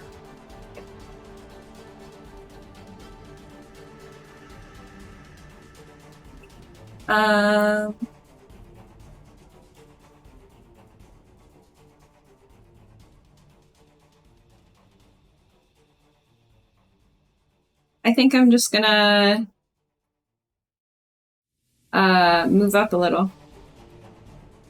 You want to move up behind it? I've only got...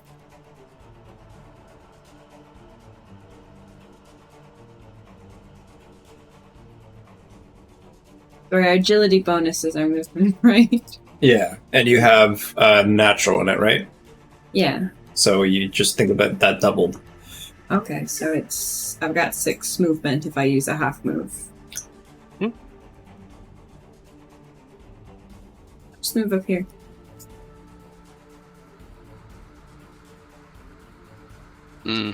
That's right, Philip. We will roll with it as it has already happened. Did someone do something bad, or what happened? Philip misread an ability since for activation timing. It's fine. We're just gonna roll with it. For next time. For next time, we will roll with it. Yep. All right. So you moved up behind it. I moved up here. Do you have an extra reaction or an extra half action for agility-based weapon attacks? Or do you have any other things that give you action economy? Just got something that sounds... make one additional attack with an agility-based weapon. Your scimitar is an agility-based weapon. Okay. So can I make an attack with my scimitar? Yep. And remember, it has the +10 pen, +10 damage. It's been in the sheath for quite a while. Okay.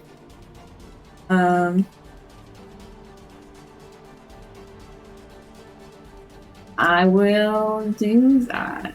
Remember, you're going to do a cult shot? Yeah, I'm gonna try and hit the little gear. So minus 20? Minus 30. Minus 30. Minus 30. It's a lot weapons. smaller of a location to hit. Don't. So much stuff, Matt.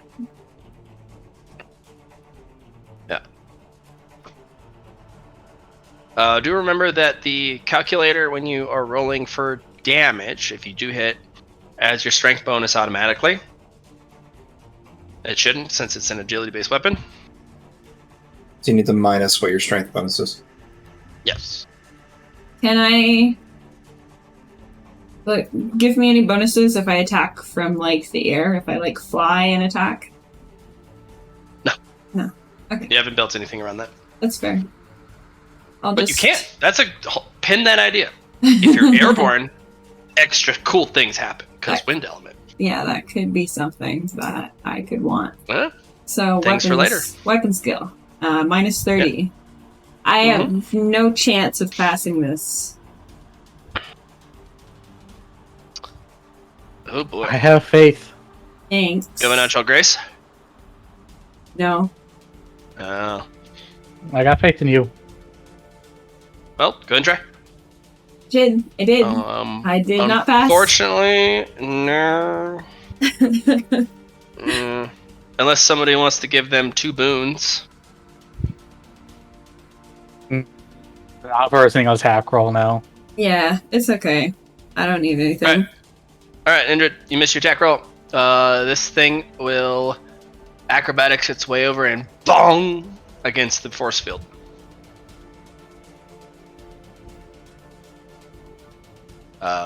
That is its turn.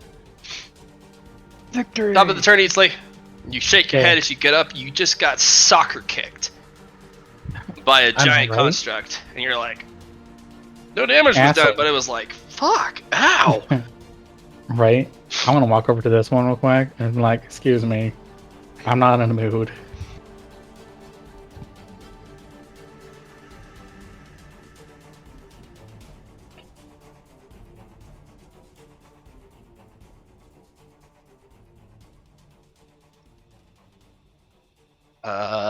That's a minus 60, right? Yeah. Hit. Big hit. Crunch. Crunch indeed. He's still up? No, he's dead. You take him down. You will gain 1 terminus. Yep. I'm going to then, with my second move action, and teleport back down here. Using? Blood teleport. Where was... Oh, because are you wearing the blood mantle? Yep. I said at the beginning before we walked in, house and flower. House and flower. Okay. Thank you, thank you. That second movement. Which one does the blood? House. Solid. I thought that was the blood mantle. Nope. The house mantle has the blood on it now because of Kali. Alright, sweet. Yeah, you got blood. You teleport back. What else you got? That was 1 movement, 2 movement. That's my turn, unfortunately. Ash! These guys are ridiculously resistant to magic. But not disintegrate. Yeah, but too bad disintegrate toss so much. I know. Yeah. But if you hit them, you might fork the disintegration. Because of the 2 targets that are close together. Yeah, but then it risks forking to the allies. You can choose. You can control it. No. You can choose to let it fork if there's an applicable target. Then you know what? It's within 3 meters. I will try to fork disintegrate on the 3 that are close by each other, and I will spend the power to give it the penetrating again. Oh, God, it's expensive. it is. Yep. And I Um, will target it on these two because since it is either top of the way turn, it has a chance of forking to both of them. allies arrive at the top of the turn. Okay.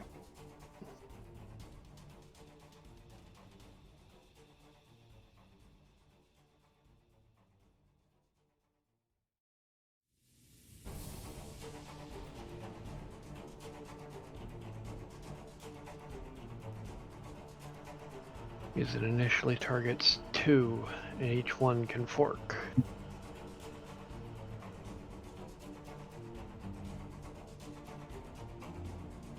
Okay.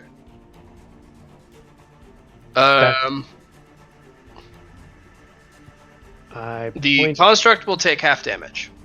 It cannot get out of the way. They remember because we're all in the same light. It's inescapable. It's not getting out of the way. It's out of reactions. But since it's penetrating, you bypass its very robust defenses. So go ahead and roll damage. Fuck. Okay. It's just you'll take that guy out. It'll fork to the other guy. He does not get out of the way. Takes that damage. And the other guy does not get out of the way. Yeah. And that will kill all 3. And we are back into narrative. And the beauty is the group that walks in to see Ash cast a fork to disintegrate. Off one That's of a his greater tails. mummy spell. Well, if they're a learned person, yes. Yeah. That is a very esoteric knowledge. Mummy spells are very esoteric knowledge. The one in that group that I expect possibly recognizes the paladin.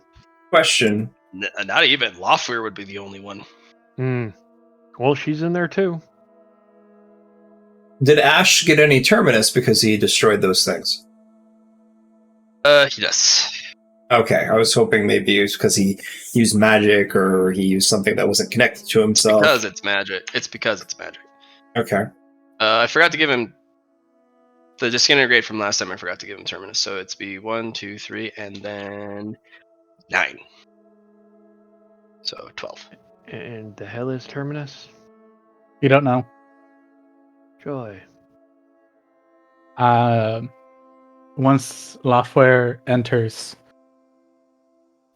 I'm going to look at him Like and you've go, been busy. yes. And the notes, they've been applying a debuff to us. Also, so long as you keep them off on that floor, you will not reanimate. Also, that one, and those back there are all golems waiting to be activated. Well, kill him at range then. Any contact seems to activate them, and casting anything on them seems to apply this debuff. No, I'm saying using one of our ranged DPS to trigger or destroy it on impact. Like having our spiker. Yeah. I can dismiss the wall of force over here if y'all want me to. Please do. Once our spiker gets in. Yep. Actually, Dabbler, would you happen to have ranged combat? A little bit, yeah.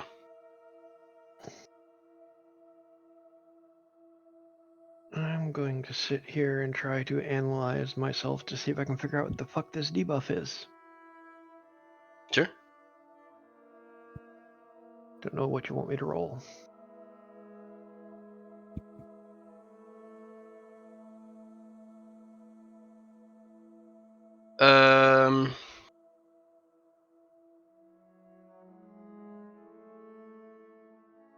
That one is going to be pick a roll. It's gonna be tough. The best I could go for is magic theory for analyzing the base fundamentals of it, figure out what Sure. it does. Let's see here. Plus.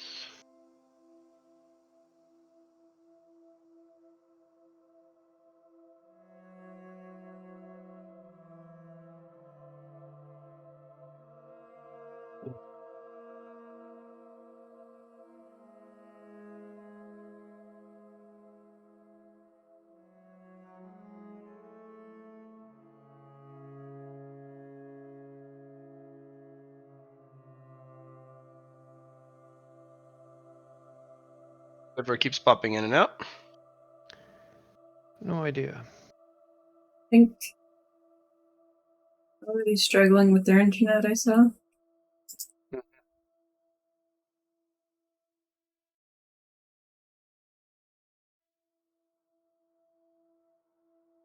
I'm back.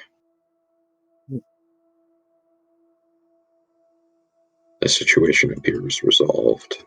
The raid group has finally all made its way in. And what a serious amount of firepower has walked in.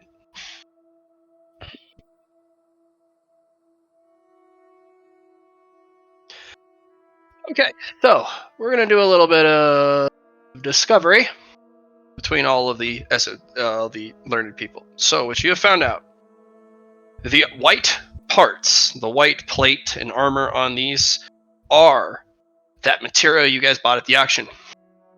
Not as refined though, not even close.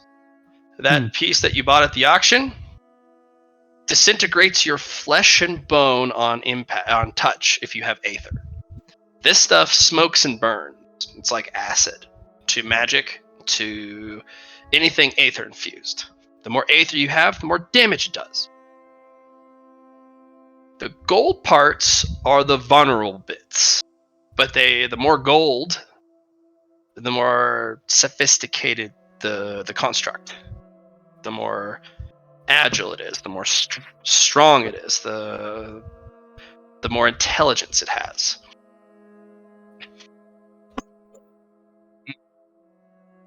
Big Clonker only had a little bit. He only parried. Didn't really have much awareness, but very, very durable. The little ones, very agile, very quick, very assassin or rogue-like. Weren't able to take a lot of damage. You'll also notice the more white it has on the armor, the more terminus it gets. Whatever the fuck that is. Zothajek, oddly enough, with his void eye, is able to identify what terminus does. It is a stacking charge. Does nothing until consumed. One of these constructs consumes the terminus. What it does is it permanently reduces your maximum HP by the number of terminus points you have. It eats away your health bar permanently until you have 0 left, and then you die. And this kills Monstre. If you have 0 HP as your maximum, your core cracks and shatters. Interesting. Score 1 for Zothajek. Now, how do we get rid of it? The only thing that can get rid of it is cleansing. We have a cleanser. You do. He can cleanse one person per new room. Emphasis on new. Once he has entered the room, he will gain 1 cleansing charge back. Do we know what the max or the cap is for Terminus? It does not have a cap. It goes up infinitely. Think of the cap as your HP. Now, the Terminus can go above your HP. No, I'm saying think of the cap as your HP. If once you hit that cap, that ceiling, you're in trouble. You need to do something about it. The only other thing you can do is avoid the entity that consumes the Terminus points. Because technically they do nothing. Absolutely nothing to you until they are ignited. But who knows what that is. So it may be a shuffle, and these kill tanks bad. Like this will take out your tanks easily because it targets their health pool and bypasses their defenses. Ludicrous idea. Can I attempt to build something that would siphon the terminus into it instead? What is it? Please give me context. I'm talking. Can I build an artifact of some kind, the equivalent of a gem or something that would have an equivalent durability hardness of hit points that would siphon the terminus from you to it? Easily possible if you find the right materials in the raid. I mean, that's why I was asking, because I'm assuming, considering these things are giving terminus, they have to have a way of producing or inflicting it. So, It is part of their engine, their core. Which would make sense that I could use the cores of these things to do that. Right. Removing the core does prevent them from regenerating in the side zones. Handling the cores grants you terminus per turn. So it's very, very risky business. That's what I have Mage Hand for. You're touching it with magic. It gives you terminus per turn. Fortunately, the power of the core determines how much per turn. The little constructs, the agile ones, only give you 1. That big guy gives you 1d10. I mean, if Philip is willing to use his cleansing on me in this room, since I think I built up the most at 9, You have, yes. I will try to build one of these things. I mean, my cooldown's an hour. Actually, it is not an hour. It is per room here. Okay. You get to use it freely once per new room. Because if I can use these golem things to build basically terminus sinks, we can start handing them out. I'll have you roll your archetyping, and then your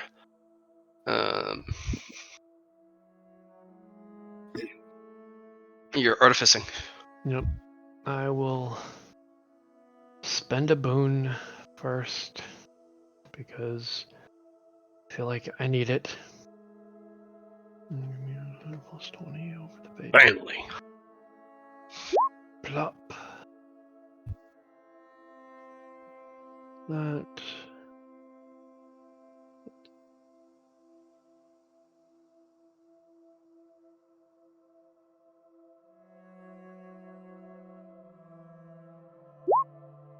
That.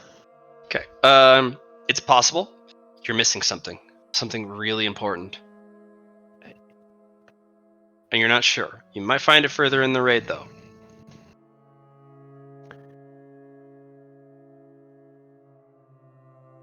Joy. The debuff is a divine grade debuff. Something's tricky with it. But you're able to create the housing and remove the terminus core, and you've made an artifact. You just need whatever you need to put in the artifact. I am going to sniff around to see if I can find what I need. Because news for fucking knowledge. Okay. Why not?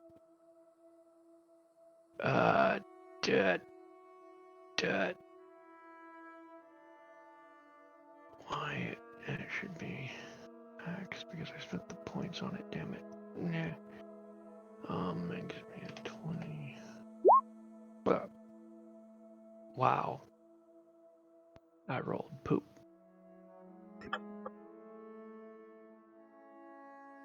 Didn't roll a 100.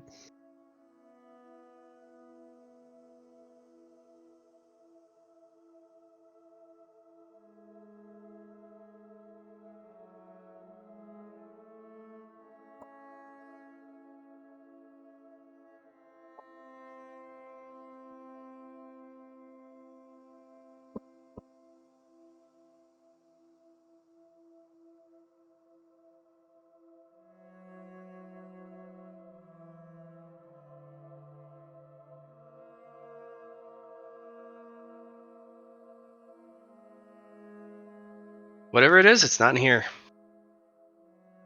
But there is relevant information on these tablets I mean, that glow with power.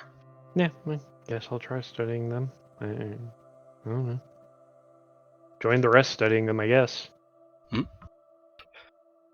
They are not in a language you immediately understand, but the longer you stare at them, the words begin to morph and change on the stone into something you can identify. Okay. No, I do explain to Lofweir, because she's a strategist, what I was trying to make. I'll also be setting the one I'm in front of as well.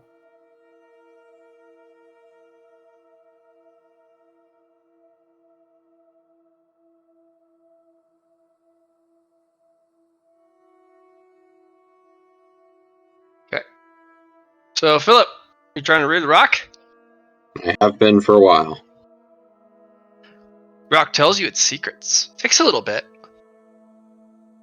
But eventually, it does morph and shift. The rock wants to tell you its secrets. Okay. As you stare at it, it's a tale. It's a tale of this place. It's a tale of the last group that came through. How a group of many, so many different types of people, creatures, affiliations, they came through and they cleared this room like many always do. Only one group has failed to clear the initial room. It was a dark time, and the constructs, they rampaged freely in Sky Castle.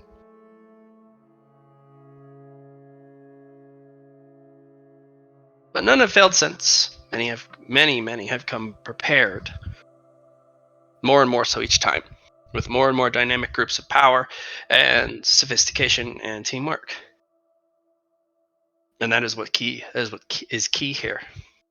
If you fracture, this place will break you. This is a taste of what is to come. Cool. This group that you were reading of, the last group, succeeded in exactly what they wanted, defeating the 5th floor of the castle. But going no further. Because if you clear the 5th floor, and the residents of the town, there's no change. They do not lose utilities. They do not lose the land that they live on. They have peace, prosperity, supplies, utilities, and no danger for the constructs for 10 years. But anything less than 5 floors puts that all in jeopardy.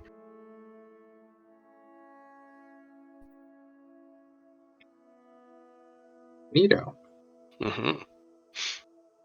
And then it scrawls itself on the bottom. What will you do? I wonder. Easily, you walk in front of yours. Mhm. It warps and changes. This time, God's tongue will show up, and it hits you like a sack of bricks, as it always does. This is Apollo's challenge.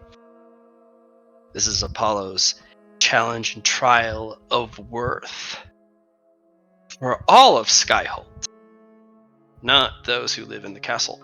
This has ramifications throughout. There is reason why Endirondale's side storms forever. It's because the castle is never fully cleared. The first 5 floors are for Apollo's side. 6 and above are for Endirondale.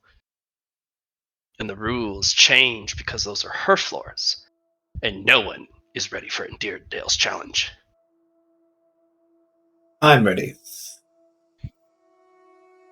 Because I say so. Those who are able to clear all the way to the top of the tower are given a divine stigma. If you are a pledge to a god, you are given a divine stigma from that god. A gift, no matter who they are. If you do not have one, you may pick from the entire pantheon and ask for one of a stigma of your choice from them. That is not that is not including the armory and everything you can collect on your way. Defeating Andirondale's side also opens up a unique opportunity for Andirondale's half of Skyholt.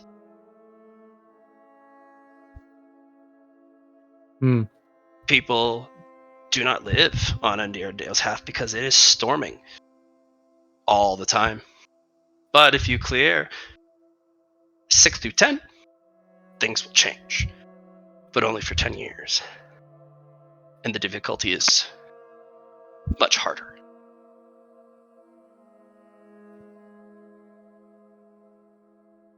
Easy will have been reading this out loud. And if you clear the last floor and defeat the last challenge, the road to the Field of Lost Dreams opens.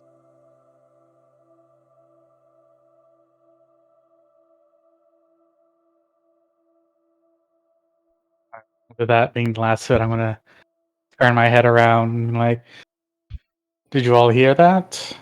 Yeah, and at the very bottom, it scrawls in its, what will you do, I wonder?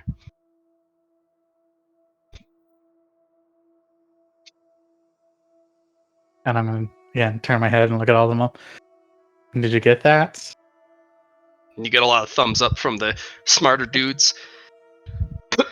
You get a lot of, are these statues? Can we murder them? Honk murder! I wish to kill the statues.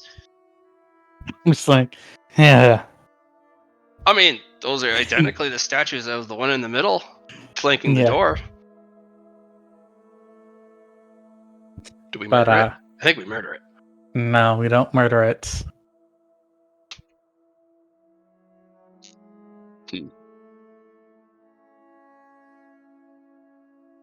But I'm like, all right.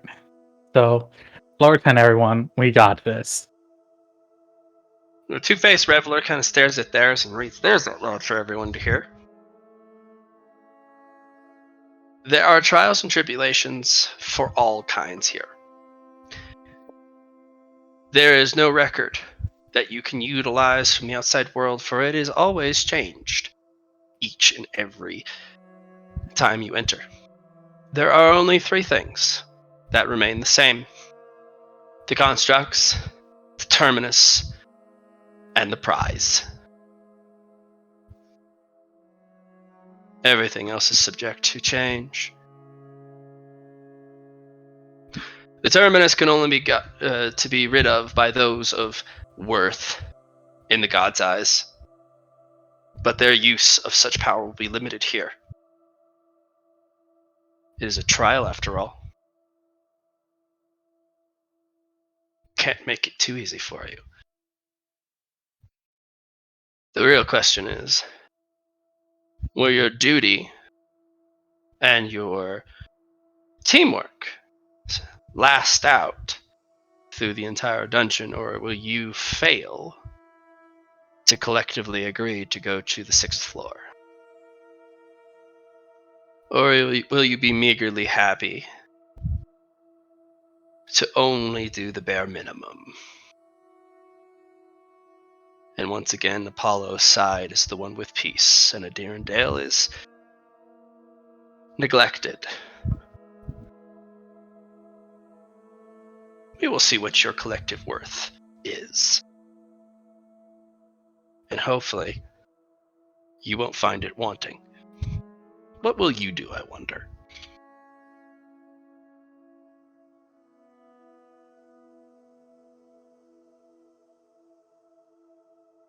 The Clockwork Inquisitor reads out his. Everything has a purpose here. Everything has a purpose.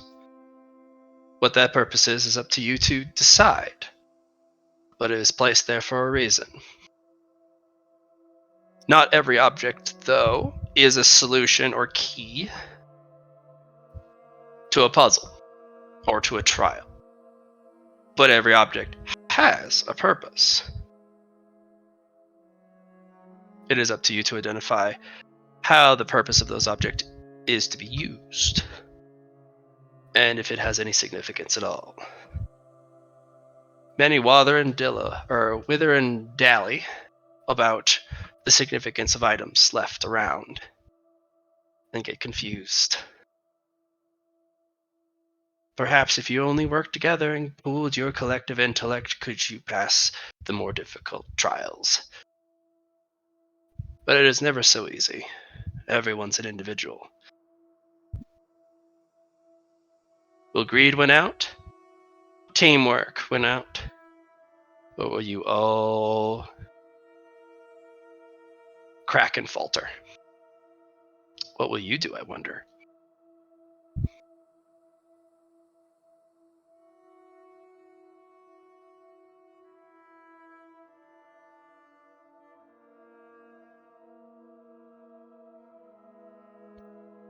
What do the rock books appear to be made out of?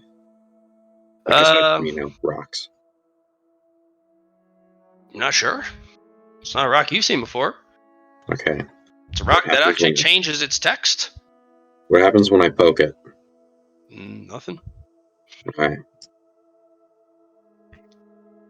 I attempt to take a bite out of it. You may take a bite out of it for 100 terminus. Alright. Do it. Do it. Do it. Do you want to take a bite? Yeah, I take a bite out of it. Oh.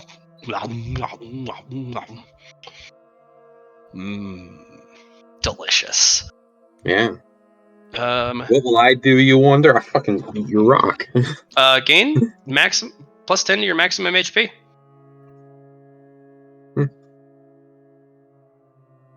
All the while, you are now at 107 terminus. Sure. Cleanse. Nah. Challenge accepted. I eat the rest of it. You may have one bite. The rest is impervious. Oh, okay.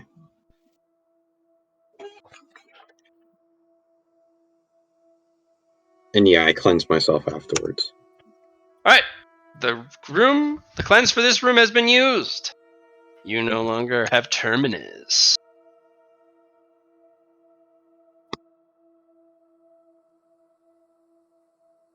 So, just as a note, if we don't use cleanse in a room, do we still get that cleanses room? Yeah, so it kind of stacks in that way. Yes. Every new room you visit, you get a new use of cleanse. So, Even if Philip, you're not in that room. next time, you can keep going with your terminus and then cleanse it all at once compared to... Because Judo will have Adamantium Pathfinder, just in case. Adamantium Pathfinder will protect you from one use of Terminus, but Philip, you will know instinctively if you activate Adamantium Pathfinder against Terminus, your Adamantium Pathfinder will break. It'll permanently receive a nerf. So whichever one of the options you use on Adamantium Pathfinder to stop a Terminus from killing you, that will permanently be erased from an option. I mean, one of these don't even work on that. Two of them, three of them don't even work on that. Yeah, if there is an option and it ends up proccing, it will burn it out. Yeah. But I mean, you do have a failsafe. Many do not. The only hit point that matters is the last one. I like your gumption, dude. You got nuts of steel. I play Magic, man. I know how it be with hit points. Magic the Gathering? Yeah. Yeah, me too. You got nuts of steel, friend. I got 98 hit points to work with. Fuck me, dude. We just have to see who breaks first. And you're gonna make sure it's the dungeon, not you. yes, I'm going to try. Well, What if should I he, call this plus 10 HP bump, by the by? It is just a permanent plus 10. I know, but I have to categorize the bonus somewhere for bookkeeping. Blessing. Blessing? Skyhold blessing. Permanent plus 10 HP.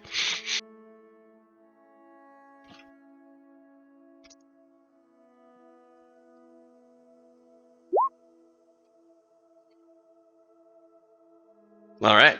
So I do play against Mel. That's why I run the incarnations that automatically shuffle back to make me immune to it. solid.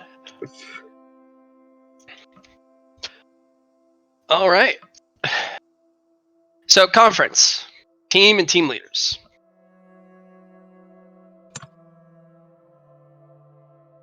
Initial impressions. This is also including the Eatsley's team, so players. I'm not going to exclude players in the team meeting. So, Susie's not even listening. She's still working on dissecting this body here. okay. What precautions are you taking? Precautions. I'm trying to remove the outer armor and not the insides. Okay. So I'm trying to. The goal is to find the writings underneath of the armor. Okay. It takes you about 3 minutes to remove the armor on one. It's very difficult. I only want to Even do with it for monowire, one right now. Yeah, you're sawing away. And how much of the armor do you remove? All of it? All of it, yeah. All right. It takes 3 minutes to remove all of the armor, which gives you a terminus per 10 seconds. You're going to get 18 terminus. Okay. That's why I was asking for precautions.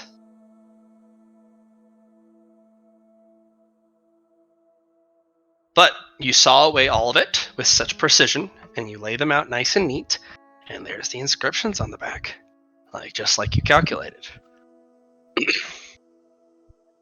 Are they written in God tongue, or what are they written in? It is not God's tongue. It is not a tongue anyone knows. Okay. Even Susie. Zophagic's like, I think I recognize that tongue. It's been a while. Very long time. Very old. This is the tongue of the Outcast clan. The wielders of the taboo arts.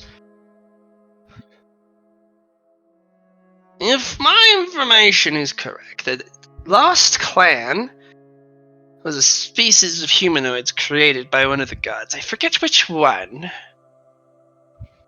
Not the current pantheon, one of the old pantheons. Otherwise, I would definitely know. They anchored the gods because they practiced some sort of art that the gods didn't approve of and told them under no circumstances they were to practice it. But they did it anyways, because it gave them great strength and power. It was devoid and immune, in most instances, to aether and magic. It was all built off of something called science, engineering, mathematics.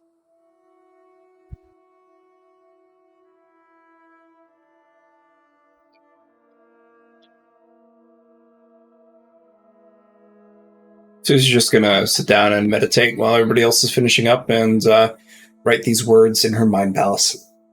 These seem to be... As you start etching them out, your mind palace starts screaming. So I'm writing them. I'm not trying to etch out. You're starting to write them on anything. Your mind palace starts to scream. These are anti-magic runes. Your mind palace is magic. Sure.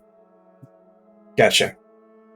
Writing it in your brain basically is killing your aether inside you. So you have to crumple it up, burn it, and get rid of it. Okay. That was close. You have a bit of a headache. You're steaming a little bit. Yes, use only your eyes, dear Susie. Susie's Do going to not- get out a paper and pen and start writing it down. That does work, actually. Yeah. You don't, not to put it in your brain, though. I get that. Yeah, that's very bad. It's like, Allie, how much time you got left? I mean, bedtime is sort of arbitrary. Let's do 20 more minutes. Okay. We'll cut off in 20 minutes. Okay. Probably sooner than that, because if we only got 20 minutes, I'm not letting you go to the next room. Yeah. Actually, I might give you a glimpse. I might give you a glimpse of the next room. Okay.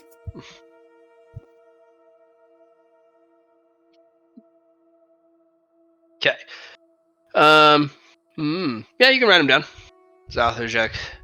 He's kind of explaining to the whole group about some details of don't forget the punctuation there and that.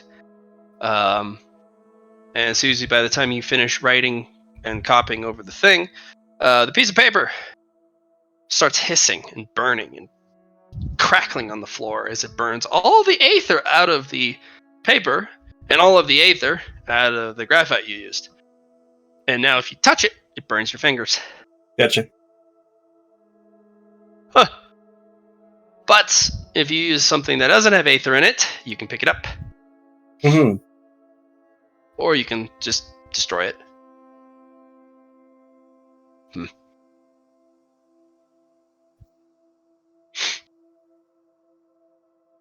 Oh. That was a perfect rendition, dear Susie. Perfect. So much so it screams and boils and burns away all the aether. Good for you. Good for you. Alright, team huddle in the middle. Mhm.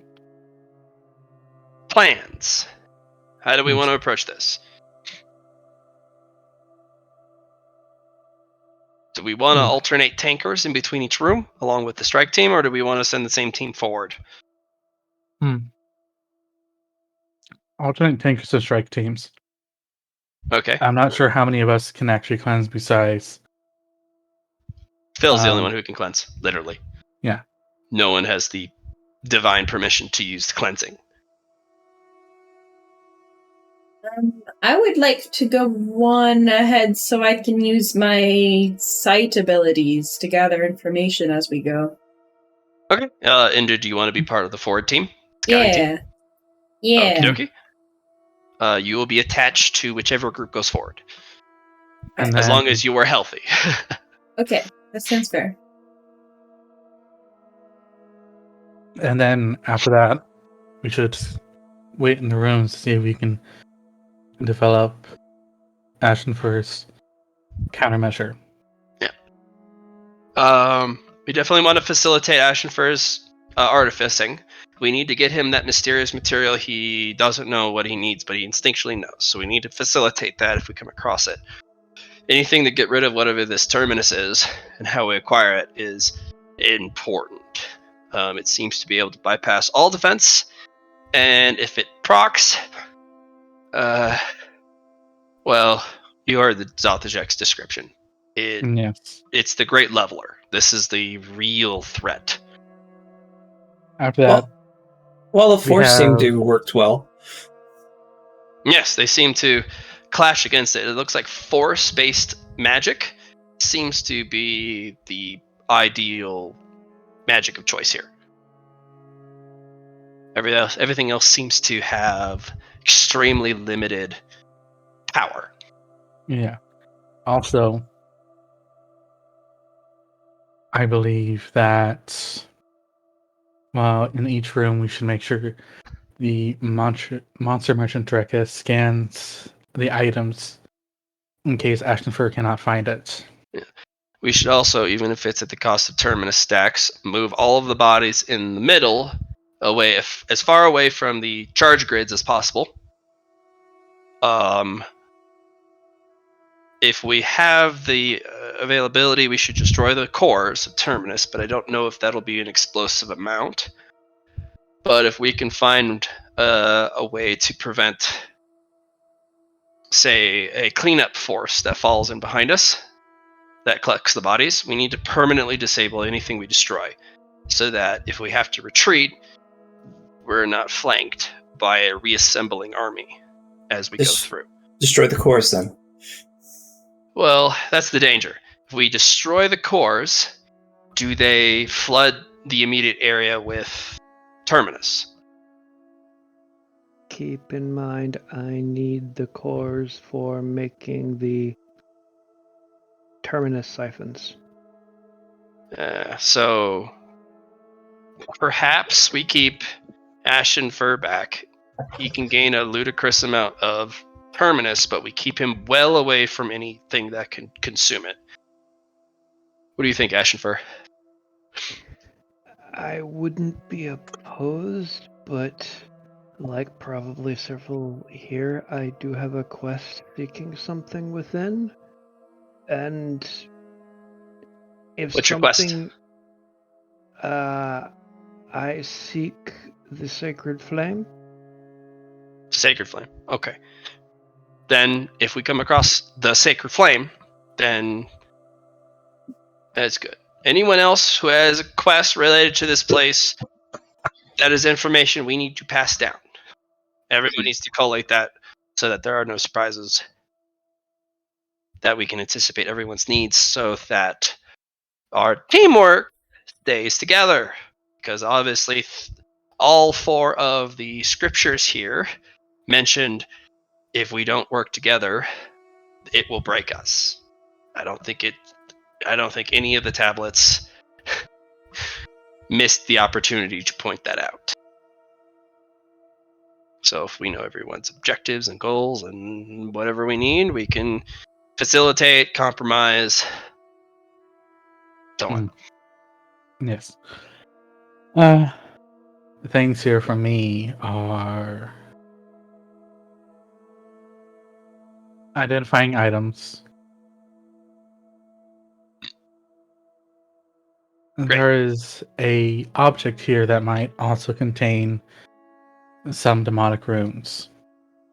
Lil kind of is like, leave that to Eatsley and I. Any of you that come in contact with demonic, you will die or suffer. Honestly, I don't know which one's worse. And everyone's like, no wonder we brought the villain along. Wait, are you a villain, Eatsley? And they're like, you can do demonic stuff? I'm gonna try and look at them like, according to the rules of the world, I am neutral evil. Redeeming is like, no, I see that. You do what you gotta do for your family and your people, no matter what it costs.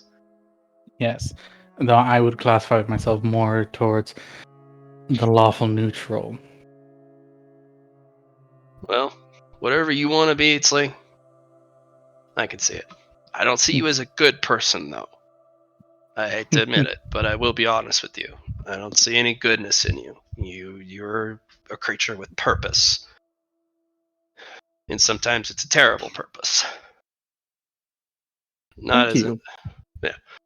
terrible as in like powerful and terrible to behold. Yes. I was only gonna make a sun disk at one point. Everyone, like all the people in the know are like, no. I said was. I'm not doing it anymore. Ashen is just gonna be like, if you come to another room with a bunch of golems, though, I like you said, I will sit back and build up Terminus. But if there is a room with mass golems, please feel free to let me know. I have a spell that is good against hordes of golems. Yeah. Interestingly enough, Loftway will come over and hold out a hand. Paw, please. Offers paw. He will close his eyes and concentrate, and he will refill your spell points. No. Thank you. I have found a way to transfer spell points to another mage from my own supply. I do not need as many spell points, and that spell is going to be far more useful in combat. I got to watch you use it. That is a very rare spell, and I'm glad that you have it. Finally. If I Go ahead. had more time, I could have learned more, but I didn't have time to study. We all needed more time to prep for this place. I don't think a single one of us has the perfect prep. That's good. It means we're on our toes. We're cautious. Because we didn't get perfect prep. None of us should get complacent. This place is going to do everything in its power to take us down. Whether it's attrition, surprise, brute force. Anticipate everything. My suggestion for the Fine. next room is to disable them with Wall of Force. Not attacking them, and also not letting them attack us seems to be one way to not allow Terminus to build. Solid. Okay. Also, Indrid is an amazing scout with her moths in Very scout well. rooms. Finally, on the 8th floor, there is an object devoid of aether. Is that an object that you require? Yes, and no one else should touch it. Understood. Fair warning. Mhm. One of my tails doesn't behave, so it may randomly throw fireballs around. What? As it shoots a firebolt into the floor. If you so much as mention it, it has a sneeze-like reaction. Yep. It's like, sorry about that. It doesn't behave.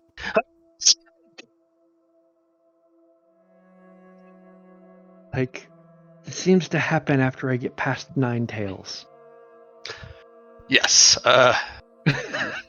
Records indicate that the Kitsune are only able to have full mastery over 9 tails. Any additional tail after that seems to have a mind of its own, but also belies incredible power. Yeah. So,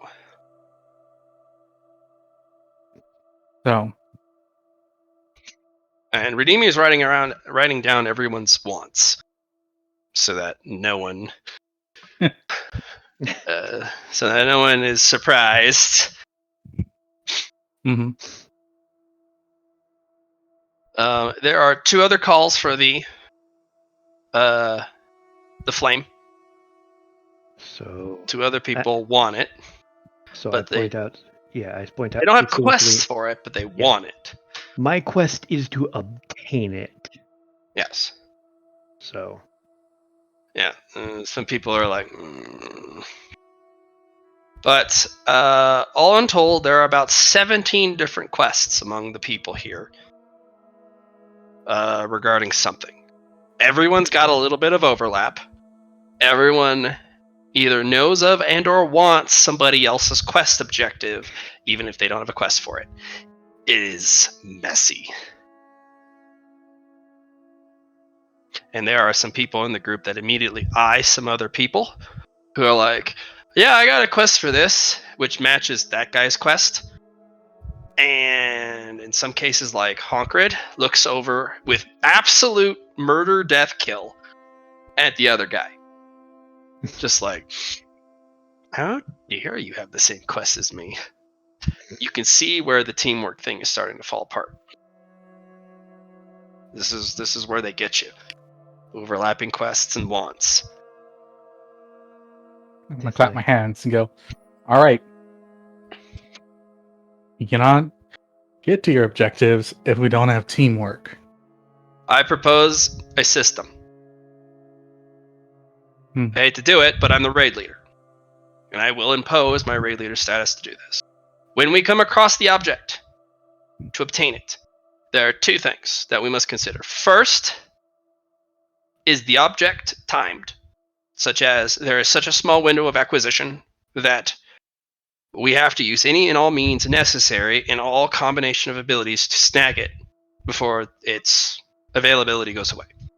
We will do that first, since acquiring the object itself is the most important. If it does not have a timed element, once we have secured access to it, the individuals with quests will get first dibs at it. If it's a want, I'm sorry. If there are multiple people with quests after the object, we will have some sort of competition on the spot to determine who gets it. You will agree between the two of you what that competition is. If it is a fight competition, you are not permitted to kill the other. Period. Find a means to subdue your opponent, which should require greater skill. Whoever subdues the other opponent, you are the winner. You get the quest objective. If it's shareable, you should probably fucking share it, okay? Pardon my language. Trying to put punctuation on how serious I am, but share it if it's possible. Compete over it if it isn't, but only compete when it is available. If it is option 1, once we have secured the item, no matter who has it, if it is not a quest item for you, relinquish it. Even if it puts your life in danger to get it and it was by the skin of your teeth, other people will put their life on the line for you to get your thing too. That's what we're all here for. To follow up what the paladin said here, you have to remember this dungeon is meant to emanate the fact that this is a relationship between gods.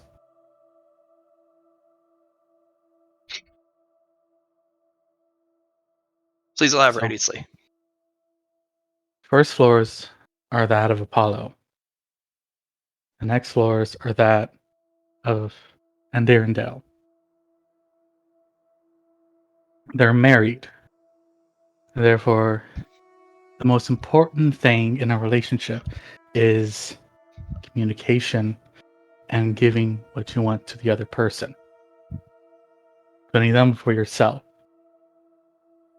You should remember that in here, as it's clearly going to try and divide us on things we want. Okay. On mention, what will appear in your left hand and right hand are a favor token of Apollo and Andirondale. You are correct. You have named one of the systems of the dungeon. Good stuff. There are more. If you name the themes, you get favor tokens. The Apollo coin looks like the identical one you got from preserving the life of the paladin. You also have one of Andirondale's. Good assessment. Apollo and Andirondale approve of your assessment and have rewarded you. Everyone kind of stares. Oh. Interesting.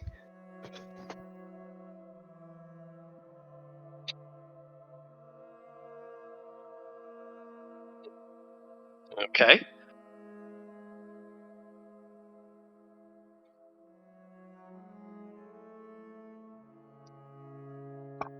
I just had to bite my tongue.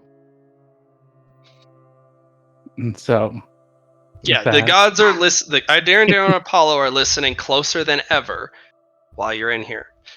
Do not besmirch them. If you say they may just strike you down. Yeah. Completely out of character here. I had to bite my tongue because I almost in character said, so it's okay to argue like an old married couple of old biddies, but you still have to help each other. Struck down. Right? like smack. So, I'm just gonna look at them. On top of that, considering I just got these, they're listening very carefully. So remember, be respectful. The two-faced reveler kind of looks over. Yes, we are in their sanctuary. We are not in Skyhold anymore.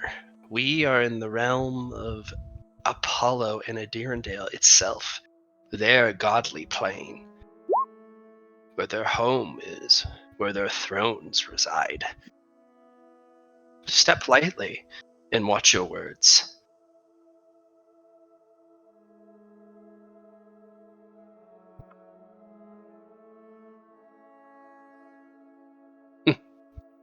Yes, I think so. I'm gonna turn and look at Sausage Jack and like, got my eye on you. What? We all know your respect for the gods. Yes, I don't have any respect for the gods, but I am consistent. I have no respect for any god, old or new. I only respect myself. But they know this. That is part of being a beholder. We hate authority other than our own.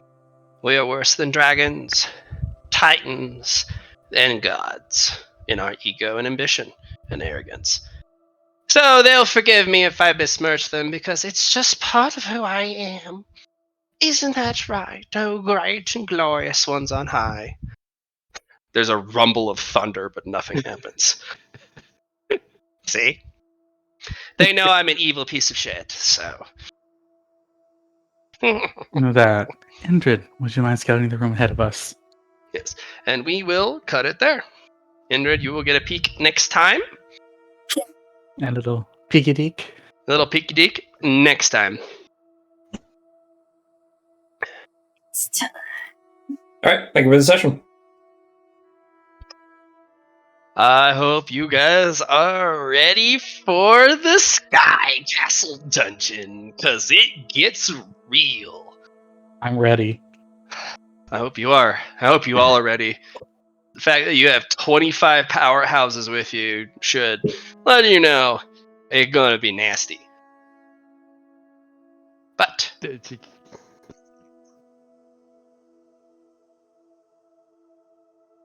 I'm just glad one of my spells proved useful.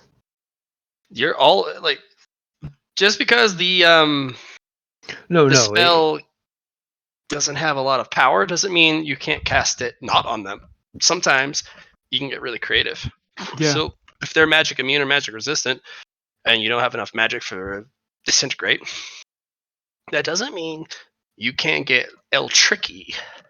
Yep. That doesn't mean Great Pit doesn't work on a golem. Pretty much.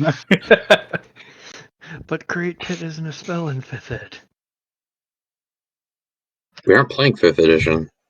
That's the We are spell playing effect new turns into threats, thick so from. you can literally build Great Pit with Mercuria. Fair enough. You can build any spell you want with Mercuria. I'm proud of myself that I got to play in the dungeon. Yeah. I'm going to have to think hard. There's more themes. Absolutely, there's more themes. But this dungeon will be as rewarding as it is dangerous. Yeah, a divine stigma. Yeah. Like Phil's cleansing ability. Mm-hmm. You know, I completely forgot that I could have just had someone teleport over the corrupted rod so I could cleanse it. Not here. I'm not saying inside the dungeon. I mean before we entered. Would you like to have had that happen? Sure. Okay, go ahead and add it to your inventory. Well, I mean, I would send it back right after. It wouldn't be in my inventory.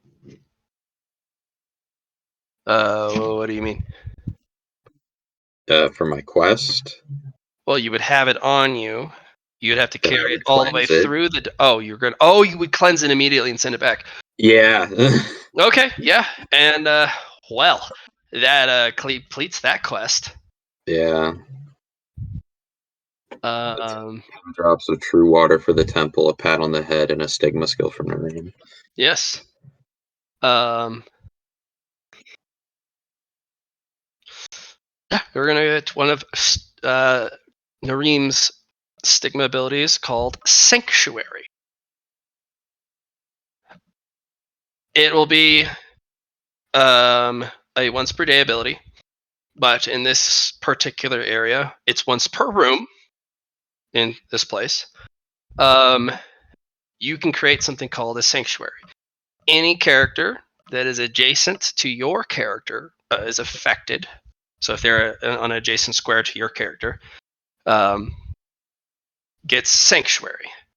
Sanctuary means they cannot be harmed or deal harm. Lasts an hour. You may take a short rest, even under combat, while in Sanctuary, as long as you do no harm or attempt to make harm. If you try and make harm or do harm, you will be kicked out of this iteration of Sanctuary, unable to go back in for its duration. Individuals that have aggro on you lose aggro immediately. So you are no longer a hostile, and it is no longer hostile to you while Sanctuary is active. You can walk around while that is happening, but the individuals do need to stay within your immediate proximity. There is limited What is room. the area? All adjacent squares to you. As long as one square of their token touches yours, they get Sanctuary.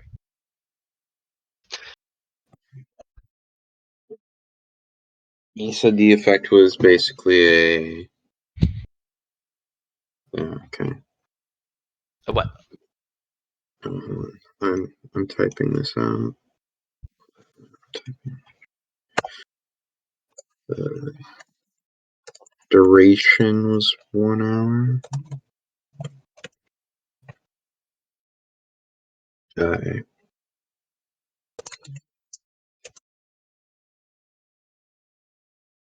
No damage can be dealt or taken. Mhm.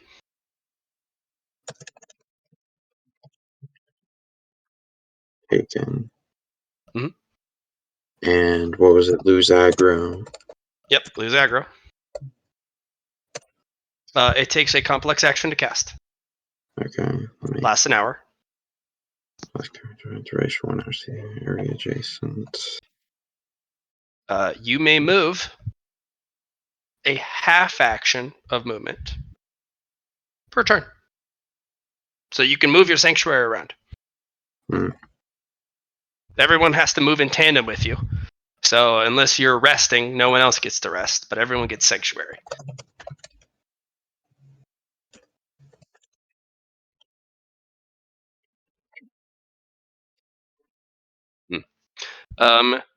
While in Sanctuary, status effects cannot progress, and you cannot gain additional status effects, but it doesn't get rid of the current ones. It just pulls it. So if you have 100 Terminus going into Sanctuary, you don't lose it, but you can't get more.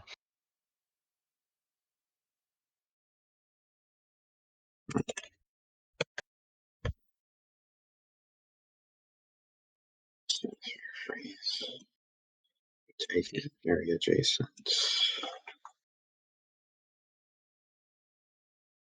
Okay, put a cast time in here.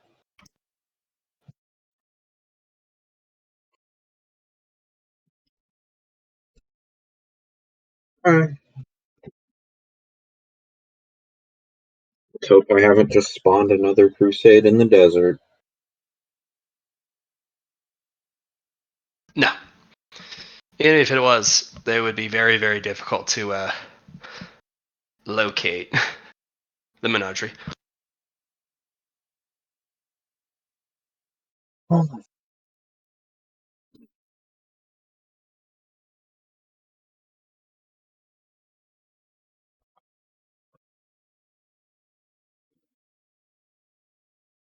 Skedaddle. Thank you for playing. Yep. You guys have a good one. How is sighting? I'm ready. Have you guys ever done a 25-man raid in any campaign? Yeah. 25. You have? Yeah, I play WoW. I'm not talking about WoW. I'm talking about an RPG.